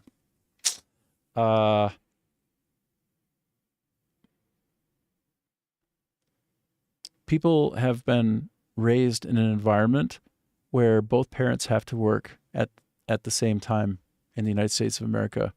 A very outsized amount of money in the typical household goes to childcare. So parents both have to work more often than they don't now in the United States of America. This has created an erosion of the family system. This has created a lack of trust in social structures at large. And people are beginning to rebel against what has been the considered the status quo up until Trump got in, right? And what you have are a nation of people who just got hit with COVID, by the way, in the youngest of the generations, who see a lot of things to be afraid of and a lot of things not to trust. And they have no futures. Like going to school doesn't help anymore. Going to university is an end game. And it's too expensive even if it were. And both parents have to work around the clock. So they will see their kid off to childcare for, an hour in the morning, and then they'll hang out with them a little bit at night for an hour or two, and that's it. So the family system has been eroded fundamentally in the United States of America in a way that has led people to no longer trust social systems, starting from the bottom level, the family unit, and it just scales up from there. And that's really what I think is the primary issue. And Skatha, you say, by the way, search up baby boxes, all babies born here, living here, get that as an option. Literally everyone starts the same in that regard. Wow, that's wild. That's wild, bro. Wild. Wild and cool. Yeah. And so your white ring, your right wing, oops, Adam, and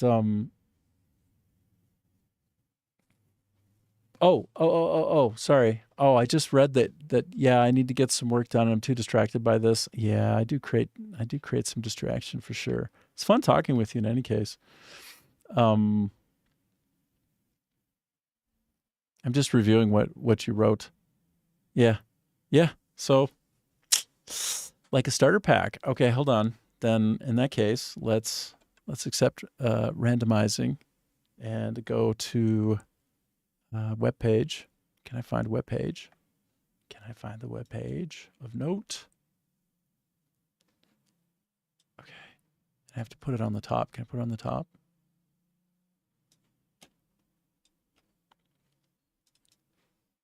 Okay, put that back over here.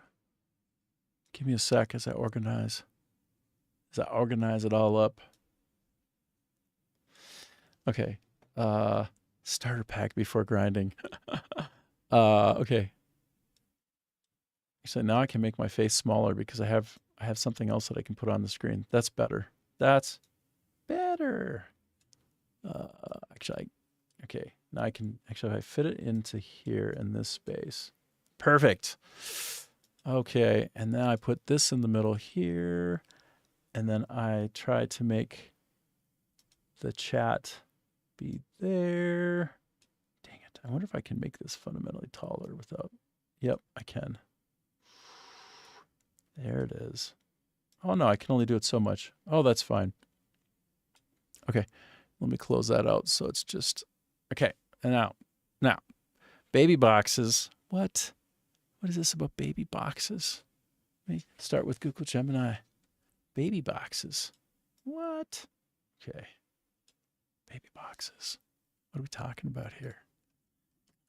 Finland, baby boxes.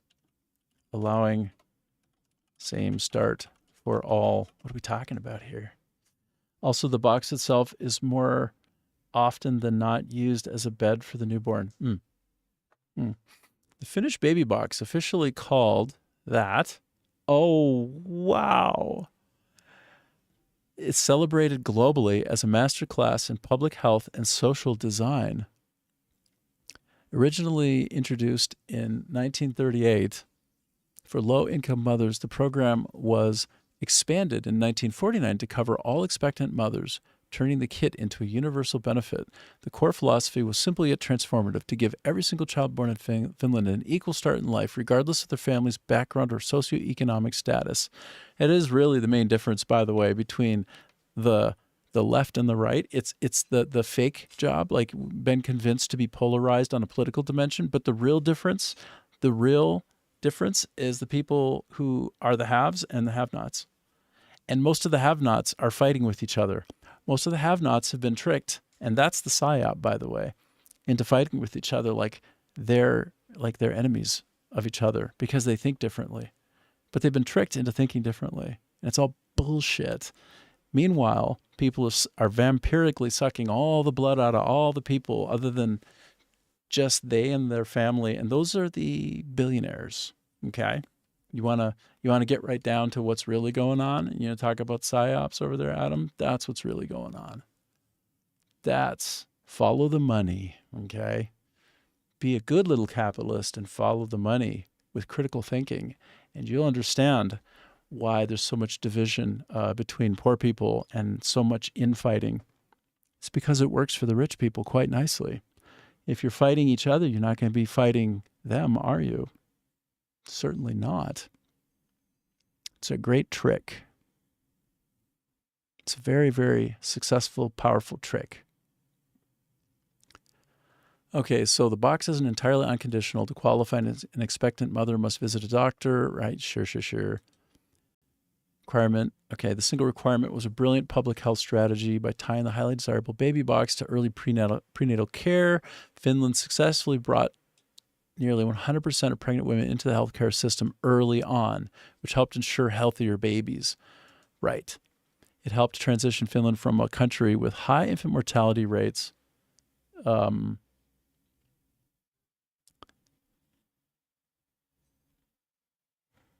probably right up there in terms of baby health and successful health outcomes.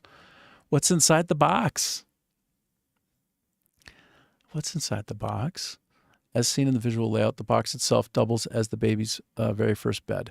It comes with a fitted mattress, sheet, and blanket that slot perfectly into the bottom of the sturdy cardboard container, providing a safe, flat sleeping surface that helps prevent sudden infant death syndrome. Yeah, sure.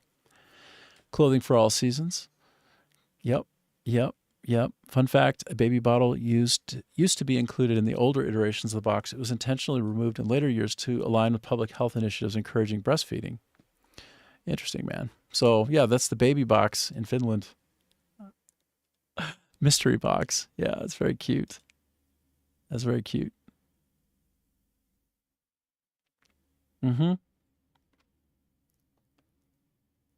Yep. Nice. But that's an example of a very thoughtfully implemented and then modified over time social care system that leads people in Finland to be among the happiest on the planet and the most overall rounded out. Like basically, if you give kids the best possible start, all of them, every last one from the sounds of it, like nearly 100%, then I guess we call that an equal access to early opportunity. And also gets all the expectant mothers into the doctor right away to make sure that they have like, all of the proper things that they need to have a good baby, like folic acid, right?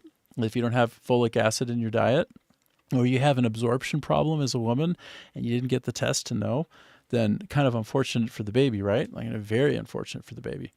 So these kinds of social systems are distinctly lacking in the United States of America, in the same way that xylitol isn't even available, which fundamentally prevents almost all cavities.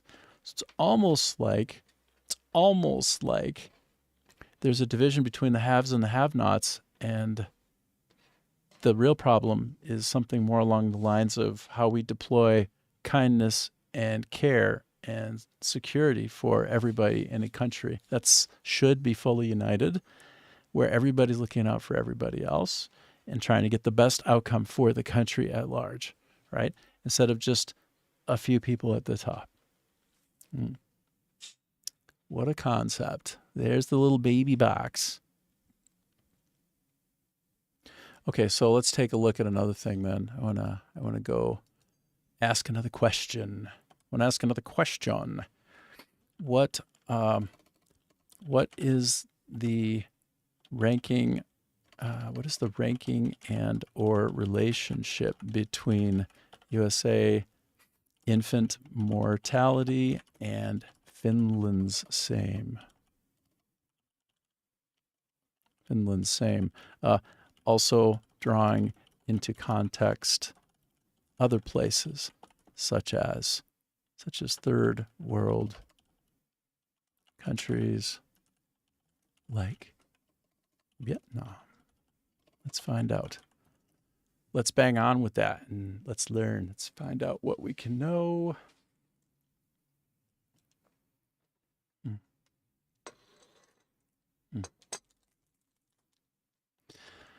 So, what do we have here? So Finland has let me. Oh, yes. This is allowing us to celebrate when you do something right socially. So it would appear that the lowest mortality rate on the planet for birthing is Finland. They socialize that problem by making everybody equally important. Yep, it's got the lowest mortality rate on the planet, and it's the happiest people on the planet. Starting to see a pattern here. Very liberal as well. Uh-oh. Don't want to trigger anybody. The United States is an outlier among wealthy nations. And it's because the model is fragmented, predominantly private, and highly dependent on socioeconomic status. Oh, like the haves and the have-nots. So the have-nots have poorer health outcomes, regardless of color, right? Regardless of political affiliation. So the poor are eating each other and divisively at each other's throats, but yet they're all in the same boat, aren't they? Ooh, that was a nice trick. That was a great trick that was perpetrated by the haves, wasn't it? I think so, yes. And then, oh my goodness. So we see that Vietnam is mid-tier, developing nation, rapidly improving. It is rapidly improving though. Man, this place is popping, bro. And it's decentralized public system with major regional wealth and infrastructure gaps. Yeah. And it's growing and improving. So we'll see how that goes over time. Wealth does not equal survival. Mystery box, the right-wingers are fuming. Well, the right-wingers can't be bothered to listen to what they disagree with. It's too grating. Their personalities don't accommodate learning and growing and understanding differences. They just are kind of fueled by fear and hate in many cases, which is why I'm shrinking my view a little bit. Which is why, while I'm conservative, I don't fall prey to a lot of the stupid traps that other conservatives fall prey to. Just like I'm kind of trying to learn because I don't think I know everything, and I don't think I'm a part of all the geniuses on the planet and everybody else is stupid. Like, I think that's pretty childish and silly. That's pretty underdeveloped. It's pretty pathological. So actually, I just want to learn and I want to listen. So folks don't have a whole lot to say and aren't going to cleave onto this messaging and care very much because it's doesn't suit their agenda. It doesn't confirm their bias. And when you don't have confirmation bias, then either you're the kind of person who likes to be challenged, who has a skeptical nature, or you're very, very afraid of everything. And you're very, very afraid. And you're not willing to actually learn new things because that would make you uncomfortable. We couldn't be uncomfortable now. So one of the things that I learned, and this is where I ended up pulling away from liberalism and finding more of the center, is that as a producer in the gaming industry, the only way I ever got anything done was to move forward with a certain amount of confidence and a willingness to be uncomfortable.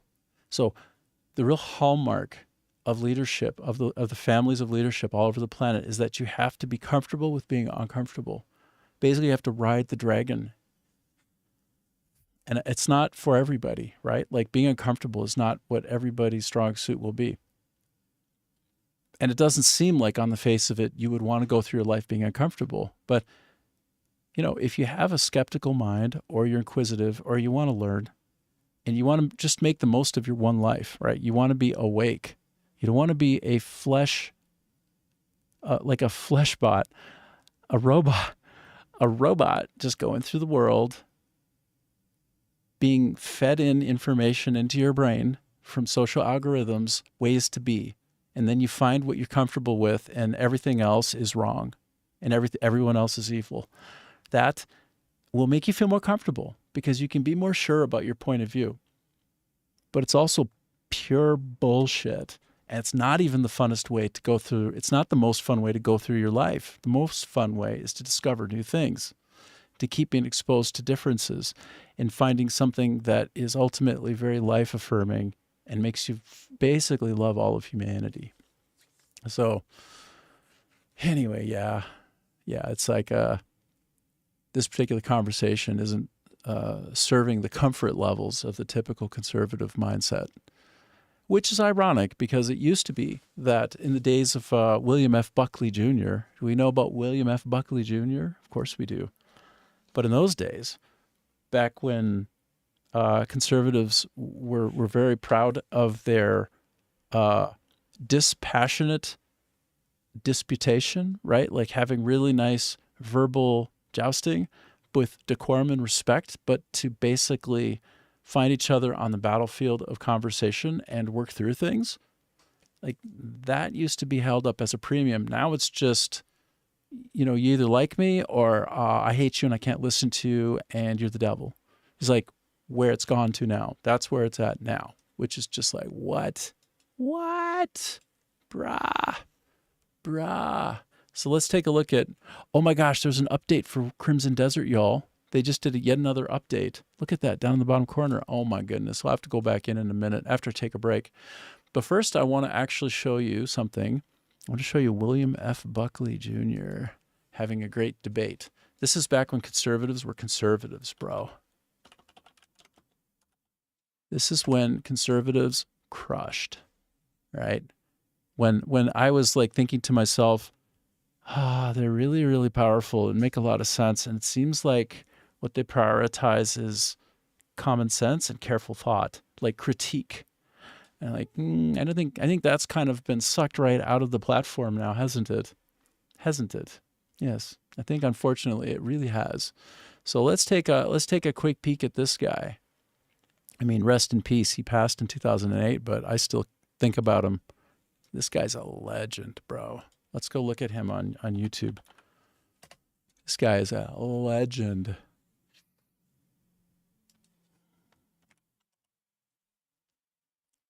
Back when conservatives were conservatives, brah. Let's go. Mr. Buckley, I've noticed that whenever you appear on television, you're always seated. Does this mean you can't think on your feet? It's very hard to stand up carrying the weight of what I know.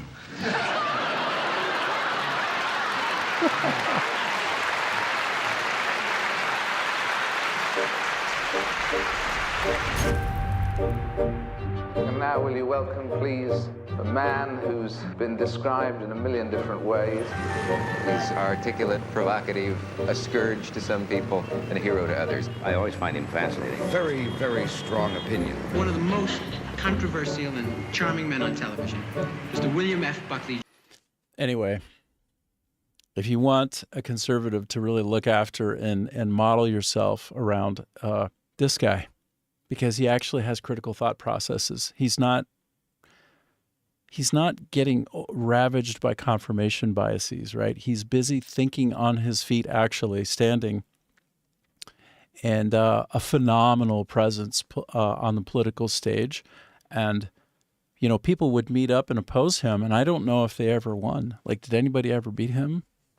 It's like, no, nobody ever out debated that man ever. I don't think. And he's an exemplar for how you need to come to a conversation about politics with open ears. You'll actually listen, and then you'll have a really good, strong response back. Not just, I hate people and they're the devil. Like demons, the devil, Satan. Like, I mean, can we have a conversation about the real world, right? Like, I'm over here on the other side of the planet, and couldn't be more different people-wise, right? But it couldn't be more the same. Like, I'm sorry, it's not even up for debate. It's like I'm here and I see it with my own eyes, and stop being crazy people over there on the extreme edge, an extreme edge of the belief systems where there's so much polarity, where you're not seeing the world for, you know, what it is. You're not even remotely close to, like, squared up to it, what it really is. You know, it's like you're watching a cartoon or something, but it's not a cartoon. It's real life. You know, it's not a bunch of people like wearing, you know, demon masks. Like, it's like actually just people being people all over the planet. So it's like, we need to find more unity. And it's not a pipe dream. It's a decision. And it's also a choice to fall away from traditional forms of social media where we're algorithmically manipulated into thinking polarizing thoughts. That's fundamentally the main problem here. So, yeah, that. Okay, so I'm going to take a 5-minute break, and then I'm going to go check out the Crimson Desert notes because I just got updated. I got a stealth update. What did they add this time? Oh my gosh, it can be so exciting. Let's see. Crimson Desert patch notes. Let's see. Look at this. These guys, they just released another one, hey? Look at this. Oh, they're at 1.08 then. Oh, baby. Oh, baby. Look what we got here. Oh, speaking of baby, this patch adds a pond and a baby wyvern as a new pet, along with various bug fixes and stability improvements. Oh, man. All right, I'm going to leave it right here, take a $5, and I'll be back, and then we'll play some more. Nice to take a break and get into the dramatic, to make some strong statements about beliefs. But I will be back, so hold on for it. I'm going to mute myself as well, so hopefully I don't come back and talk for an hour straight and nobody can hear me. We'll see.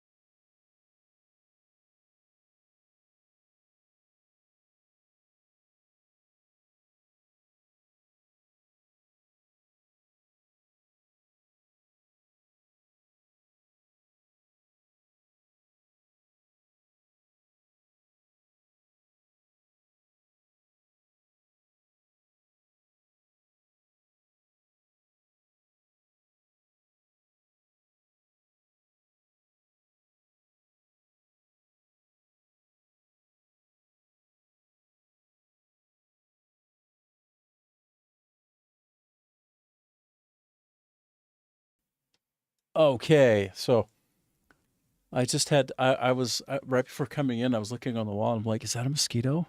Is that a mosquito? And decided, no, it's not a mosquito. Let it live.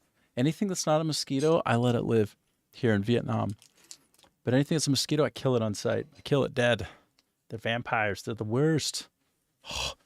Did you know mosquitoes are vampires, but the mosquitoes are responsible for more death on the planet than any other, anything else, any other source of mortality, because they're the harbingers of malaria, which is the biggest killer in all of human history, malaria. I'll give you an interesting one. So in Africa, people who are born with sickle cell anemia, it's a highly adaptive defect in the body for them to have in Africa. When a person in Africa has sickle cell anemia, they are fundamentally immune to malaria. They can't die from malaria. So it allows them to procreate and be more likely to pass on their sickle cell anemia. Basically, the red blood cells are shaped like a sickle. And the malaria cannot attach to those cells and damage the body. It's an example of trade-offs, man, because sickle cell anemia is not good for you. It's not great. You don't want it. But you also don't want to eradicate it from people who are born in places where malaria is the number one killer. So what you going to do? Interesting how that works, eh? Okay, let me get my chats back in view, and we're going to go focus on the update that just dropped. Yay, V1.08, yay. So good, so happy, so happy. I'm so happy. I have to be careful not to close out some of my browser views, because apparently some of my streaming software depends on certain pages to be open in the background to kind of like keep alive messages going so that chat works. I don't know, man. I had such a struggle earlier today trying to get myself set back up to be fully connected to all 4 platforms. I mean, Rumble's my primary. I love Rumble. I love everybody there. I'm a conservative, but I have a really strong liberal thought process, but I'm conservative.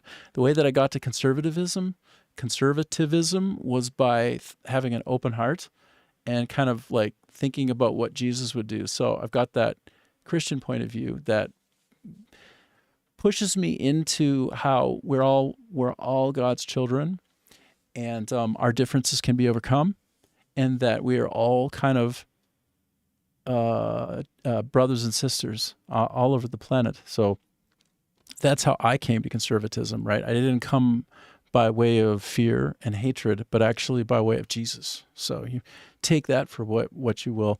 And it's very a la carte in nature. Like, I'm fiscally conservative, and I do also very deeply appreciate and desire and need social programs that create a social layer of protection, a social net for people. I would prefer that actually be implemented at the state level in the US, for instance, because people do a better job of taking care of one another face to face, right? That's why, some of the most kind, giving people I ever met were conservatives, like church-going folks who would do the tithing, who would have special care packages and, acts of love to people in the community who were very poor and in a lot of trouble, right? Like, oh, the father just passed away. Well, guess what? This community is going to take care of its flock just the way Jesus would have them do. So I guess that's how I try to work through my open-hearted approach to the world, despite having a strong conservative belief system. Like, you can ask me any question about any particular vein of thinking, any particular practice, and you'll see that on almost every regard, I come down on the conservative side. But I will refuse to think dark thoughts about my fellow man, fellow person. I'm not here to create division. I'm here to create that unity, to find the middle point together. Bring people together, not apart. Not that I can bring people together, but I'm certainly not going to try to polarize when I'm talking about the world. So that having been said, also super religious people can be the most judging I know this sounded hypercritical. Yeah, no. It's the thing is, if you have a strong belief system, then you can be very repellent to different points of view, Skatha.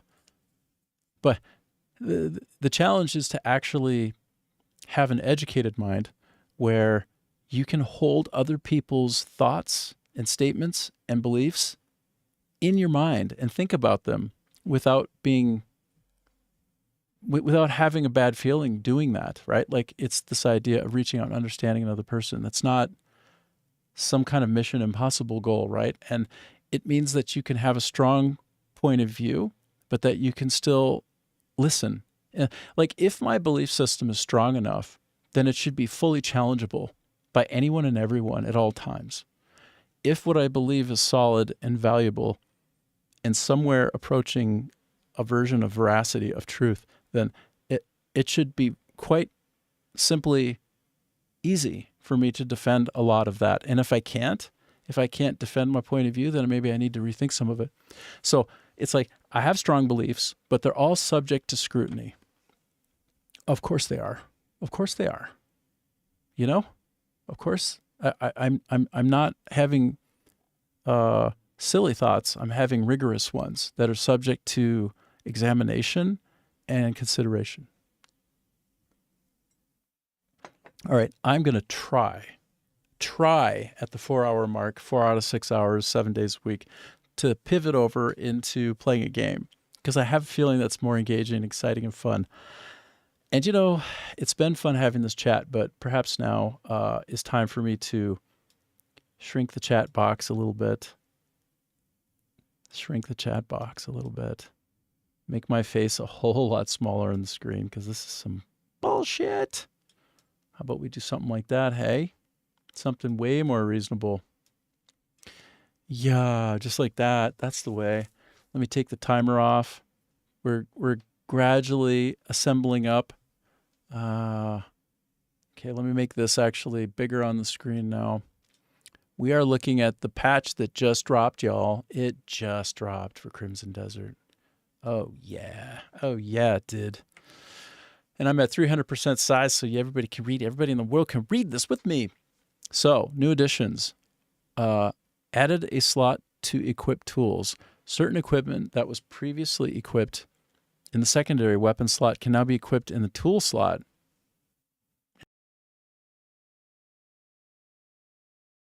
Okay, yes. Okay. Quick slots for masks and circlets have been moved to the armor tab. Okay. Oh, God. Here we go. Moving around the data so it's harder than ever to find. Thanks, guys. Thanks, guys. Ah, jeez. Added a pond to Howling Hill and Pyloon Camp. Ooh, which means I could probably do some fishing there. Or I can directly release fish from my inventory into the pond and add them through the pond management mode. Oh, dude. Do you see this craziness? Dude. So basically, I can have my own fishery. I can populate my own pond with whatever fish I want, and then fish them out. Wait, I have a legendary golden carp, and I have not killed it. I'm gonna release it into the pond. Oh my God, can I put all the legendary fish into that pond? Oh my God, I just got like a new goal. By the way, Skatha, I think you should do a cover version of the Rickroll like Rick Brown. Oh, yeah. Well, I mean, I think a little bit. People might think I'm bait and switching on this channel a little bit. It's like, come to Crimson Desert. It's going to be so good. All right, let's talk about politics and tell you about William F. Buckley Jr. and go, and mix it up with the, you're getting Rickrolled. You came for dragons, and you're staying but probably leaving for, brown rolled. Rick Brown. Oh, shit, Rick Brown. Anyway, it's fine, okay? It's fine. We're looking at the patch notes. We're about to go in. The first thing I'll do... Oh, no, I'm scared to do it, though. Anyway, I want to release my golden carp, my legendary golden carp that I found, into the pond, okay? This is crazy. That blows my mind. These... the Pearl Abyss, the developers of this game, they're crazy. They're crazy people. It's just nuts. How do they do this?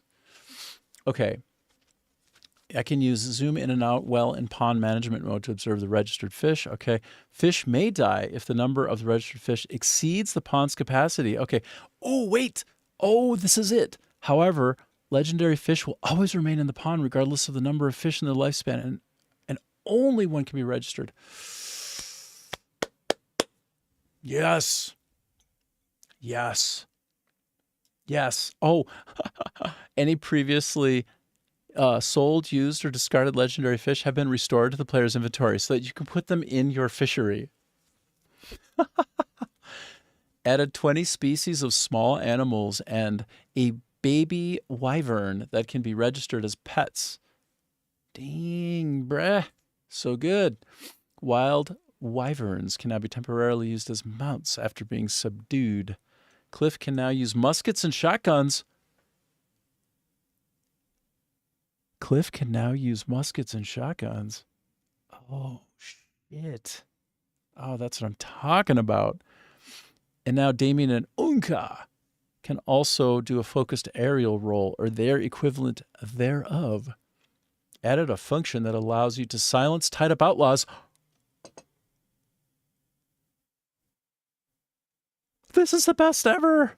This is the best ever. You have no idea. I go for the bounties. I get those bounties. And after a while, I don't want to hear them anymore.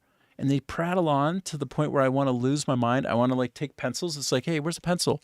Oh, this is a little baby Snickers bar. They just shove that in my ear. I'm just like, I can't hear this anymore. I can shut off their talking. Oh, yeah, that's so good. I might just go, might go rustle up a bounty on a female that I subdue and take in to the long arm of the law just to celebrate that, just to shut her up. What's better than that? What's better than that? Nothing. And they also added blueprints that allow me to craft superior branches using special tree branches and branches at refinement level 10. Really? Okay, well, I do have a special tree branch. No, sorry. I have a regular branch, and it is at a refinement level of 10. So I don't know. I guess I can whip folks with tree branches harder and better than ever? Who decided that was a key thing to add? You guys are crazy. I bet you it was commented out code, and they're like, low-hanging fruit. Let's just remove the comment on that one. Okay, then we have some content. Okay, added a function to instantly refine equipment. Like, listen, it's only been like 3 or 4 days since the last patch. Only like 3 or 4 days since the last patch, and look at all of this crap they've added. It's insane. Like, what? Added mass craft paintings and craft fine paintings missions. Go on. Added timber and stones as rewards to logging and quarry missions. Finally, idiots. Then that was a bug. That was a bug. Uh-huh. Uh-huh. All right. Well, sorry. I retract idiots. It's just you can only get so much done in a day, okay? In one day, you can get 3 or 4 good things done, maybe. Steve Jobs' rule was signal-to-noise ratio. 3 things that are valuable and important that you should do in any given day, and the other 2 that you might have to interact with people to get done a little bit, those are the 2 that maybe you do, but generally you focus on the 3. And as long as you're getting the 3 things a day done that you set out to do, like you and me, Skatha, tonight, finally, I'm going to get another YouTube short done. I have like 4 or 5 ready to go, and I just can't quite get them right, you know? But yeah, that'll be one of my 3 things. And then the other one was the stream, and yet still again, the other one was to try to piss off Adam so hard with my strong opinions to make him disappear. Oh, I'm sorry, buddy. I'm sorry, buddy. I know you're probably there, but you're trying to also focus and write your sci-fi novel, so more power to you, buddy. Nice ring to it. Or 10 awful things. Oh, yes, 10 awful things. Perhaps instead of doing 3 things right, I can do 10 awful things.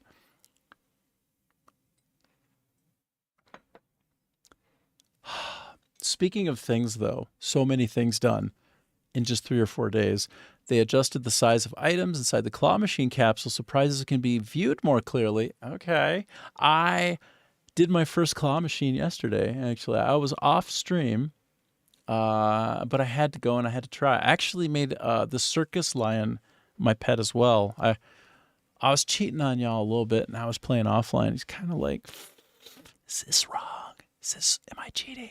Sorry. Then changed tree branches obtained from logging trees to rough tree branches, which can be used and stacked. Oh, thank God. Brilliant. So good. Improved the infinite arrows of Biscuit to function for bullets and cannonballs? Oh, so like infinite projectiles. Ah, brilliant. Oh my God. So let's see. You have done 13 shorts and the 14th just released 1 hour ago. Oh my God. You are quite gifted and talented at being multitasked, aren't you? Yeah, you multitask like a legend. Brah. Good for you. Hold on. Did you just really? Hold on. I accept your randomization. I accept the randomization at this time. Scatha, let's go see what you just released. What did you just release? Joe Rogan's apology was really sweet to Theo Von earlier. I watched that as wonderful. Joe Rogan has a big heart. You know this? I don't know if you know this. He's got a big heart. He's a good guy. I've always been a big fan of Joe Rogan since forever. Also Jordan Peterson. Love these two guys. They're heroes. You know, I used to live in Victoria, British Columbia, Canada, and it's a tourist vacation. It's a destination for people. Scott, you say mostly clips and some require more editing. Yeah, okay, I got you. Jordan Peterson was a guy I walked right by. He's quite tall, and I'm not so tall. But we walked by each other on the pier in downtown Victoria. And man, yeah, he is larger than life. And he is just a sweetheart. Like, he was just like, I mean, I didn't stop and interrupt him because, like, I'm not all about that. And also, I don't get starstruck by anybody ever. And I met a lot of cool people. Like Shaquille O'Neal did nothing for me other than him just being an absolute sweetheart of a man, like an absolute adorable, accessible, nice guy. Hello, Nidorino111. Hi. How are you doing? Thanks for hopping on and saying hi to me. I appreciate it. Right now, we're getting ready to do V1.08 of Crimson Desert. I just got the patch. It just dropped. I choose you. What is new in the RTX setting for Crimson? Did it affect ray reconstruction too? Did it, bro? Hold on. Okay, I'm all over the place. Don't forget, Scatha. I'll check out the thing that you did, but let me go back to the patch notes. What are you talking about, man? You talking about the RTX setting for Crimson? Where? Hold on, let me do a find search for RTX. Brah, are you serious right now, brah? RTX. Oh my gosh. I don't see anything about RTX. Hold on. Let me type ray reconstruction. I don't see anything about ray reconstruction either. It doesn't mean it's not there, but graphics tab. All right. Cats can now be taken in even when carried. All right, sorry. I'll have to look at these later. It's crazy. Sun, moon, shadow? Really? Okay, hold on, bro. Hold on. I'm switching over to my game render buffer. So I'm over there, so it'll have the best possible look. And I'm going to fire up Crimson Desert right now. Oh, Scatha. I mean, it's the ADHD generation. And Crimson Desert is the ADHD simulator. It lets you simulate what it's like to have ADHD, or else amplifies it if you already have it. Like if you didn't take your meds, or you're like me, you're in Vietnam and amphetamines are literally illegal, so you can't even take the medicine if you wanted to. This is what it's like to be unmedicated with full, hard ADHD. Everything you do is so distracting. You kind of feel shadows are more stable now, especially the far away ones. Okay, Nidorino, help me. I'm going to go on and I'm going to set it up. Help me, bro. We'll do some testing. I'm really curious. It's coming on. Let me type this out to you, brah. Help me.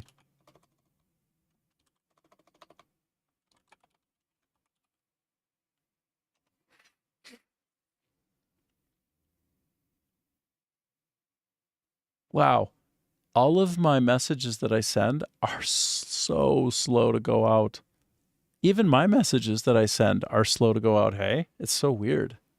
It's so weird.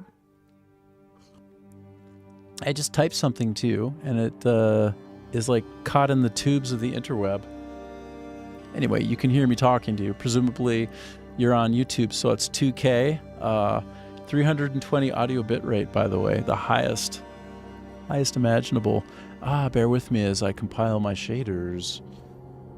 If I'm recompiling my shaders, it would suggest that there are indeed some rendering upgrades in place.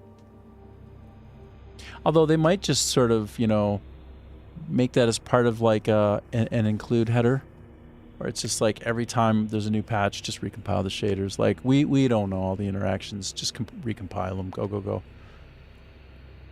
Okay, but sir, please help me configure. I'm gonna trust you to help me configure. And if it goes, okay, I have a 5070 Ti. 5070 Ti, 16 gigabyte. 50% placebo, 50% better. I suppose is true. You're probably not wrong. Oh, hold on. I gotta move something out of the way for one loose second. Okay, give me a second. Hold. Okay, look to the right of what I just moved. That would be game version 1.08.00. Let's go.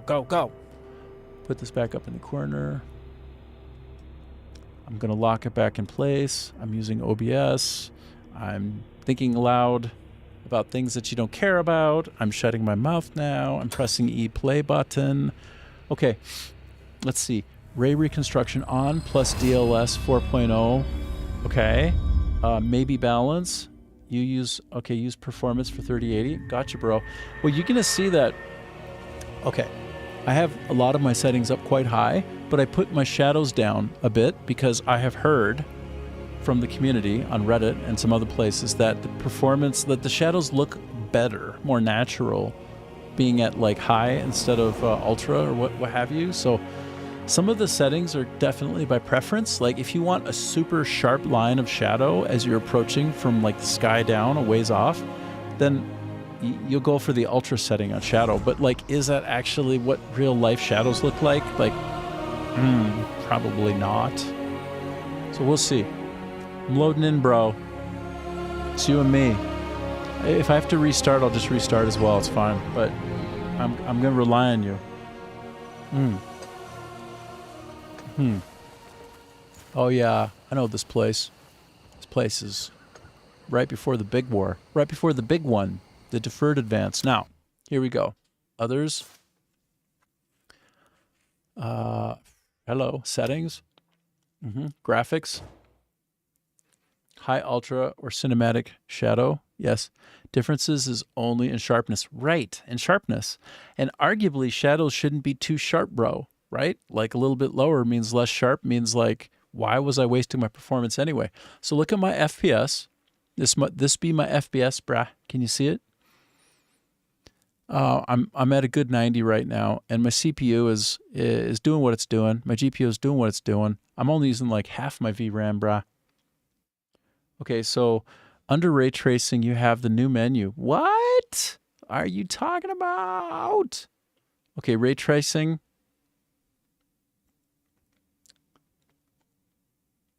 You have 45? Yeah. Okay. Well, I think having 16 gigabytes of RAM, the DDR6, was real helpful. Like right before the prices skyrocketed, I got my 5070 Ti. Like literally right as it was going up, and the guy said, "Oh, graphics card is very expensive right now. You sure you want a new graphics card?" And I'm like, "Let's go!" And then it like went up like 3 or 4 times as high. Okay, but help me. Like, can you look at these with me? Like, what do I do? Ray trace sun, moon, shadows. So do I put them on? Put them on. Okay, that's on. Okay, what else? Ray tracing is on, yes. Okay.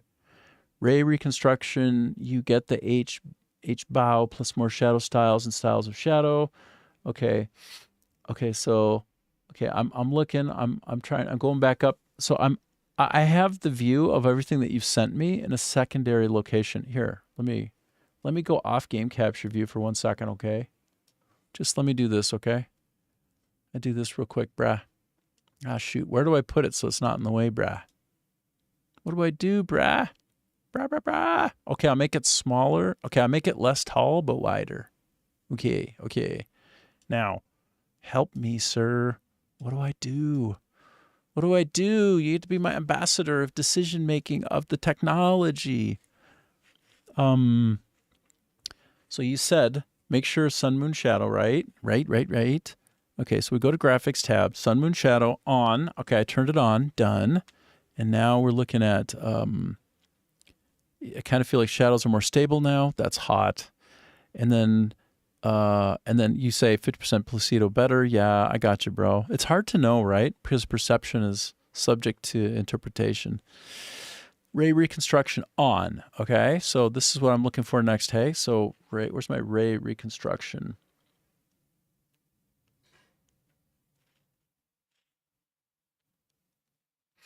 So it changed from raster shadow to ray traced. Okay, so let me go to video as well, hey, because video has the balance of other things in it too. So in the past, I've switched some of these things and it's gone very poorly for me, okay? So if I put on this ray reconstruction, it can go real bad, bro. It can go all kinds of bad. Let me put you back on. Video, okay, right. I'll say, I'm here now. Okay, what should we try? Right now, my frame rate is 0. Somehow I think that's a misreport. Oh, but look, my VRAM is lower?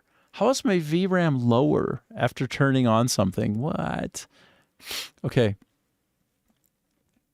Okay, so NVIDIA DLSS ray reconstruction. Yes. How do I make this bigger? How do I make you bigger than ever, like bigger than life?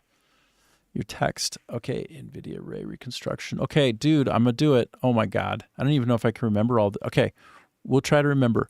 Boom, I turned it on. Okay, so my FPS is still at about 90. Well, I'm not rendering much right now, right? I'm just in the menu. But hold on. I got to get you back in view, bro. Bad is good. Wolf approved. Okay, so there. Anything else I should change while I'm in here, Nid? What do you think, bro? What else? Frames generated at 2 is probably the sweet spot for me. And as you can see, I have DLSS 4.5 on. You have 45 frames per second with performance. Well, with performance, right? You're going to be, all right, well, yeah. So look, oh, and there's my frame rate. Okay, we show it. Uh-oh. Hold on. I might have literally crashed, bro. Hold on. Nope, I'm good. Dude, instantaneously, oh, look, here are my shadows. This is the perfect opportunity to see shadows, bro.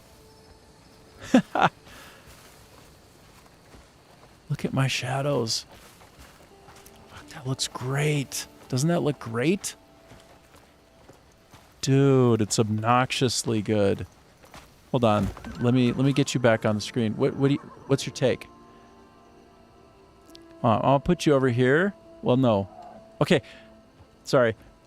First, I have to switch to my game render buffer view, okay? So when I go directly from the game render buffer, the quality will be higher. You'll see a higher bit rate pass through, better frames, and everything will be better. So interesting. Oh, I'm seeing a little bit of, I notice a little bit of tearing here. Maybe. Not sure. It feels okay, but I definitely feel like I'm chugging a bit, bro.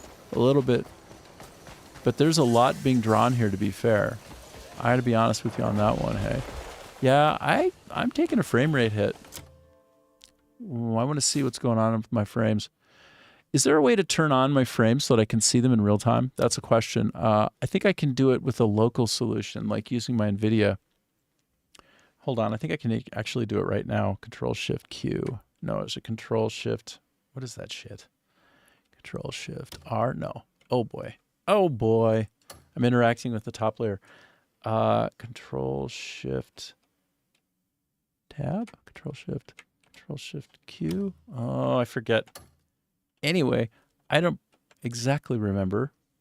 Let me move this off my screen. Get you back. Okay. So now I'm at 56 frames per second. So I'm sub 60.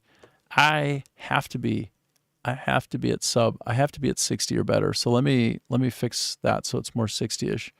So my upscale resolution is going to be fine. Let me go to graphics and play around with, what should I do? But maybe for streaming, the ray reconstruction is not such a good idea. Yeah, maybe. That could be right. I am finally over 8 gigs of RAM in my VRAM. And my GPU is almost doubled, hey? It's almost doubled. And my CPU is still roughly where it was. So, but I might be able to do a couple of little tweaks, right? Lighting quality. What if I take lighting quality down to cinematic? Let me just give it a shot. Let's see what happens. Boom, right up to 90. Hardcore 90, bro. Actually above 90. Okay. Oh, wait. I need to go back in there. I'm so curious. Yeah, my GPU is literally half. Okay, so that was a lot. So now how do we look? Maybe I can get the best of both worlds. Oh yeah, I'm smooth as butter. Okay, so I still have dynamic shadows. The shadows look kick-ass, dude. And what's the difference? I don't know. I mean, I don't have a 5090. I don't even have a 5080. Like, I'm 30% off of a 5080. Okay? And then I'm probably fully 60% in terms of performance off of a 5090 32 gig. But obviously that's what you'd expect, right? They've got like a billion zillion rendering cores. Crazy. So I think it looks amazing. It looks great, guy. It's much better. What do you think?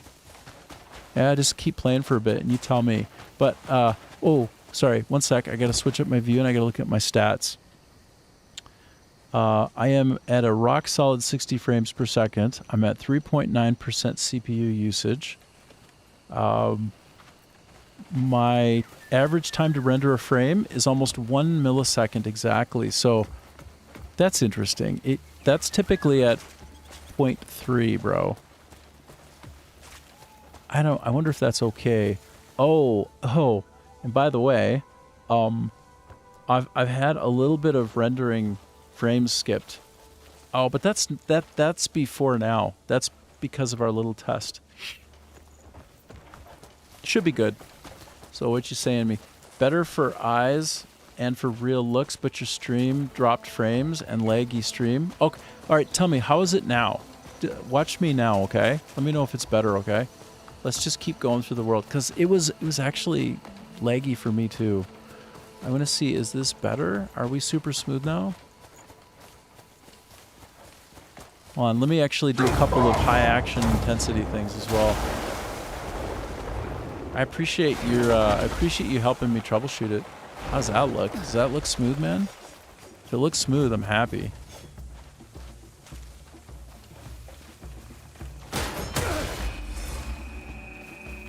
Whoa, whoa. I've got this new shield and it resonates when I block. And if I do it 3 times in a row, apparently I can unleash hell. Oh shoot, I didn't do it. Darn it. For stream, not like it's 720p. Yeah.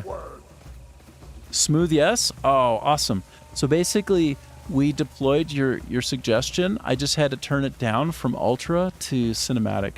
Cinematic's great, but your original setting looks better for stream? Does it? Really? Oh, shit. Okay, hold on. Really? All right, man, I'm trusting you. What else am I going to do? I can be technical at times, but maybe not as much as other people. Wait, this didn't even flip on.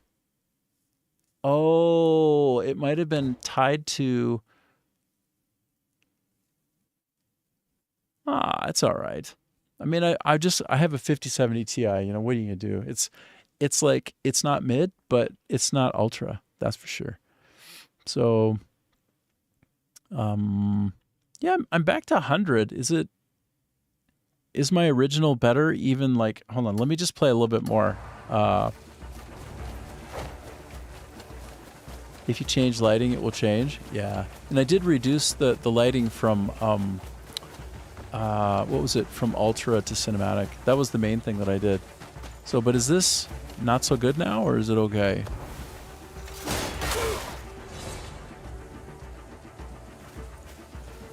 I should get more on screen at once. Come on, attack me. It's quite dark, so it's hard to know.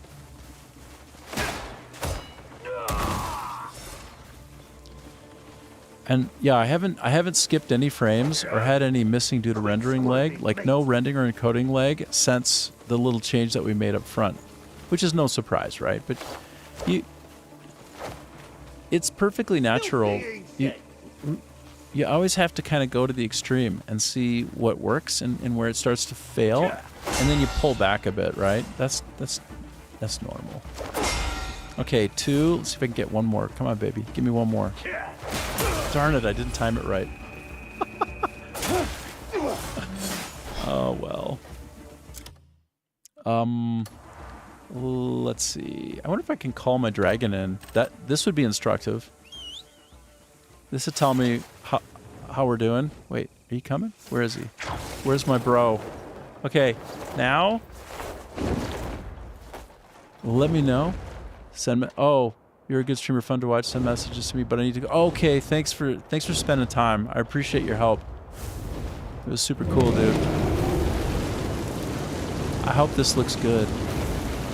It look good? It feels good. Okay.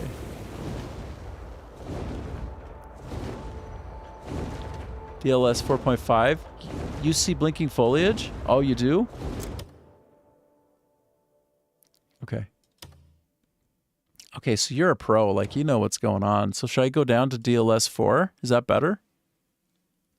Then I might even be able to put my reconstruction back on. We can try. Yeah, it is 4.5. I just quick switched it up to see what happens. Now I'm at 70, so I'm above 60. So you're not even going to notice a difference because I cap at 60 to the stream. So, I mean, if that looks better, it looks better, hey? Like, how we doing? Does that look... God, that looks beautiful.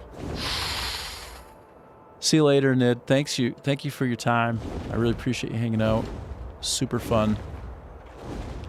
I love it when people come in with great ideas to, like, make things better. Isn't that so great? I think this looks better, dude. What I just did, going from 4.5 to 4, I think I just made it way better. Does it look better? Or just different? Like, I wonder. Let me try to... I'm gonna flame the shit out of this place.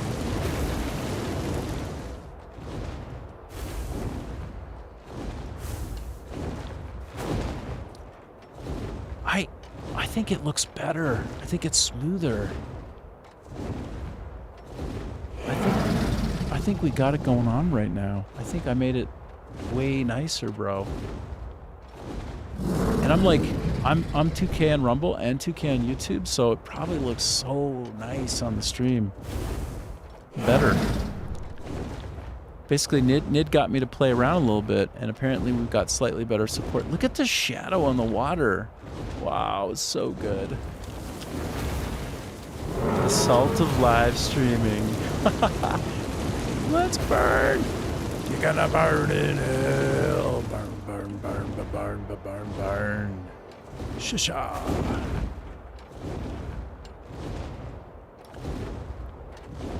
Oh, I love how smooth this looks now. So we managed to get better shadows and smoother. You know what? Just because it's got a 4.5 on it doesn't mean it's better than the 4. It might just depend. And it might depend on the particular graphics card. Like maybe mine is going to be better on the 4.0 DLSS. I'm going to go through this area because that looks sweet. Wow, I'm going through. Can I go through? Here's a question. Can I go through? It looks like I can go through. Hell yeah, I can go through. Wow. Dude, so sick. I find myself like tilting in my seat. I'm all like this and like this. Like, Game looks so good, you can kind of get into it, hey? Ah, shoot. Is that how you're going to do me? Is that really how you're going to do me? I got too close to the city, so then he popped off. I can get back on him again later. Look at this poor, sad whale. This beached whale. Oh, man. He got harpooned and everything. He didn't make it. He really did not make it. Yeah, he got really harpooned.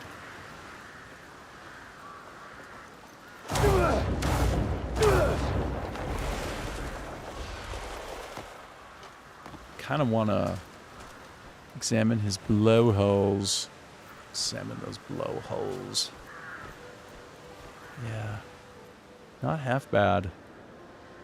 It's not a bad look. So the water has that metallic kind of shine and sheen to it that if you live near a large body of water, typically I would say like Oceanside, like I did in Victoria, the water looks like this at night. When you go on a midnight walk, say, along the ocean water, along the water on the ocean front, it has this metallic quality that it's kind of almost makes you feel like you're hallucinating. So that's accurate, is what I'm trying to say. That is kind of the way water will really look oceanside. I don't know if it's because it's brackish, which means having some salt in it or what, but pretty cool. Pretty cool, man. Let me whistle over my mount. And where is my mount? Oh, there you are. Hello. Agro! Agro! I'm going to get some distance between me and this city so I can get back on my dragon. Can I get on my dragon? I just hopped off, and now can I call my dragon back? Come on, baby. Come along if you dare. Oh, no, there's a cooldown required. Oh, man. You punish me. You prevent me from getting back on my dragon. Oh, man. What kind of special mounts do I have? So like I said, in addition to my wild lion, I got a circus lion the other day. I can get a saddle for him, but I haven't gotten one yet. No saddle yet. There he is. Hey, buddy. How you doing? How's it going? This is my lion. Honestly.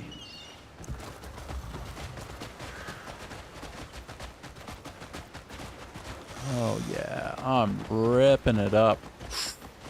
Oh, guess what, y'all? There's somebody that I want to apprehend.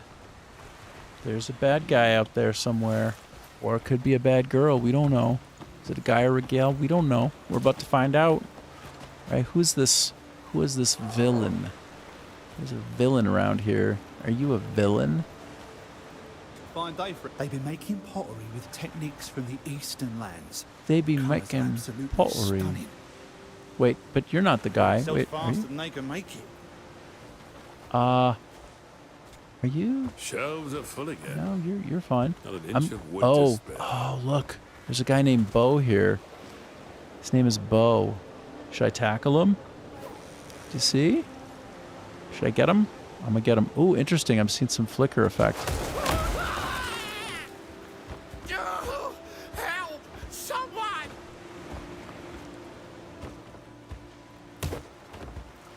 Punch. Oh, I'm sorry. I'm really sorry. How sorry? Mercy. Please. Mercy is for the weak. We don't show mercy in this dojo.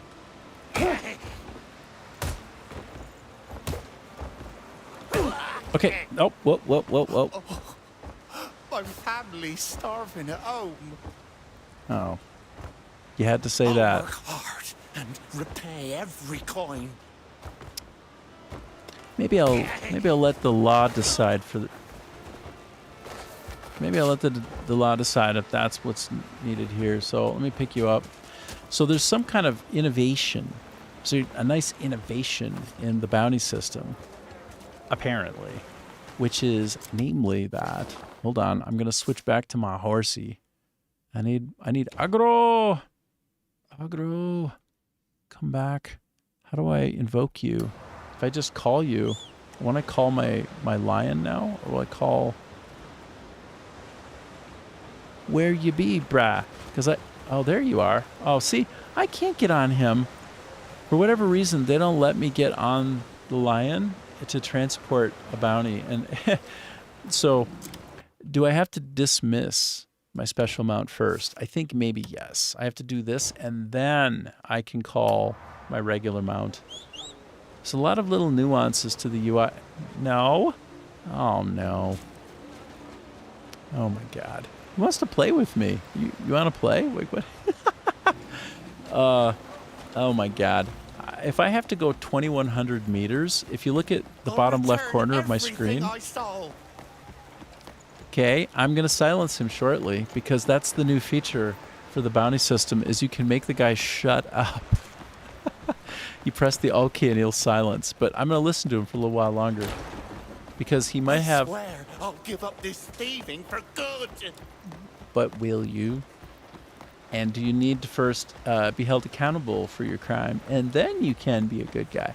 First, you got to do the time for which is in you paying the crime. Doing the time with the crime. Okay, I really want to try to call my horse, not my lion. But I keep calling my lion. You see the problem here? This is... Does anybody know how to get through this?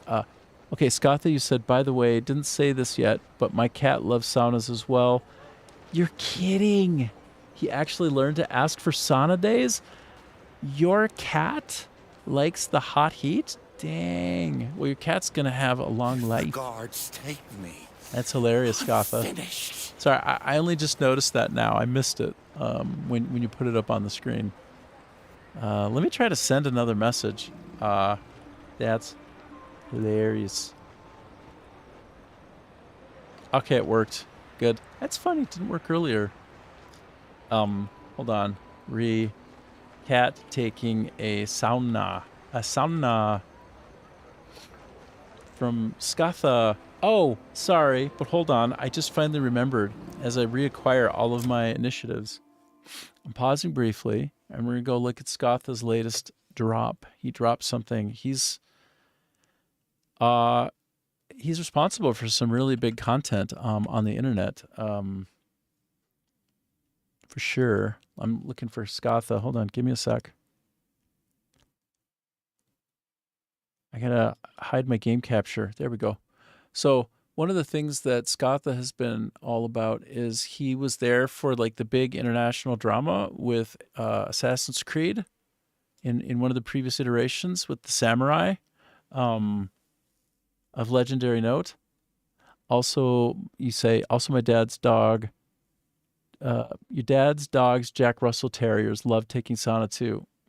Wow. Well, you know what? They probably get the good pheromone vibes from everybody who's like chilling in there. And they're like, this is great because y'all like smell like you're relaxing. The dogs have a very strong sense of smell. I don't know. That's my guess. It's my speculation. Let me reload on you, on your page, Scatha. And you just released some things. Okay. So I see, okay, that's my For You. I want to see the latest. How do I see latest, bro? Is this it? No. Is this the latest one right here? The chicken one? Is the chicken one, brah?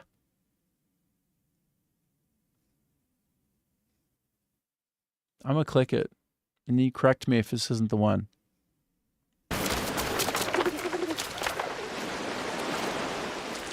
Hungry, aren't you?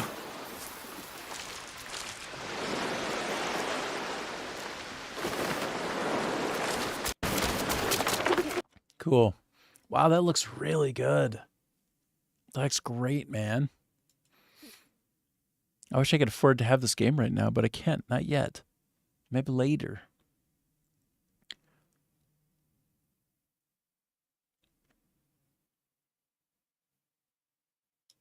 And what do we have here? Looking at one more of Scatha's before we go back to playing Crimson Desert. A flexible remote job. Version. A flexible remote job. 1.8. It's me, Skatha. So, first of all, huge shout out to Ubisoft, today's sponsor, for flying me all the way to Paris, France, in the late April to play the preview version of Assassin's Creed Black Flag Resynced, and honestly I'm still blown away that I was included in the first bunch of people who actually got to play the game. I consider myself lucky, and also the opportunity itself was amazing. Meeting other creators like me but bigger, meeting Casper for the first time as well was fantastic. Other people from Ubisoft as well, like Paul, Richard, and let's not forget the one and only Edward Kenway, aka Matt Ryan. So, it was truly an amazing experience for me, many firsts. So basically first time outside of the Nordics, first time in Paris, first time in airplane, first time on-site hands-on preview, or in any this kind of event, to be honest. So, the biggest thank you goes to every single one of you, aka the community, for the support. Because without you, this wouldn't have been possible, so thank you million times. While I was there, I was able to play roughly 3 hours of the remake, and no, there is no hidden blade combat, and unfortunately we cannot even use the weapons from the enemies or from the ground.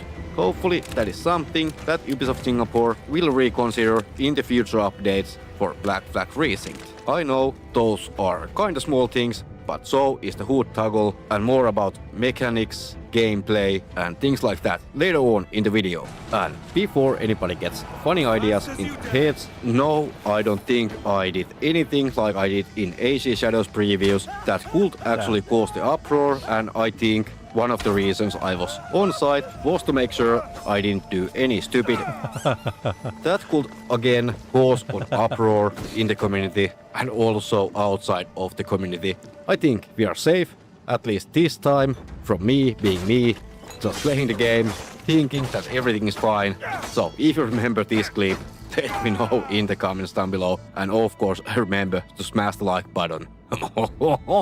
Also no, I haven't been actually paid to say anything in this video regarding the game, whether it's good or bad. These are my opinions, my thoughts alone, based on the first impression of the game. That being said, for 13 years, Assassin's Creed 4, aka Black Flag, has been a giant in the gaming world, not just for the series, but for the entire pirate genre.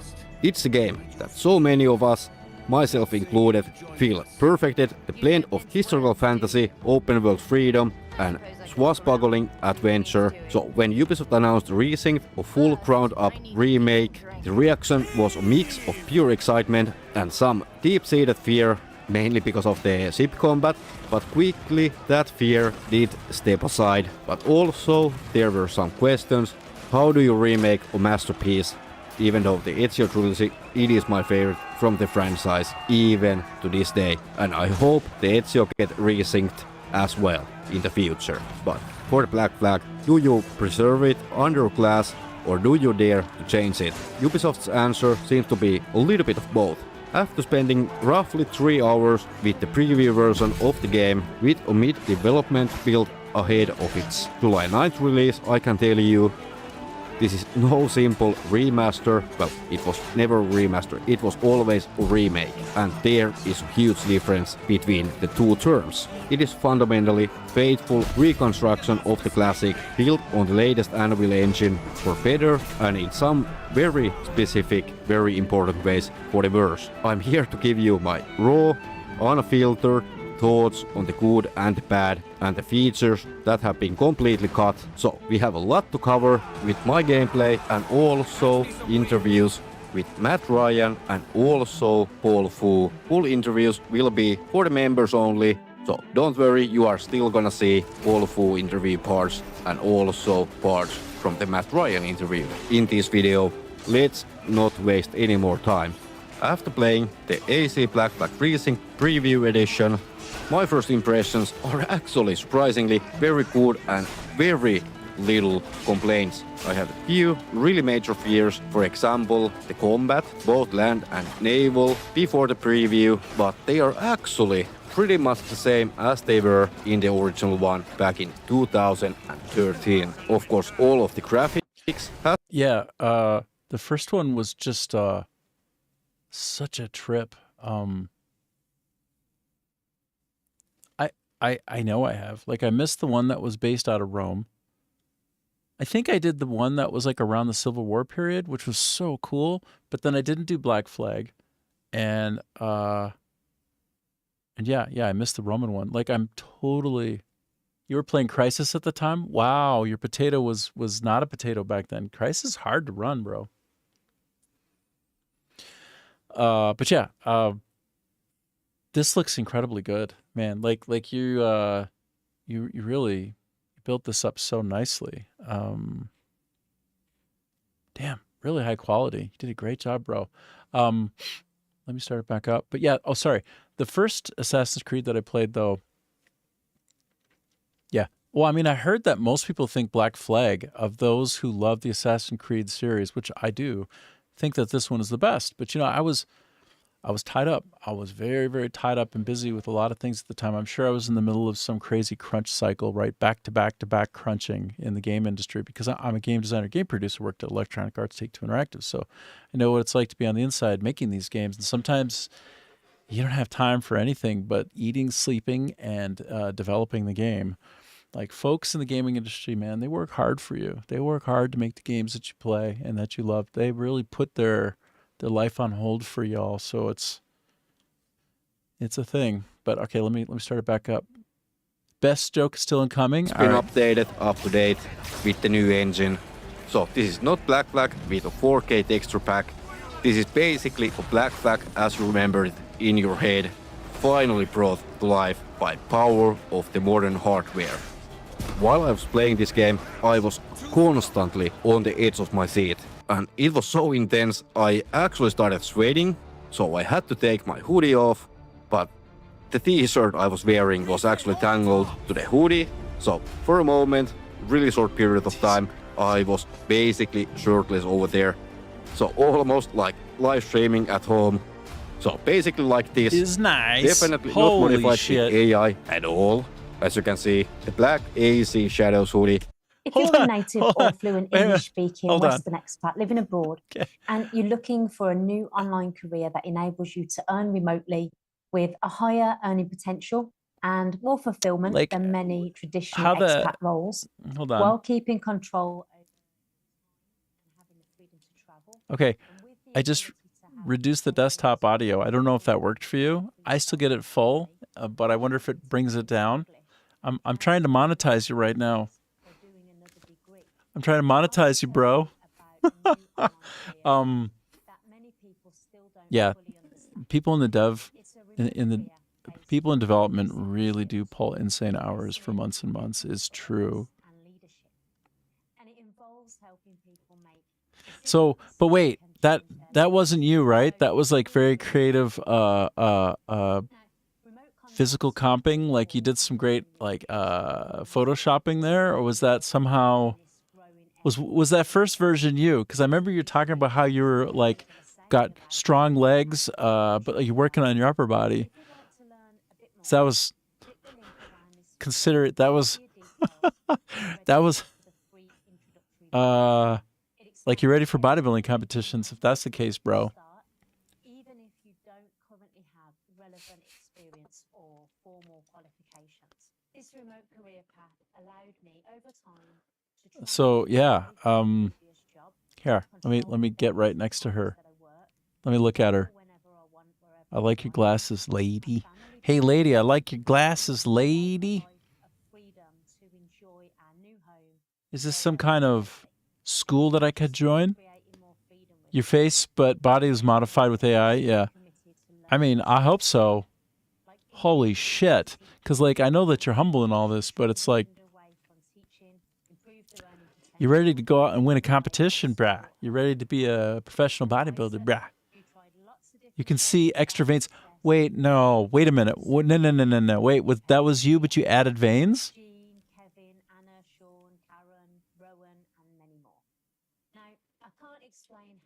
Oh, sorry. The video keeps stopping. All right, hold on. Sorry. I'm trying to help him monetize. Is that crazy that I'm doing that? Is it crazy? access to hundreds of available remote contracts to our graduates. Like, am I and going help too them far secure by real-world letting him roles monetize once this? they're trained. You can get it by clicking the link around this video, entering your details to register. Okay. You'll All right. It is just giving you the wrong impression. Now I saw. So, I was like, oh my god. what? Let's jump back. I was like, wait a minute. into the Like, wait, what the hell? Like, what the hell's going on here? Basically like this. Definitely not modified with AI at all. As you can see, the black AC Shadows hoodie, it is just giving you the wrong impression. Okay. So, oh my god. Let's jump back into the topic. While I wasn't planning to focus on one specific thing with the Resynced, I did end up exploring and focusing on the scene much more than I was expecting. And one thing I noticed almost right away, we can actually select the sea shanties we want to hear, and they are neatly tied into one wheel, so it is really easy to skip through the songs you don't want to hear or to the ones you actually want to listen.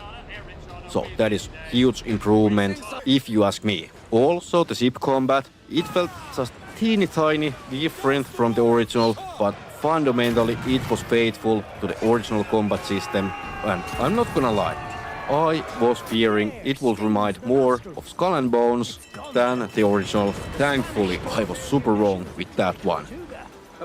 Of course, from the preview version, the game really needs to be polished. It felt clunky, stiff, at times, especially with the combat. Not the naval one, but the land combat. I felt the game was trying to force me to parry instead of dodging. It felt really punishing when trying to dodge, but somehow the enemies were still able to hit me. But other than that, takedowns, perfect parries, using them as a shield, kicking, using the rope dart, it honestly felt fantastic. As said, the game definitely needs to be polished before the launch. The parkour in this version, it felt heavy at times. All the basics are there, so don't get me wrong, they are there, but I think the parkouring, the movement needs to be fine-tuned as well. So it is good and playable as it is. I think it can be better, and I feel it will be better at launch. I mean, there is almost 2 months time to polish little things. But already, if you have been following Black Flag Resynced news, there has been already huge improvements between the showcase and the articles, and now of course the previews from other channels, my channel, news outlets. And I'm honestly curious, what do you think of the Black Flag based on the information and clips available? All right, you want me to skip it, Brad? I recently wrapped like a mammoth 90-minute live session with guys on our platform looking at doing digital makeup like this. There are massive advantages to this tech, and there are massive drawbacks. The advantages mean it's probably... All right, I'm skipping. Also, I tried to be stealthy as well. The stealth seems to be pretty much on the same level from the showcase, articles, and from the hands-on experience. It definitely reminds more of Shadow's approach than the original one, but I do understand this is still work in progress, so basically anything can happen, and any bugs, glitches are hopefully polished out before the 9th of July release date. But absolutely, your comments, your thoughts are so welcome, because I think Ubisoft is actually listening this time, taking the feedback from the community, from bigger creators, from smaller ones, from you guys. So absolutely let your voices to be heard. As expected, I definitely did fall in love again with ship combat in Black Flag. It felt improved version of the original, which is actually tickling my fancy, in sort of speaking. But guess what else is remaining? Well, I let Paul Fu to tell you. Couple questions about the game and the features. About the minigames, like the Deadman's Chest, or what's called the Deadman's Chest in the original one. The checkers, will that be the game? Yes, it will be in the game. So all the mini games from the original game will be a reset. Yeah, link can be. So that is fantastic. That is fantastic news. Okay, so my list of questions was cut in half after playing. So yeah, I think this would be better to do before I was able to play. So let's see. Now I have to create some questions from top of my head. But let's see. How about the islands? I noticed there are so many islands added. Did you try out some of it? Yeah, I tried to, but there was too many to try out at once. Are some of them like empty, or do every single one have something in them?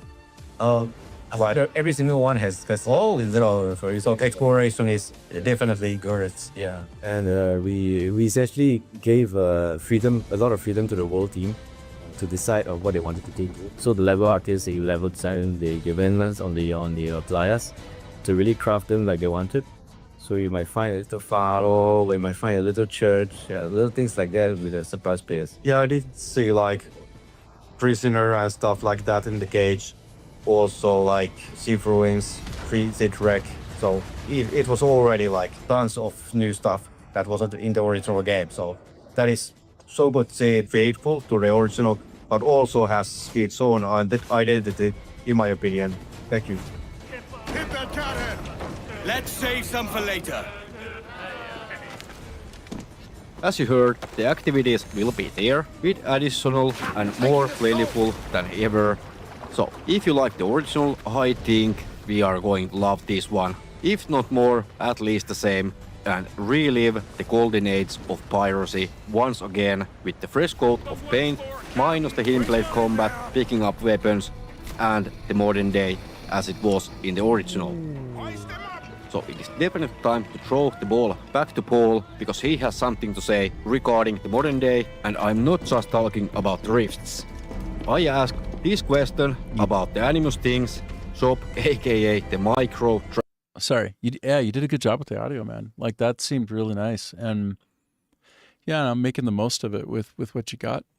Really well done, really good, like pro. Transactions, and this is what Paul had to say about that. Black Flag Racings, because it is in the Animus Hub like the other games, will be able to get like Helix keys, for example, from Shadows, transferred into the Black Flag. I don't actually have the answer for you, sorry, but I can find out later. But yeah, true. But there probably will be like projects, anomalies. There will be endless projects, yes. Yeah.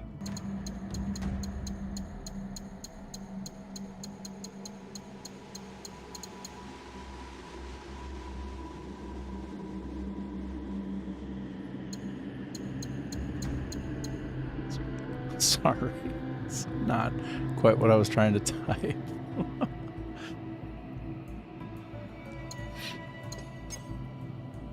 So that is so awesome to see. Same game, but different. I'm in your face again. If that makes sense. Yes, yeah. We try our best to keep the spirit of Black Flag while trying to expand on it, and casting players was on very enjoyable things for the world here. Unfortunately, the list of questions I had when I was traveling to Paris was cut in half, if not more, because we were able to play the game before the interviews, and by doing so, I really had to think during the interviews what the heck I'm gonna ask.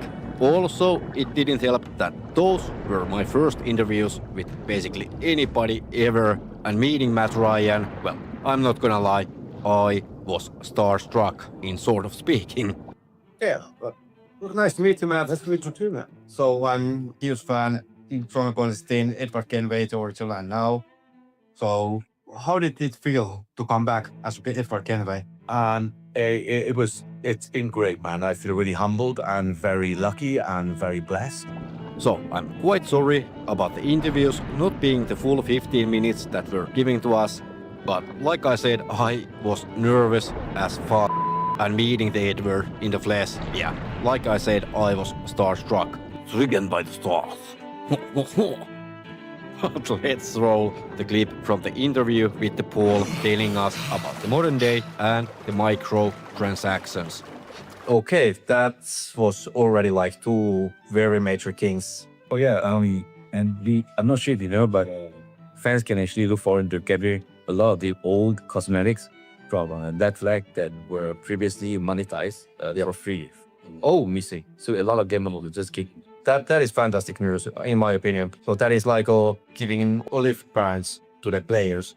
Yeah. So here's what you had, now it's 3. You can buy or don't buy the new stuff, or basically your early way to get those. Yeah, maybe. At this point, maybe. Maybe, sorry, yeah, I don't answer. Yeah, understandable. How about the Healy store? Will there be one? There will still be a score for the other option on the items if you wish. But yeah, be an optional for the Yeah, optional. Optional. Yeah, optional. So, based on that, it is pretty safe to assume that the animus will be playing out in a similar fashion that we experienced with the Assassin's Creed Shadows, including weekly or bi-weekly anomalies, animus exchange reset. So, before diving even deeper, pun intended, let's answer some questions from you guys from my community post, and absolutely let me know if there's any unanswered questions after this video. Of course, I cannot include absolutely everything, the playable area, the time we had with the game. I don't know absolutely every single detail about the game, about the story, so there is that as well. One thing that was constantly popping up, I was asked how the combat did feel and if it was as smooth as in the trailers. I would say it felt fantastic, heavy emphasis on timing on the parries correctly, and the ship combat, that was just perfection in my opinion, because I really did love the old system and this is really faithful to that one. And personally, I cannot wait to get my hands on the full game so I can set sails to the Caribbean once again. For the smoothness, there were moments sometimes when I thought some fine-tuning needs to be done before the release, and I also gave my feedback right on the spot after playing the preview. But other than small things that can be polished out, believe it or not, I have little to no worries, at least regarding the combat. And I'm not sure if this is some kind of nostalgia trip or something, but overall the experience with the game was all in all enjoyable. Also, while we are still in topic of combat, there was also a question related to it, and it was something like this: if the combat felt harder or more in depth, and I would say it was a bit harder because of the timing of the perfect parries compared to the original one. Of course, it has been like 3 years since I played the original, and I'm planning to play it before the resync comes out, but from my memory, the resync is definitely harder than the original one. Enemies are smarter, the parrying felt more restrictive in a way, and of course dodging, that wasn't perfect, so it is not just button smash, timed parry, takedown, counter, like in the old games, with huge pauses between enemy attacks. And also kicking constantly, that thing won't get you that far away, and trust me, I tried. This is probably across the board one of the most asked questions about hood toggle, how we can use it, well, at least on PlayStation 5 controller, just hold. This Japanese mosquito elimination device is sweeping America, and it can turn your home into a bite-free zone in just one night. This simple but brilliant trick you can do tonight to eliminate all mosquitoes around you is taking the US by storm. The up button. While the hood on and off is pressing up, pressing down, you can do meditation, aka change the time of day to the closest 6 AM or 6 PM, just like in the Shadows. So that was also brought back from Shadows, just like the observe mechanic that we have seen previously.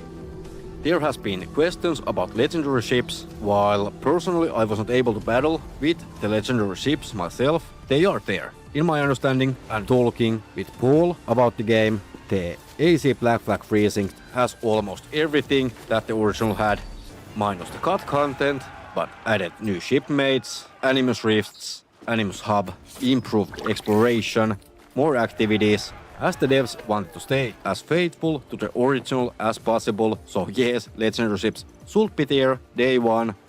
Also hunting, harpooning, crafting and upgrading are still intact as well, but unfortunately I don't think the legendaries are replayable unless you have a save file before you do them. And perhaps with the New Game Plus, if New Game Plus is being added for the Black Flag Freezing, which I'm honestly hoping that is something we are gonna get besides manual save slots. So no, there shouldn't be like 100% synchronization requirements in order to complete the game. So that is one thing that has been changed, and if I did misunderstand this part, please correct me in the comments down below. Also, while talking about toggles, I'm not gonna go over every single control button, but basically the default layout for AC Black Flag Precinct, it is almost exactly like for the Assassin's Creed Shadows, with couple twists like the HUD on and off, light attack and heavy attack. You can do heavy attacks by holding the light attack button, and also the finisher takedown prompts are done with a separate button. The transition from, for example, Mirage, Shadows, straight into the Black Flag Precinct, it is definitely going to be super easy, super simple, because you are playing with almost the same control layout.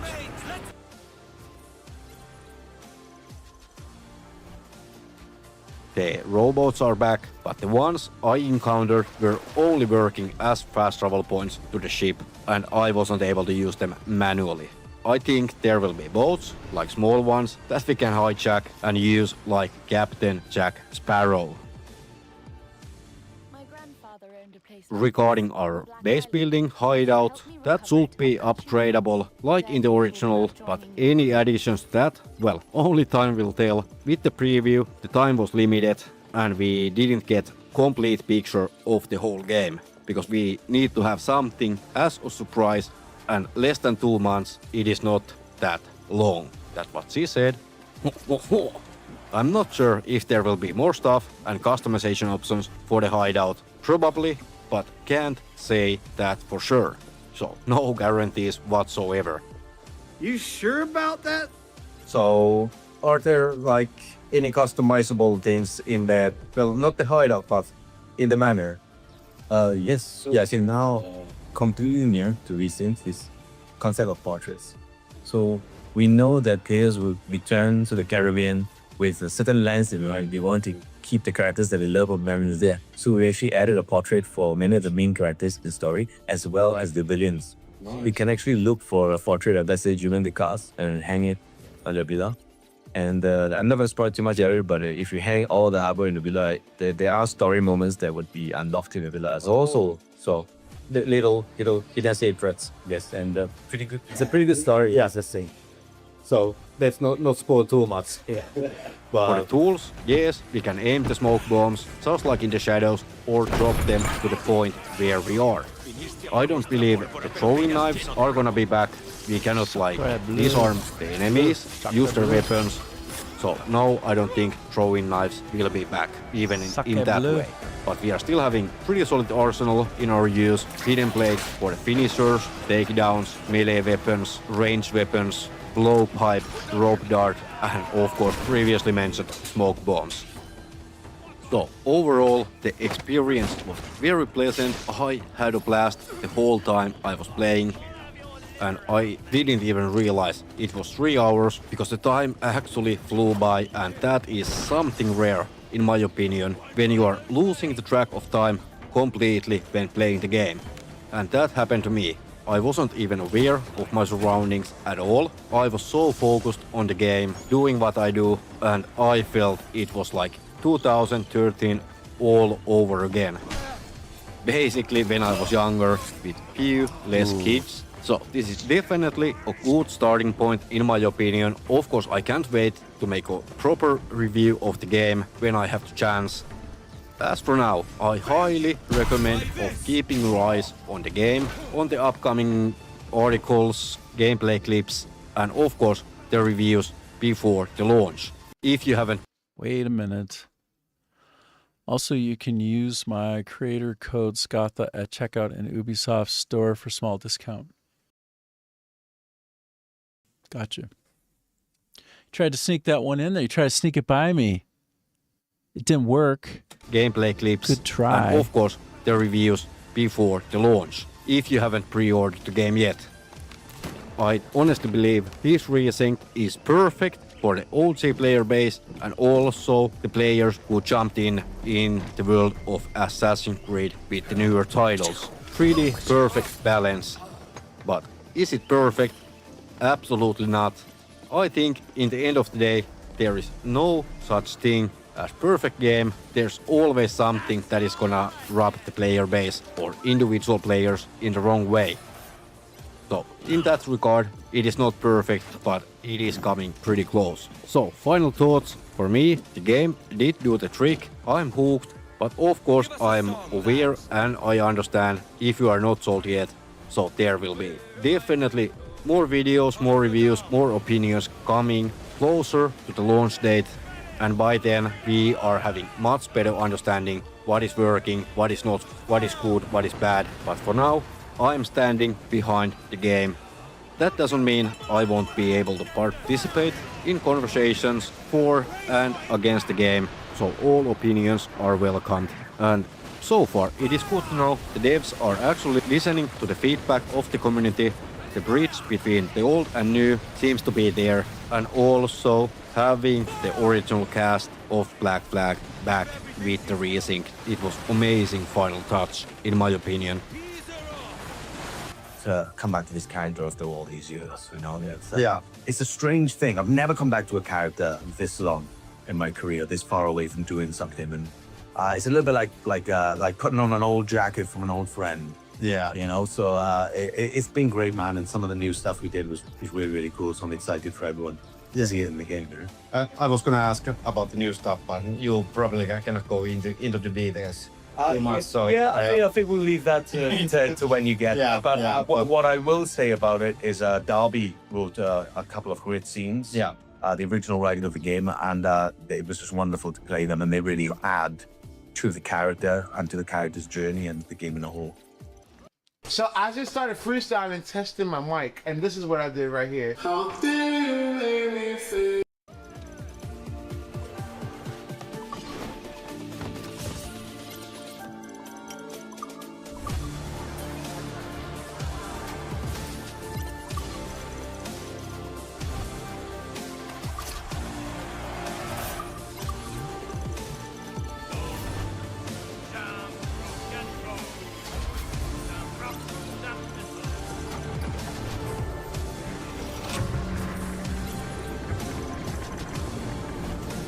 I had nothing but fouled water in that damn cell for days.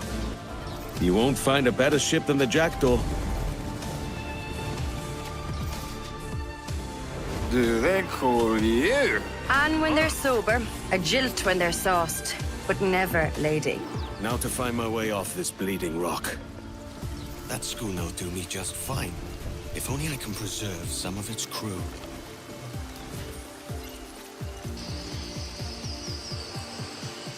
Get me in with the nature.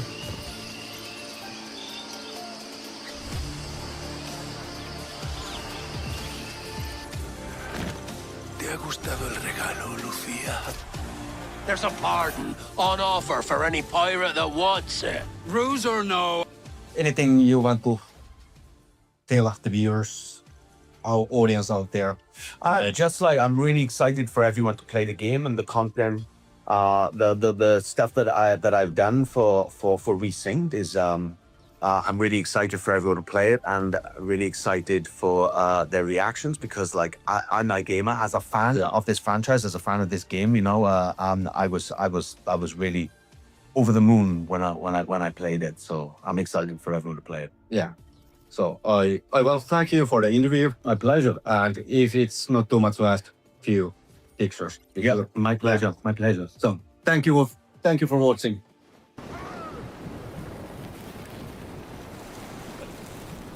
It's the challenge of keeping my face out of the frame. I honestly hope you enjoyed this video. If you did, you know what to do. If you didn't, well, you know what to do. Thus, I will wish everybody a wonderful summer, the excited waiting time before the launch. But for now, Skatha, over and out. Bye-bye. It's a shanty. You're playing us out with the All shanty. right, Jack, sing! I knew it.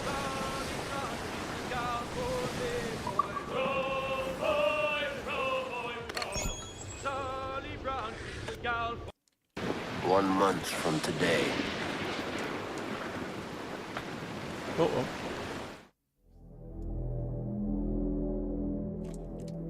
Right on. 1 month from today. Cool, man. Hey there, friend. I'm glad to see you. Stay sharp out there and keep smiling. We'll meet again. All right. I got no limit. I have no idea what that's about. So there you have it. That's the latest. Dropped. The latest good drop. And yeah, thanks for putting that out. It was fun to watch. And it's nice to it was really nice to be able to kind of listen in on some of the interviews. It was really cool to have some of that time as an insider, kind of get some early looks on it. But also it's really nice for me to see people. Outro took you by a surprise, I noticed. Yeah. Well, it's just because I thought, well, that's what I would do. You know, it's really nice. It's a nice way to go out. It's a nice way to come in. It's a nice way to go out. So, yeah. Cool, man. It's good. It's good stuff. The visual quality was actually, you know, the audio quality was really high too. So it's pretty neat to see. You did a good job. Okay, let me switch to my. I think I did pretty well blending the interview clips with the. Yes, you definitely did. And by the way, it's important to have personality in there, right? So you brought yourself into it a few times and made it fun, and yeah, you're able to pull in a couple of people from the actual project, so that's great. Yeah, of course. Yeah, man. Yeah. And have the big success and hockey stick it. I see how it goes. Always. I'm switching my render buffer back to the game capture. And I'm going to start this up. Now, I notice I've got a long ways to go, which is a real bummer. And I have a horse that's not here. And the only one that I can ride is a horse, unless I wonder if I get a saddle on him, then can I take this guy on with the wild animal? I don't know. But every time I try to go here and switch over to this guy, it feels to me like I stay stuck on him instead. So I'm thinking to myself, how do I switch to aggro? Like I haven't switched him as a summon. So therefore, shouldn't I be able to... Well, let me switch over to John Cena. Maybe the act of having that held down as a summon type will, when I call for aggro, call aggro out. See this troubleshooting that I got to do? It's crazy. Not enough space? Oh my God. Okay. Listen, this is insane. Can I set him down in here? Here's a question. Can I set this guy down? Let me see what you wrote. Yeah, we needed to reserve the time slots with them, which I think many didn't realize. So I was able to sneakily take a couple. Yeah, good on ya. Good on ya. I'm going to try to drop this guy inside.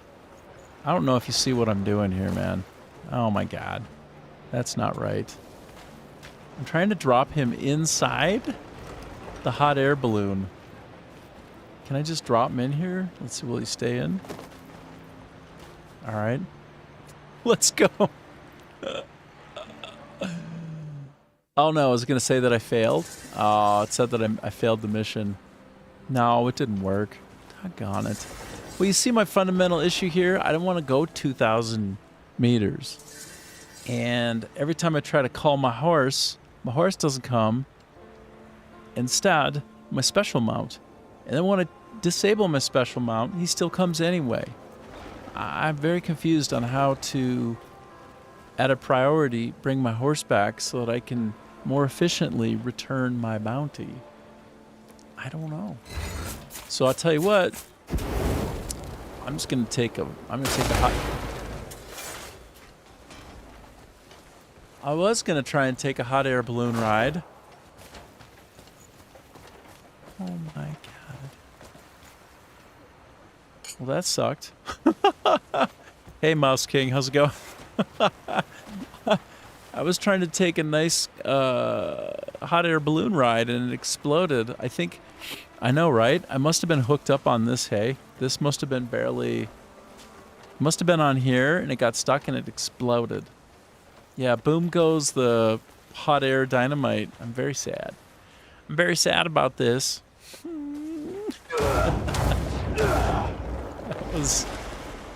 That was crazy. Now I'm trying to recollect myself. Like, I don't know what's going on right now. I'm like lost. I'm just wandering around now. I'm so confused about everything in my life. Like, all I wanted was a nice little hot air balloon ride. Okay. The patch is filled with awesome stuff today. Oh wait, what did he just, hold on. I'm seeing crazy things happening that are throwing so much confusion into my life. Yeah, like, what did he just do? Come on, out with it. Anyway, hold on. Clearly now. I'm going to switch over really quickly and show you something. Off my game capture view to my desktop, okay? And this is Crimson Desert. They just released something 4 days ago, but they not content to ever rest on their laurels and to go completely nuts and never stop. They've added a bunch of new stuff. So, like all of these things that you see here, they just added in a patch. Like 4 days have changed, and this is all the stuff. Like, look at this. Look at all what they just added. Look at all of this. Like, look, I'm still going. Look at this. 4 days of development and all of this. How do they do this? How is it even possible? I'm a game developer, all right? I've been a producer on projects. I've been a game designer. I've been in the thick of it. I've seen what this is like. I've been on 4 different live service products. At one point, I was the acting, how do you call it, director of live ops. So live operations. So I know exactly what goes into planning, preparing, successfully executing on live service. And this is,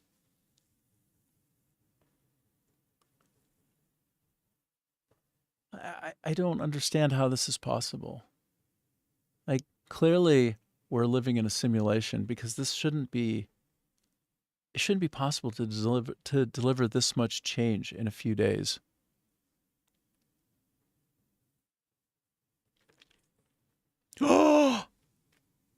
Oh, look at this. This is one of my best fixes. Oh, they did it. Oh my God. Okay. Okay. Hold on. I'm going to zoom this in, because this is literally, just take a moment and read this. Because they use their own engine, it's got to be part of it. Yes. Mouse King, it's got to be part of it. But I do believe what we see here is the fruit from the tree, where the fruit proves what the tree is. You cannot deliver this level of change in a short period of time iteratively with such massive, chunky, beefy value increments.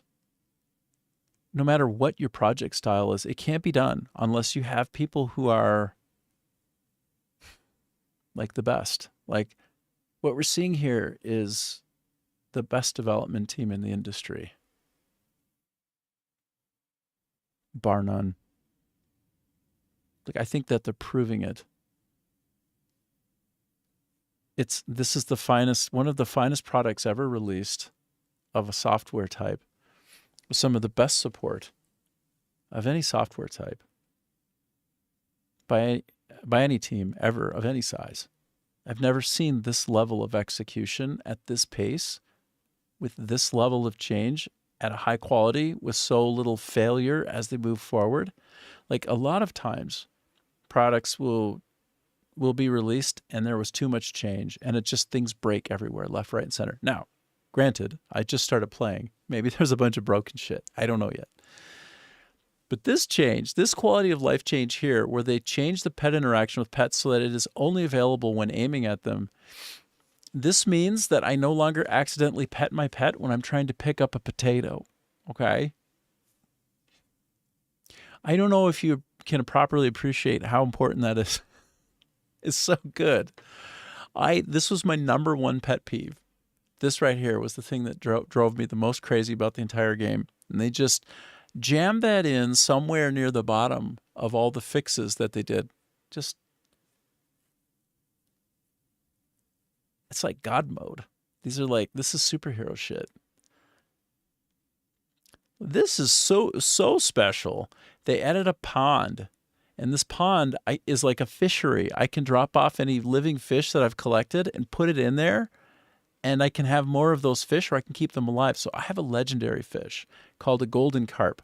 It's the only legendary fish I've gotten so far.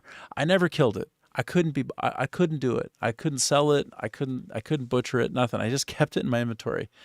They even accounted for people who might have done this and like respawned it if it's the case that that you did have a legendary fish, because this feature is like a way for you to throw all of your legendary fish that you ever caught into your special little fishery right outside where you live. So I'm going to go back to my game render view and I'm going to go check this out because I can scarcely even believe it. So many little changes.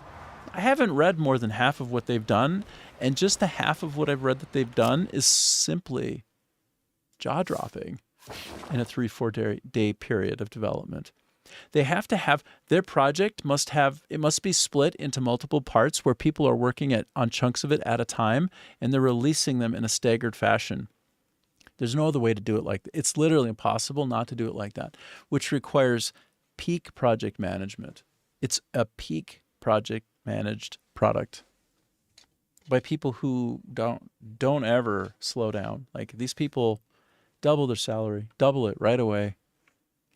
Give them their salary as a bonus as well. Just do it right away, because when you're the best, you deserve to receive some award, some recognition of that. And this is an example of the best. These are like the best there ever was. I mean, I'm a bit of a cheerleader for people when they do great work. That's definitely true. However, it's entirely merited, and somebody who's been as close to the product as me, sort of playing it day in and day out the way that I have, making it kind of the centerpiece of my stream, because it's so open. It's such a beautiful open world where it allows me to just kind of do whatever I want and have a good time. Like, even people who aren't like me in a position to really see all of the change that's happening and appreciate it, just a casual observer will have a jaw drop moment in many, many different contexts as they experience all the change over time that occurs in this product. Simply amazing. So if I go in here, I literally don't have anything to dump off. Okay, good. Well, if I go to my advanced cuckoo pot, my refrigerator that is a TARDIS, I will dump a few loose odds and ends in here because it's like available anywhere in the world whenever I cook anywhere. But what I wanted to do is I want to find a carp. Is there a carp in here? No. Yeah, over on the left side. Sorry. Where is my golden carp? That is my golden carp. Catching this fish would make you... Oh, sorry. My head's in the way. My head is always in the way. My head is too big. You know this? You know this? Catching this fish would make you the greatest angler in Pywell, said to be a carp transformed after surviving over a century. By the way, some koi fish can live over 100 years, I think. Like they don't really run into cancer, and they can just kind of live and continually get bigger and bigger, decade after decade. So there are known to be some very large, very old koi fish in the world. I've seen some that when I walk up to them, I should actually go there and live stream them here in Vietnam so you can see. It's just so amazing. Some of them are clearly like 50 years or older. Like they're like insanely big, right? Like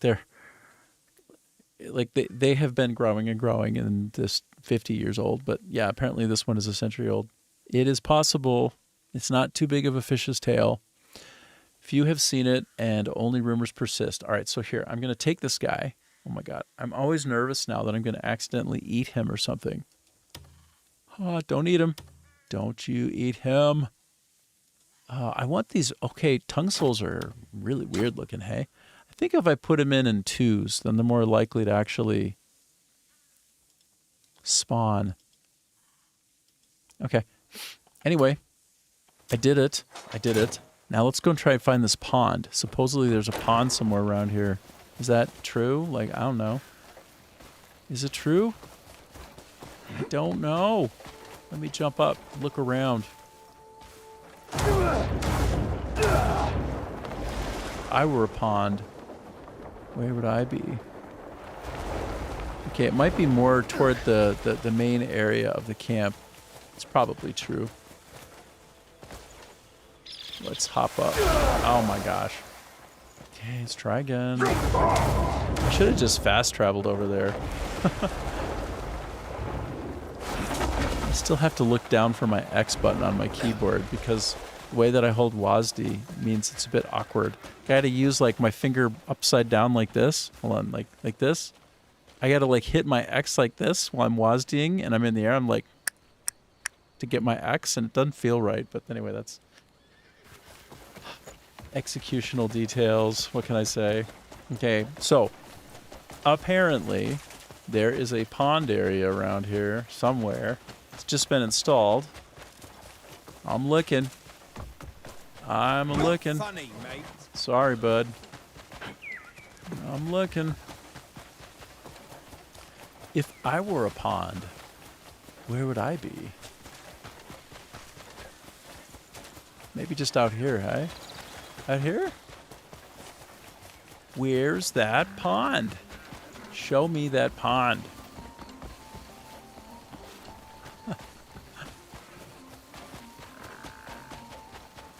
Oh, have you used the Abyss fast travel to do some traveling from above?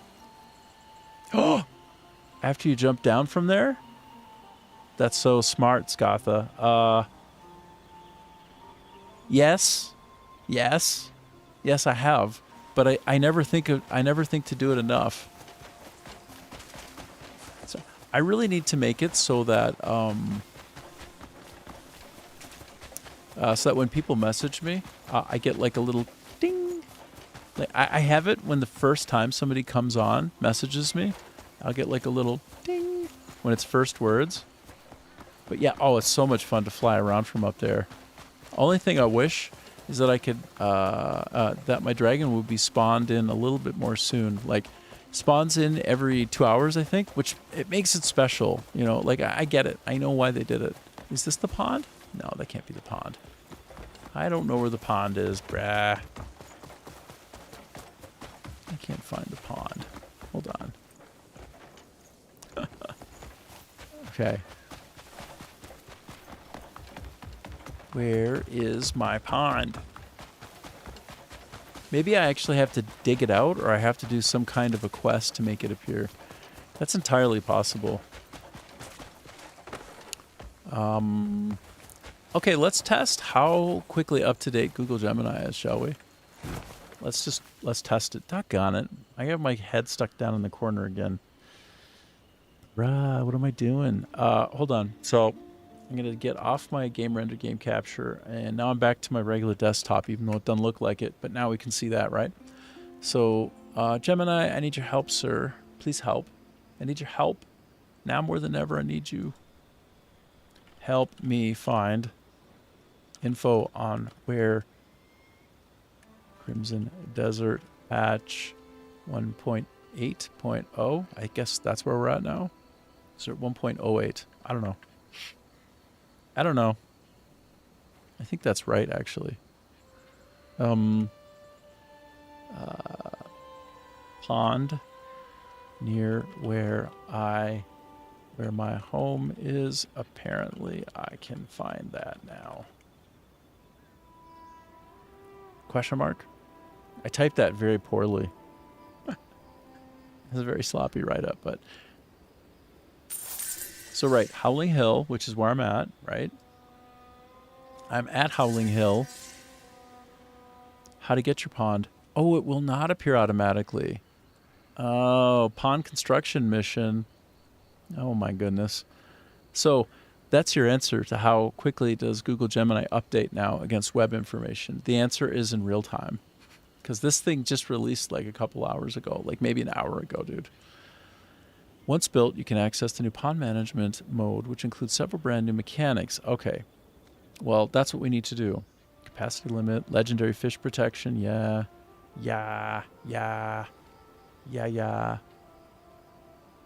Patch notes. Okay, so what is my specific pond construction mission is what I need. I need it. It needs it. Oh, so this is where I already was here, but okay, so let me look up pond. Wait, no, this is the pond. But how do I do it? How do I actually do it? Man. Control F, pond.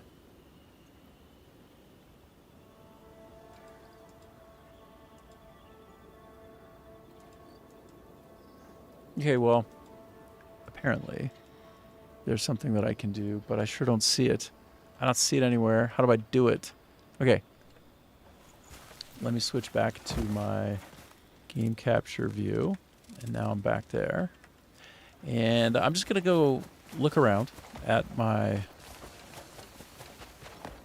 I'm going to look around in this general vicinity. Well, first of all, let me go into my map, switch over, and look at where I can fly from above. I can fly from above here. I hear you, Skatha. Let's give it a shot right now. I'm going to chomp down this Snickers. I'm going to mute so you don't hear it.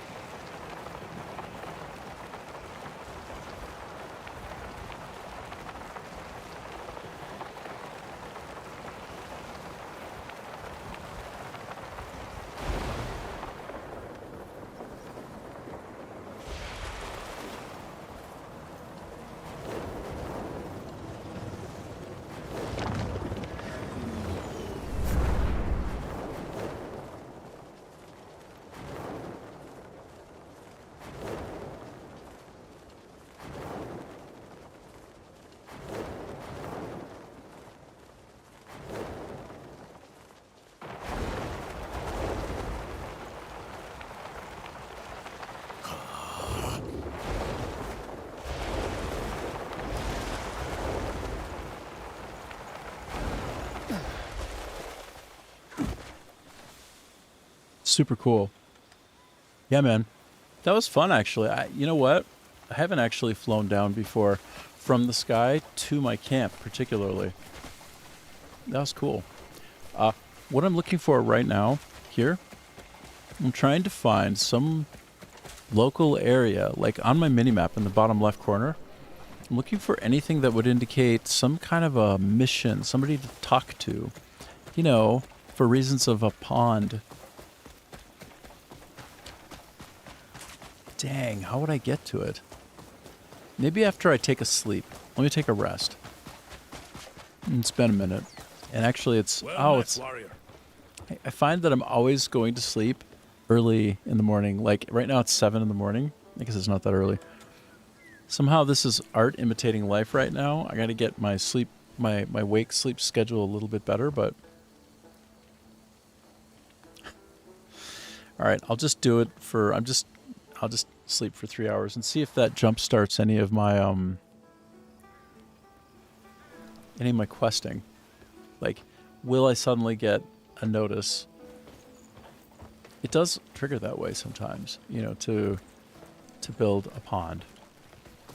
It doesn't seem like it. Man, how do I do it? How do I do it? They're doing chores for you, they won't be at camp. Yes, it's amazing, right? So maybe there's somebody. So you're saying maybe I should pull everybody back, and maybe one of them is actually. Maybe I need a person as a fisherman to be available in the camp. Is that crazy? That's not crazy. That could be, dude. Let me just zoom in and make sure there isn't some kind of like obvious question mark thing that I should be doing around here. Because that's also another way that you can figure it out. No, I don't have any question marks. That's a really good point though, dude. Wow.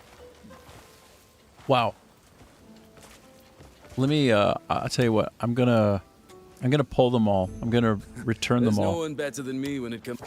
If you look at my numbers, hold on. I got to get my live viewers out of the way. I moved them and I put them right under here. If you look at this area right above those numbers, then you see I have everything is in a really healthy position. Now, everything is quite high.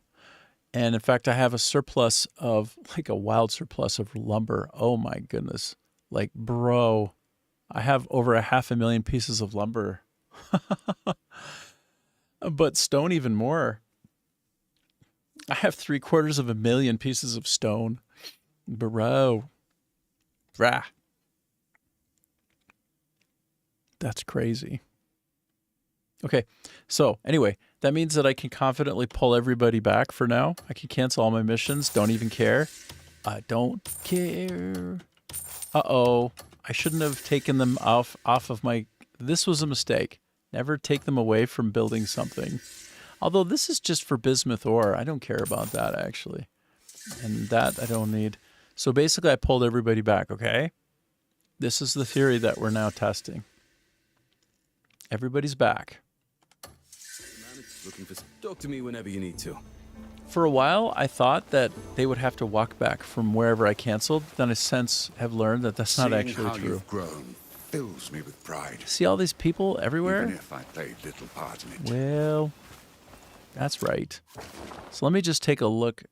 Wait, R to center on my character. Now, let me get rid of that. Now, do I see anybody immediately on the map? It wouldn't have necessarily updated, to be fair, on the map. It could only be local. So, and then again, I might also need to take like a little rest. Or leave and come back, like spawn back in, you know? Oh, these kids. Hey, dudes. What's up? They won't talk to me anymore. I got them up to 100 in friendship, and now ever since, they don't really ever want to chat with me. I don't understand that. So, I'm running to and fro from one end to the other. Looks like I have a lot more room to grow. Well, at least I have some goats now. Wow, that hen looks very mature. Hey, y'all want to watch me take one of these to the slaughter? Sorry, I'm getting randomized, but anyway. If it isn't my good friend. Welcome. Looks like a lively one. It'll make for some fine meat. I'll see it butchered and stored right away.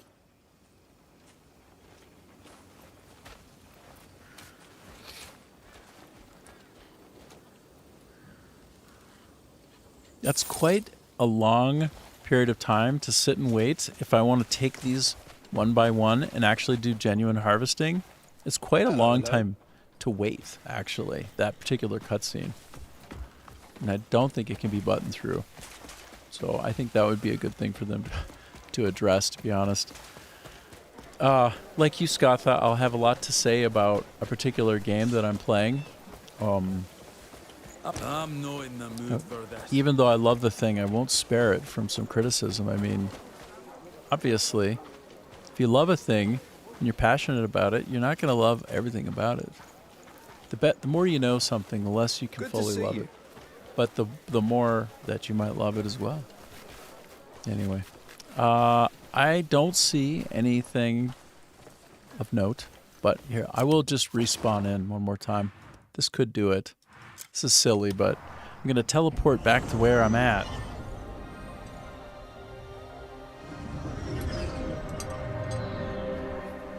Okay, which is done. Look at these guys. Oh, Here, let me just be like very inappropriately in the way. Hey guys, what's up? What's up? Okay. I don't see. Oh shoot. Sorry. Don't get saucy with me. I'm your commanding officer. I was wondering. Perfect day for fishing, Might be a good day for fishing. Be a good day to build a pond, wouldn't it? Wouldn't that be a great day to build a pond? Bruh. Okay. I don't see anything jump out, so...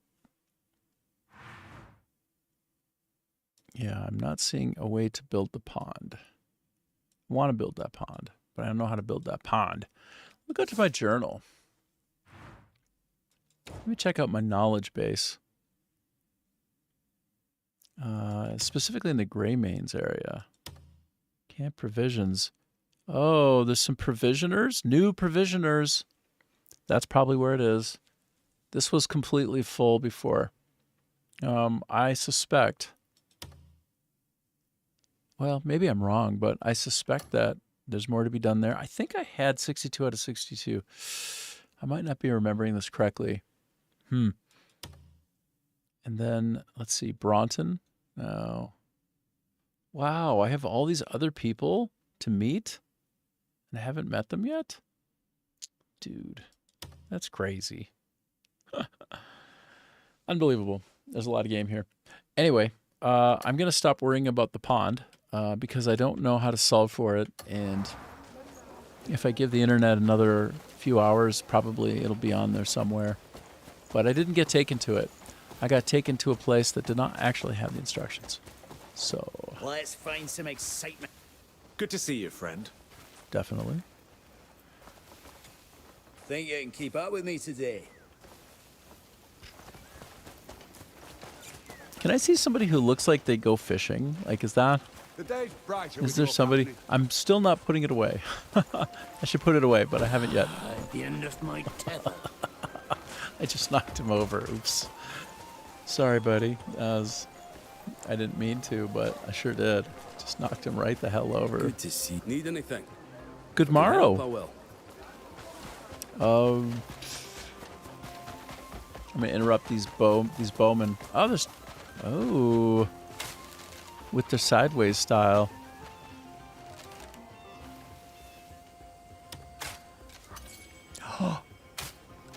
Whoa. Can I learn something by watching them? Oh, sweet. I learned a charge shot. So I had purchased that with... I had actually purchased it. Wow. So now I can redo my skills at some point, and I'll have one extra for free that I can allocate elsewhere into something else. Hello, the comrades long gone came to me in my dreams last night. Is that right? I truly love every Greymane. Wow. So next time, I'll make sure to protect them no matter what. All right, buddy. Matilda, do you do fishing? so much. I actually think Matilda is a fisher person. I think actually she can catch a fish. There's a rumor the moon's made of cheese. Nice. Nice. I don't know. You could fatten the camp's funds through a bit of trading. I could do that. I wonder if I have any stone that I could chuck over at him. Any loose stone? No, doesn't look like I do have any loose stone to give Need him. something? I'll be here if you Sorry, need buddy. me. Can't do it. Okay, well. I can go back to the fracas, to the fray. I can try to head back over to this deferred advance area. It's very difficult, and I found myself struggling mightily. But hey, I can try again. The reason I stopped trying to do the battle was, yeah, it was just too hard. And we were getting onto a really interesting social conversation between Adam and Scatha and me, which was quite something. Wow, hey.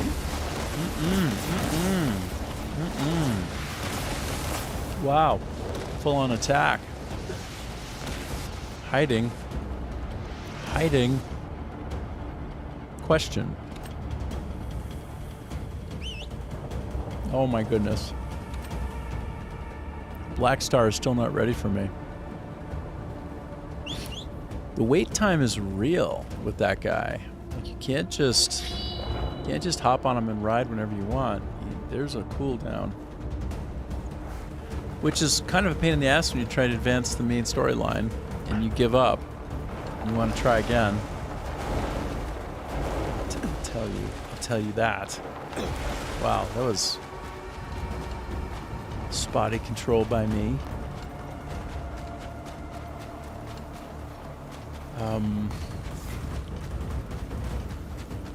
If I get out of reach of that war zone, maybe then I can collect my thoughts and figure out what's next. I might as well pick up these apples and melons. They're just sitting here for the taking.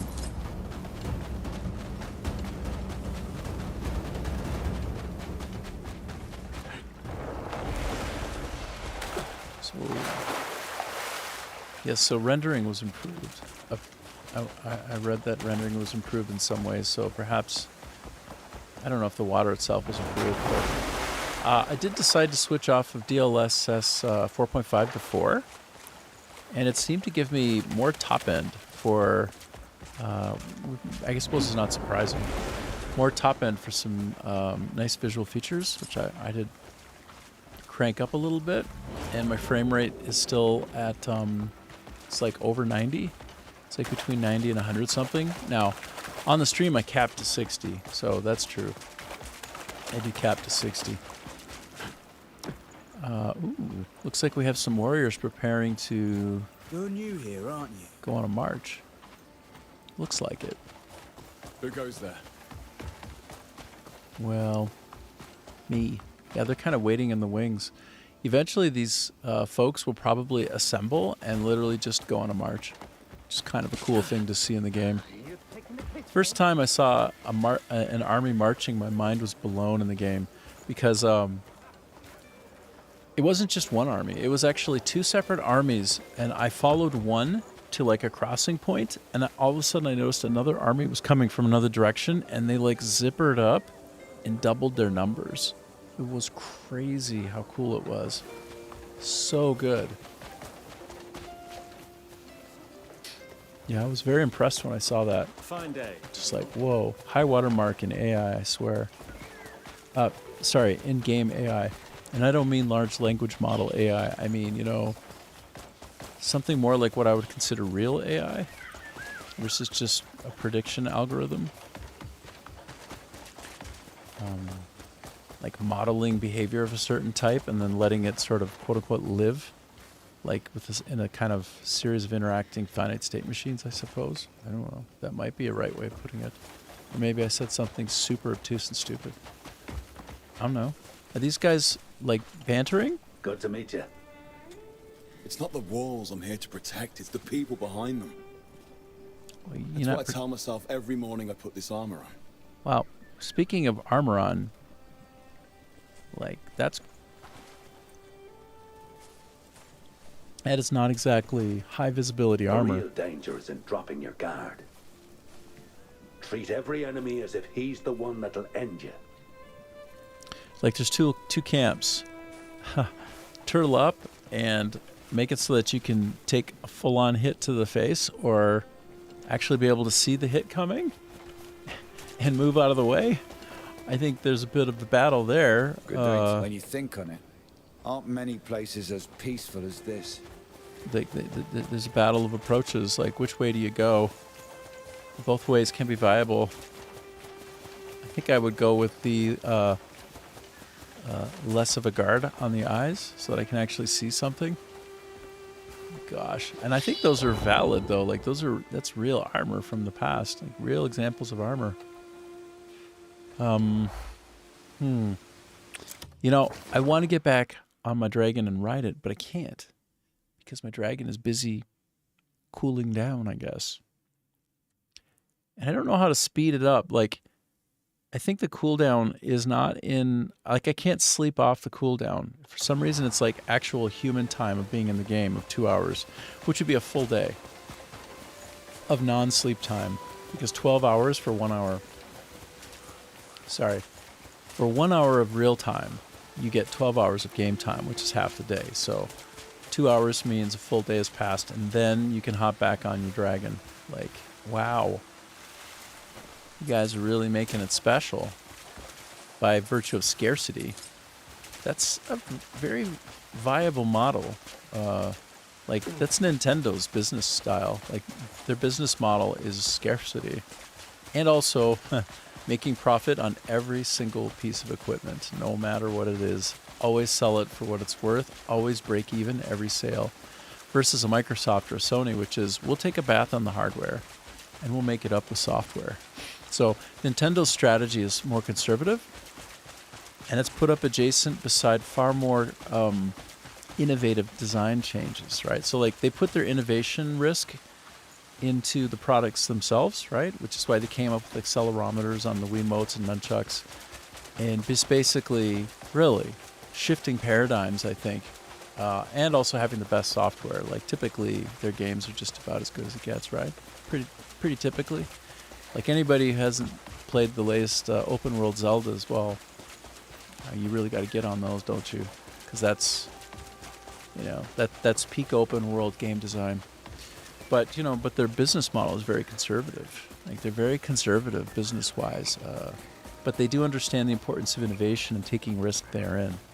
Versus, yes, as I said, the risk being applied in the West more, like with your Microsofts.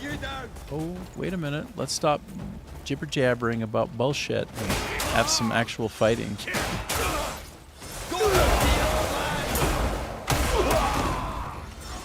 Get over here, big boy.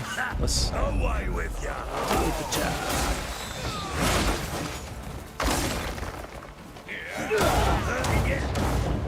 Take this. Whoop-a-cha. Whoop-a-cha-cha-cha. Done. You were there, and then you weren't. You were fighting me, and then you weren't fighting me anymore. You stopped fighting me. Why'd you stop? What happened?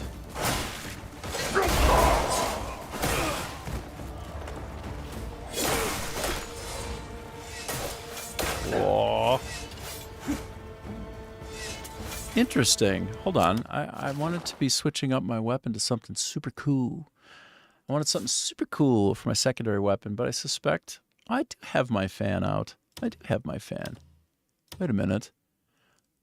What's that slot for? I read in the patch notes there are new slots for things. So, like, what are we talking about here? Okay, so there's that. I'm going to switch up to my bamboo because I want to do some bamboo spear action. That's my choice. But what's that? Something completely new. Oh, that's right. That's right. Cliff can now use guns. Whoa. So that's a slot that lets me use a gun. I just slotted in a gun for the first time ever, y'all. Wow. Wow. Wow. That's exciting. So exciting. What else? What else do we have that's new here?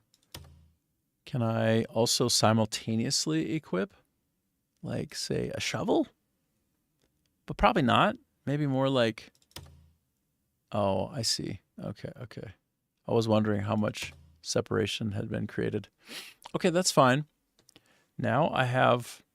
Wait, I have golden fire on. It says unequipable. Oops. Wait. Oh. Oh, I see. I'm hovering on something that is itself unequipable. Yeah. Oh my god. Oh, bro. I have never used a gun before in the game. It's very cool. Oh, damn. It's a pleasure. Okay, what else can I do with this? I can do a charge shot. Don't mind if I do. Oh. Wow. That was fun. So, also, I think that Perlibus probably realized, if I'm being clear on this, I think it makes sense from a design standpoint. Hold on, I'm going to jam that up out of the way. From a design standpoint, it makes sense to make the gun, which is fun and amazing, available sooner than at the very end of the game. Because most people will not have the occasion to switch to other characters who have a gun. They just won't, right? Like the female character, in the way that the main quest is set up, if I try to play with her, right? Even if I just try to do faction questing with her, I get to the point where my faction quest will fail when I approach a certain point and says, it'll say to me, Cliff is required for this mission.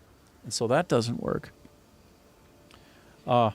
Or when I go to try to switch over to a character like Damien or Unka, like one of the two other characters, 3 total to play, like they're just not available. Like most of the time, for some reason I haven't been able to suss out in the game, I can't actually switch to them. So I guess might as well bring the weapons that are cool that they have to the main character then in that case, right? So at least you can enjoy them. Because again, for whatever reason, with the designs and the limitations of the product, sure haven't had an occasion to be able to switch to the other characters and play as them very often. Just really haven't. Okay, so I don't have my pet out. I think I would like to bring my pet out. How about Sasha? Bring up the Sasha dog. My family dog's name was Sasha, and it was a yellow lab. Dogs are always very food motivated, so they tend to try to do me the big favor of picking up all the food. It's like food first, but they are very food motivated animals, so I can't fault them for that. But when I'm waiting for some kind of like when I'm out of arrows and I'm trying to survive. Whoa. Did my dog just knock that?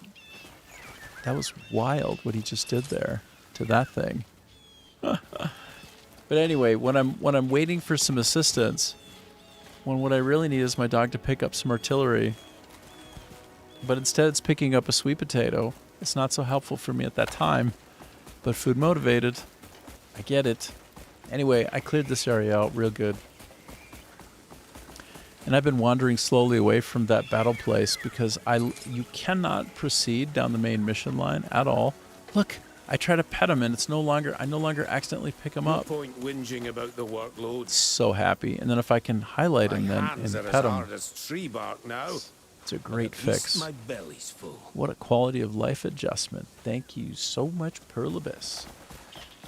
But also then this gun. Oh, yeah, man. Look at that gun. Oh, it's so good. Wow. That's great. And then let's see, though. So I have a charge shot. I can do precise aiming, precision aiming. Can I zoom in? No. Okay. I don't understand. Oh, there is a bit of a zoom-in difference with the precision aim. Yeah. Anyway, that's great. Oh, sorry. I also have a focus shot. So I can be in the mode of getting ready to take a shot, and then I can focus mode on it. And then I can mark a target. Yeah. I know about marking a target. I wonder if I could do some skeet shooting, except for like with real living things up above. No? Can't? Not quite? Too far up. Okay, I'm not even going to aim at my dog. I can't do it. Feels wrong. Gun safety training, IRL, actually passes into the game itself, and I'm like, I cannot point this at something. Can't do it. Deactivate focus shot.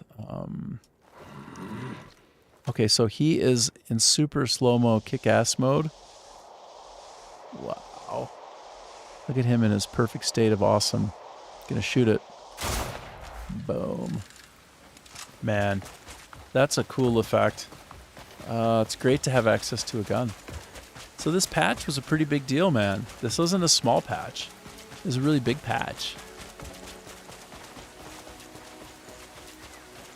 I want to find more bandits on the road. Just get busy with them. I want to practice my gun. These guys look like bad guys. Are they bad guys? You guys bad guys? Or just hanging? Do I know you? Oh, no, yeah, you're cool, I guess. You're cool. Oh, you guys also like the gun. I get it. I get it. Now I get to be one of you. I get to have those guns. Sweet.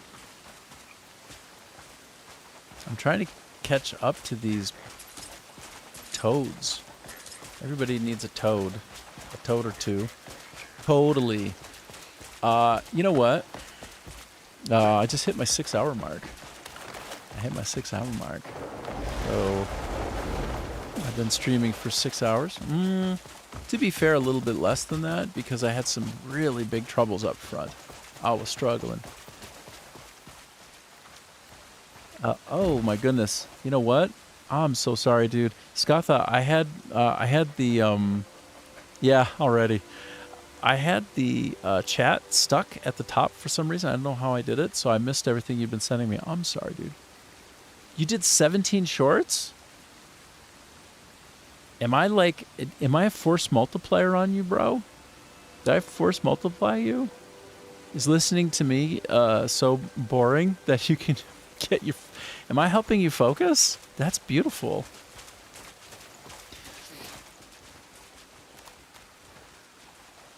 Oh, sorry. You asked me where these folks are from, so...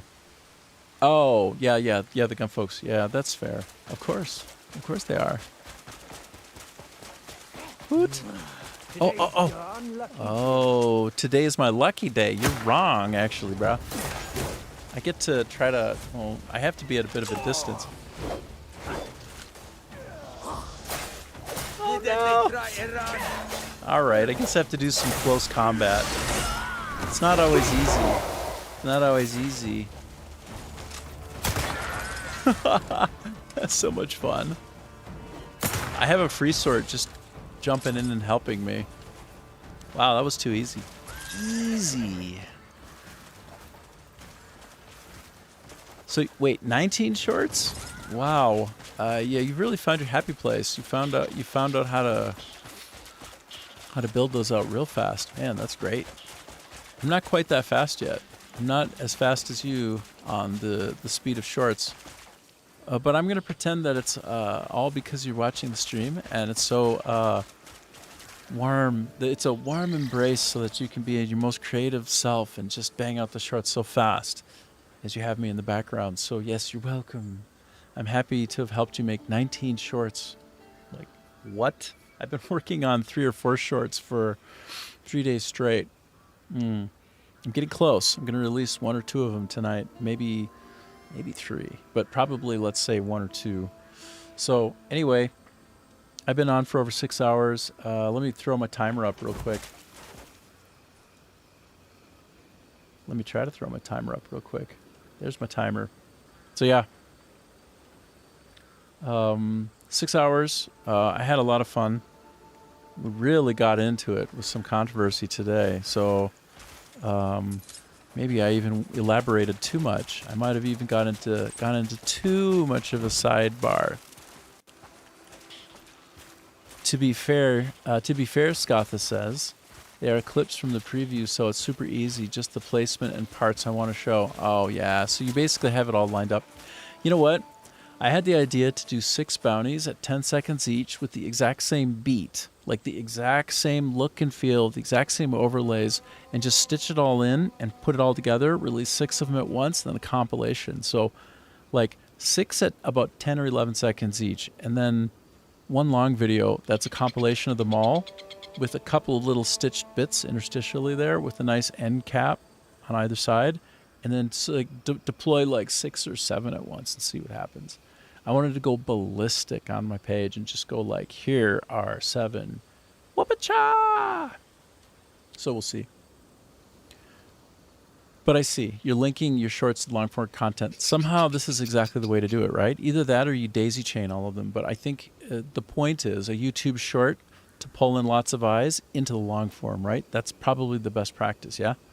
And then if you're doing it really right, you're online right as they pop, which we were talking about yesterday. If I'm online, right as I'm beginning to hockey stick on my views up to whatever amount that YouTube caps you at, like there's there's an invisible ceiling, and I don't know if it opens up over time, but there's certainly an invisible ceiling for at least people like me. I mean, the data are so fake. You can tell so clearly that it's not normalized, that it just, at some point they just go like, okay, and your viewership is now off. Goodbye. No more appearance in the YouTube short. Yeah, you're getting 100 every 2 minutes, but it's off now. It's like, oh, I see you. Anyway, we'll see where we get with all that. I'll try to be more efficient in the delivery of my shorts the way that you are. 20th? Oh my god. Okay, well you've got the right methodology. Like you're on a real roll, so good on you. All right, well with that, I'm gonna bounce. I'm gonna get off. I'm gonna bounce, y'all. Thanks for coming on. I'm sorry about the problems earlier today. I'm sorry if I got a little too intense with you, Adam, if you're still on. Sorry, not sorry, because, I mean, you know I mean well. I ain't got nothing but love for you. And, you know, the good earth is rich, and there's room for all kinds of people's points of view, right? So, like, let's have more of that. And let's try to collab. So, okay. You got to release 1 and 2 hours to stay on schedule. Wow. Yeah, it was a nice conversation. I really liked chatting with you and having your support. Yeah, the exchange of thoughts. So it was okay? You didn't think it was horrible? It wasn't a nightmare? Or was it a little bit of a... Was it a little bit scary, or was it okay? I tried to throw in some interesting stuff as well, right? Like we watched a portion of The Dictator with Charlie Chaplin. That was cool, right? We watched a little bit of William F. Buckley Jr., like the alpha and omega conservative from, you know, back in, well, the 90s and 80s and 70s and 60s. Like that was the guy. William F. Buckley Jr. was the conservative. When people are involved, it's scary. Yeah, I know. Yeah, that's true. That's true, dude. I thought you were going to pull the other dictator. That one's pretty funny. That's a good one, too. And in a very different kind of way, right? Yeah, I like to keep it interesting and special. But basically, I'm going to get copyright notified for both The Dictator, the movie, for Inception music, right? The soundtrack to that. And what else am I going to get dinged on? A couple other things. What the heck? They aren't considered copyright strikes, and I'm not monetized, so who cares, right? Like, let's just have fun. Let's just try to amp up the fun a little bit. But that's me, and that's my time. So I'm gonna hop off. I'll see you again, Scotha. Thanks for hanging with me. I'll see you guys later. Goodbye. I'm going to start shutting down now. It takes a minute or two. And the way that this whole system works, by the way, as I'm hopping off, is even though I shut off the UI, a lot of the pipe processes keep going. Forgot 15 video upload limit. You can only do 15 at once. Okay, you know that you're maximizing your pipeline bursting when you actually hit the limit. Yeah. Well, thanks, man. It was awesome hanging out with you again. You're just like super interesting guy, right? Let's do it again. All right. I'll see you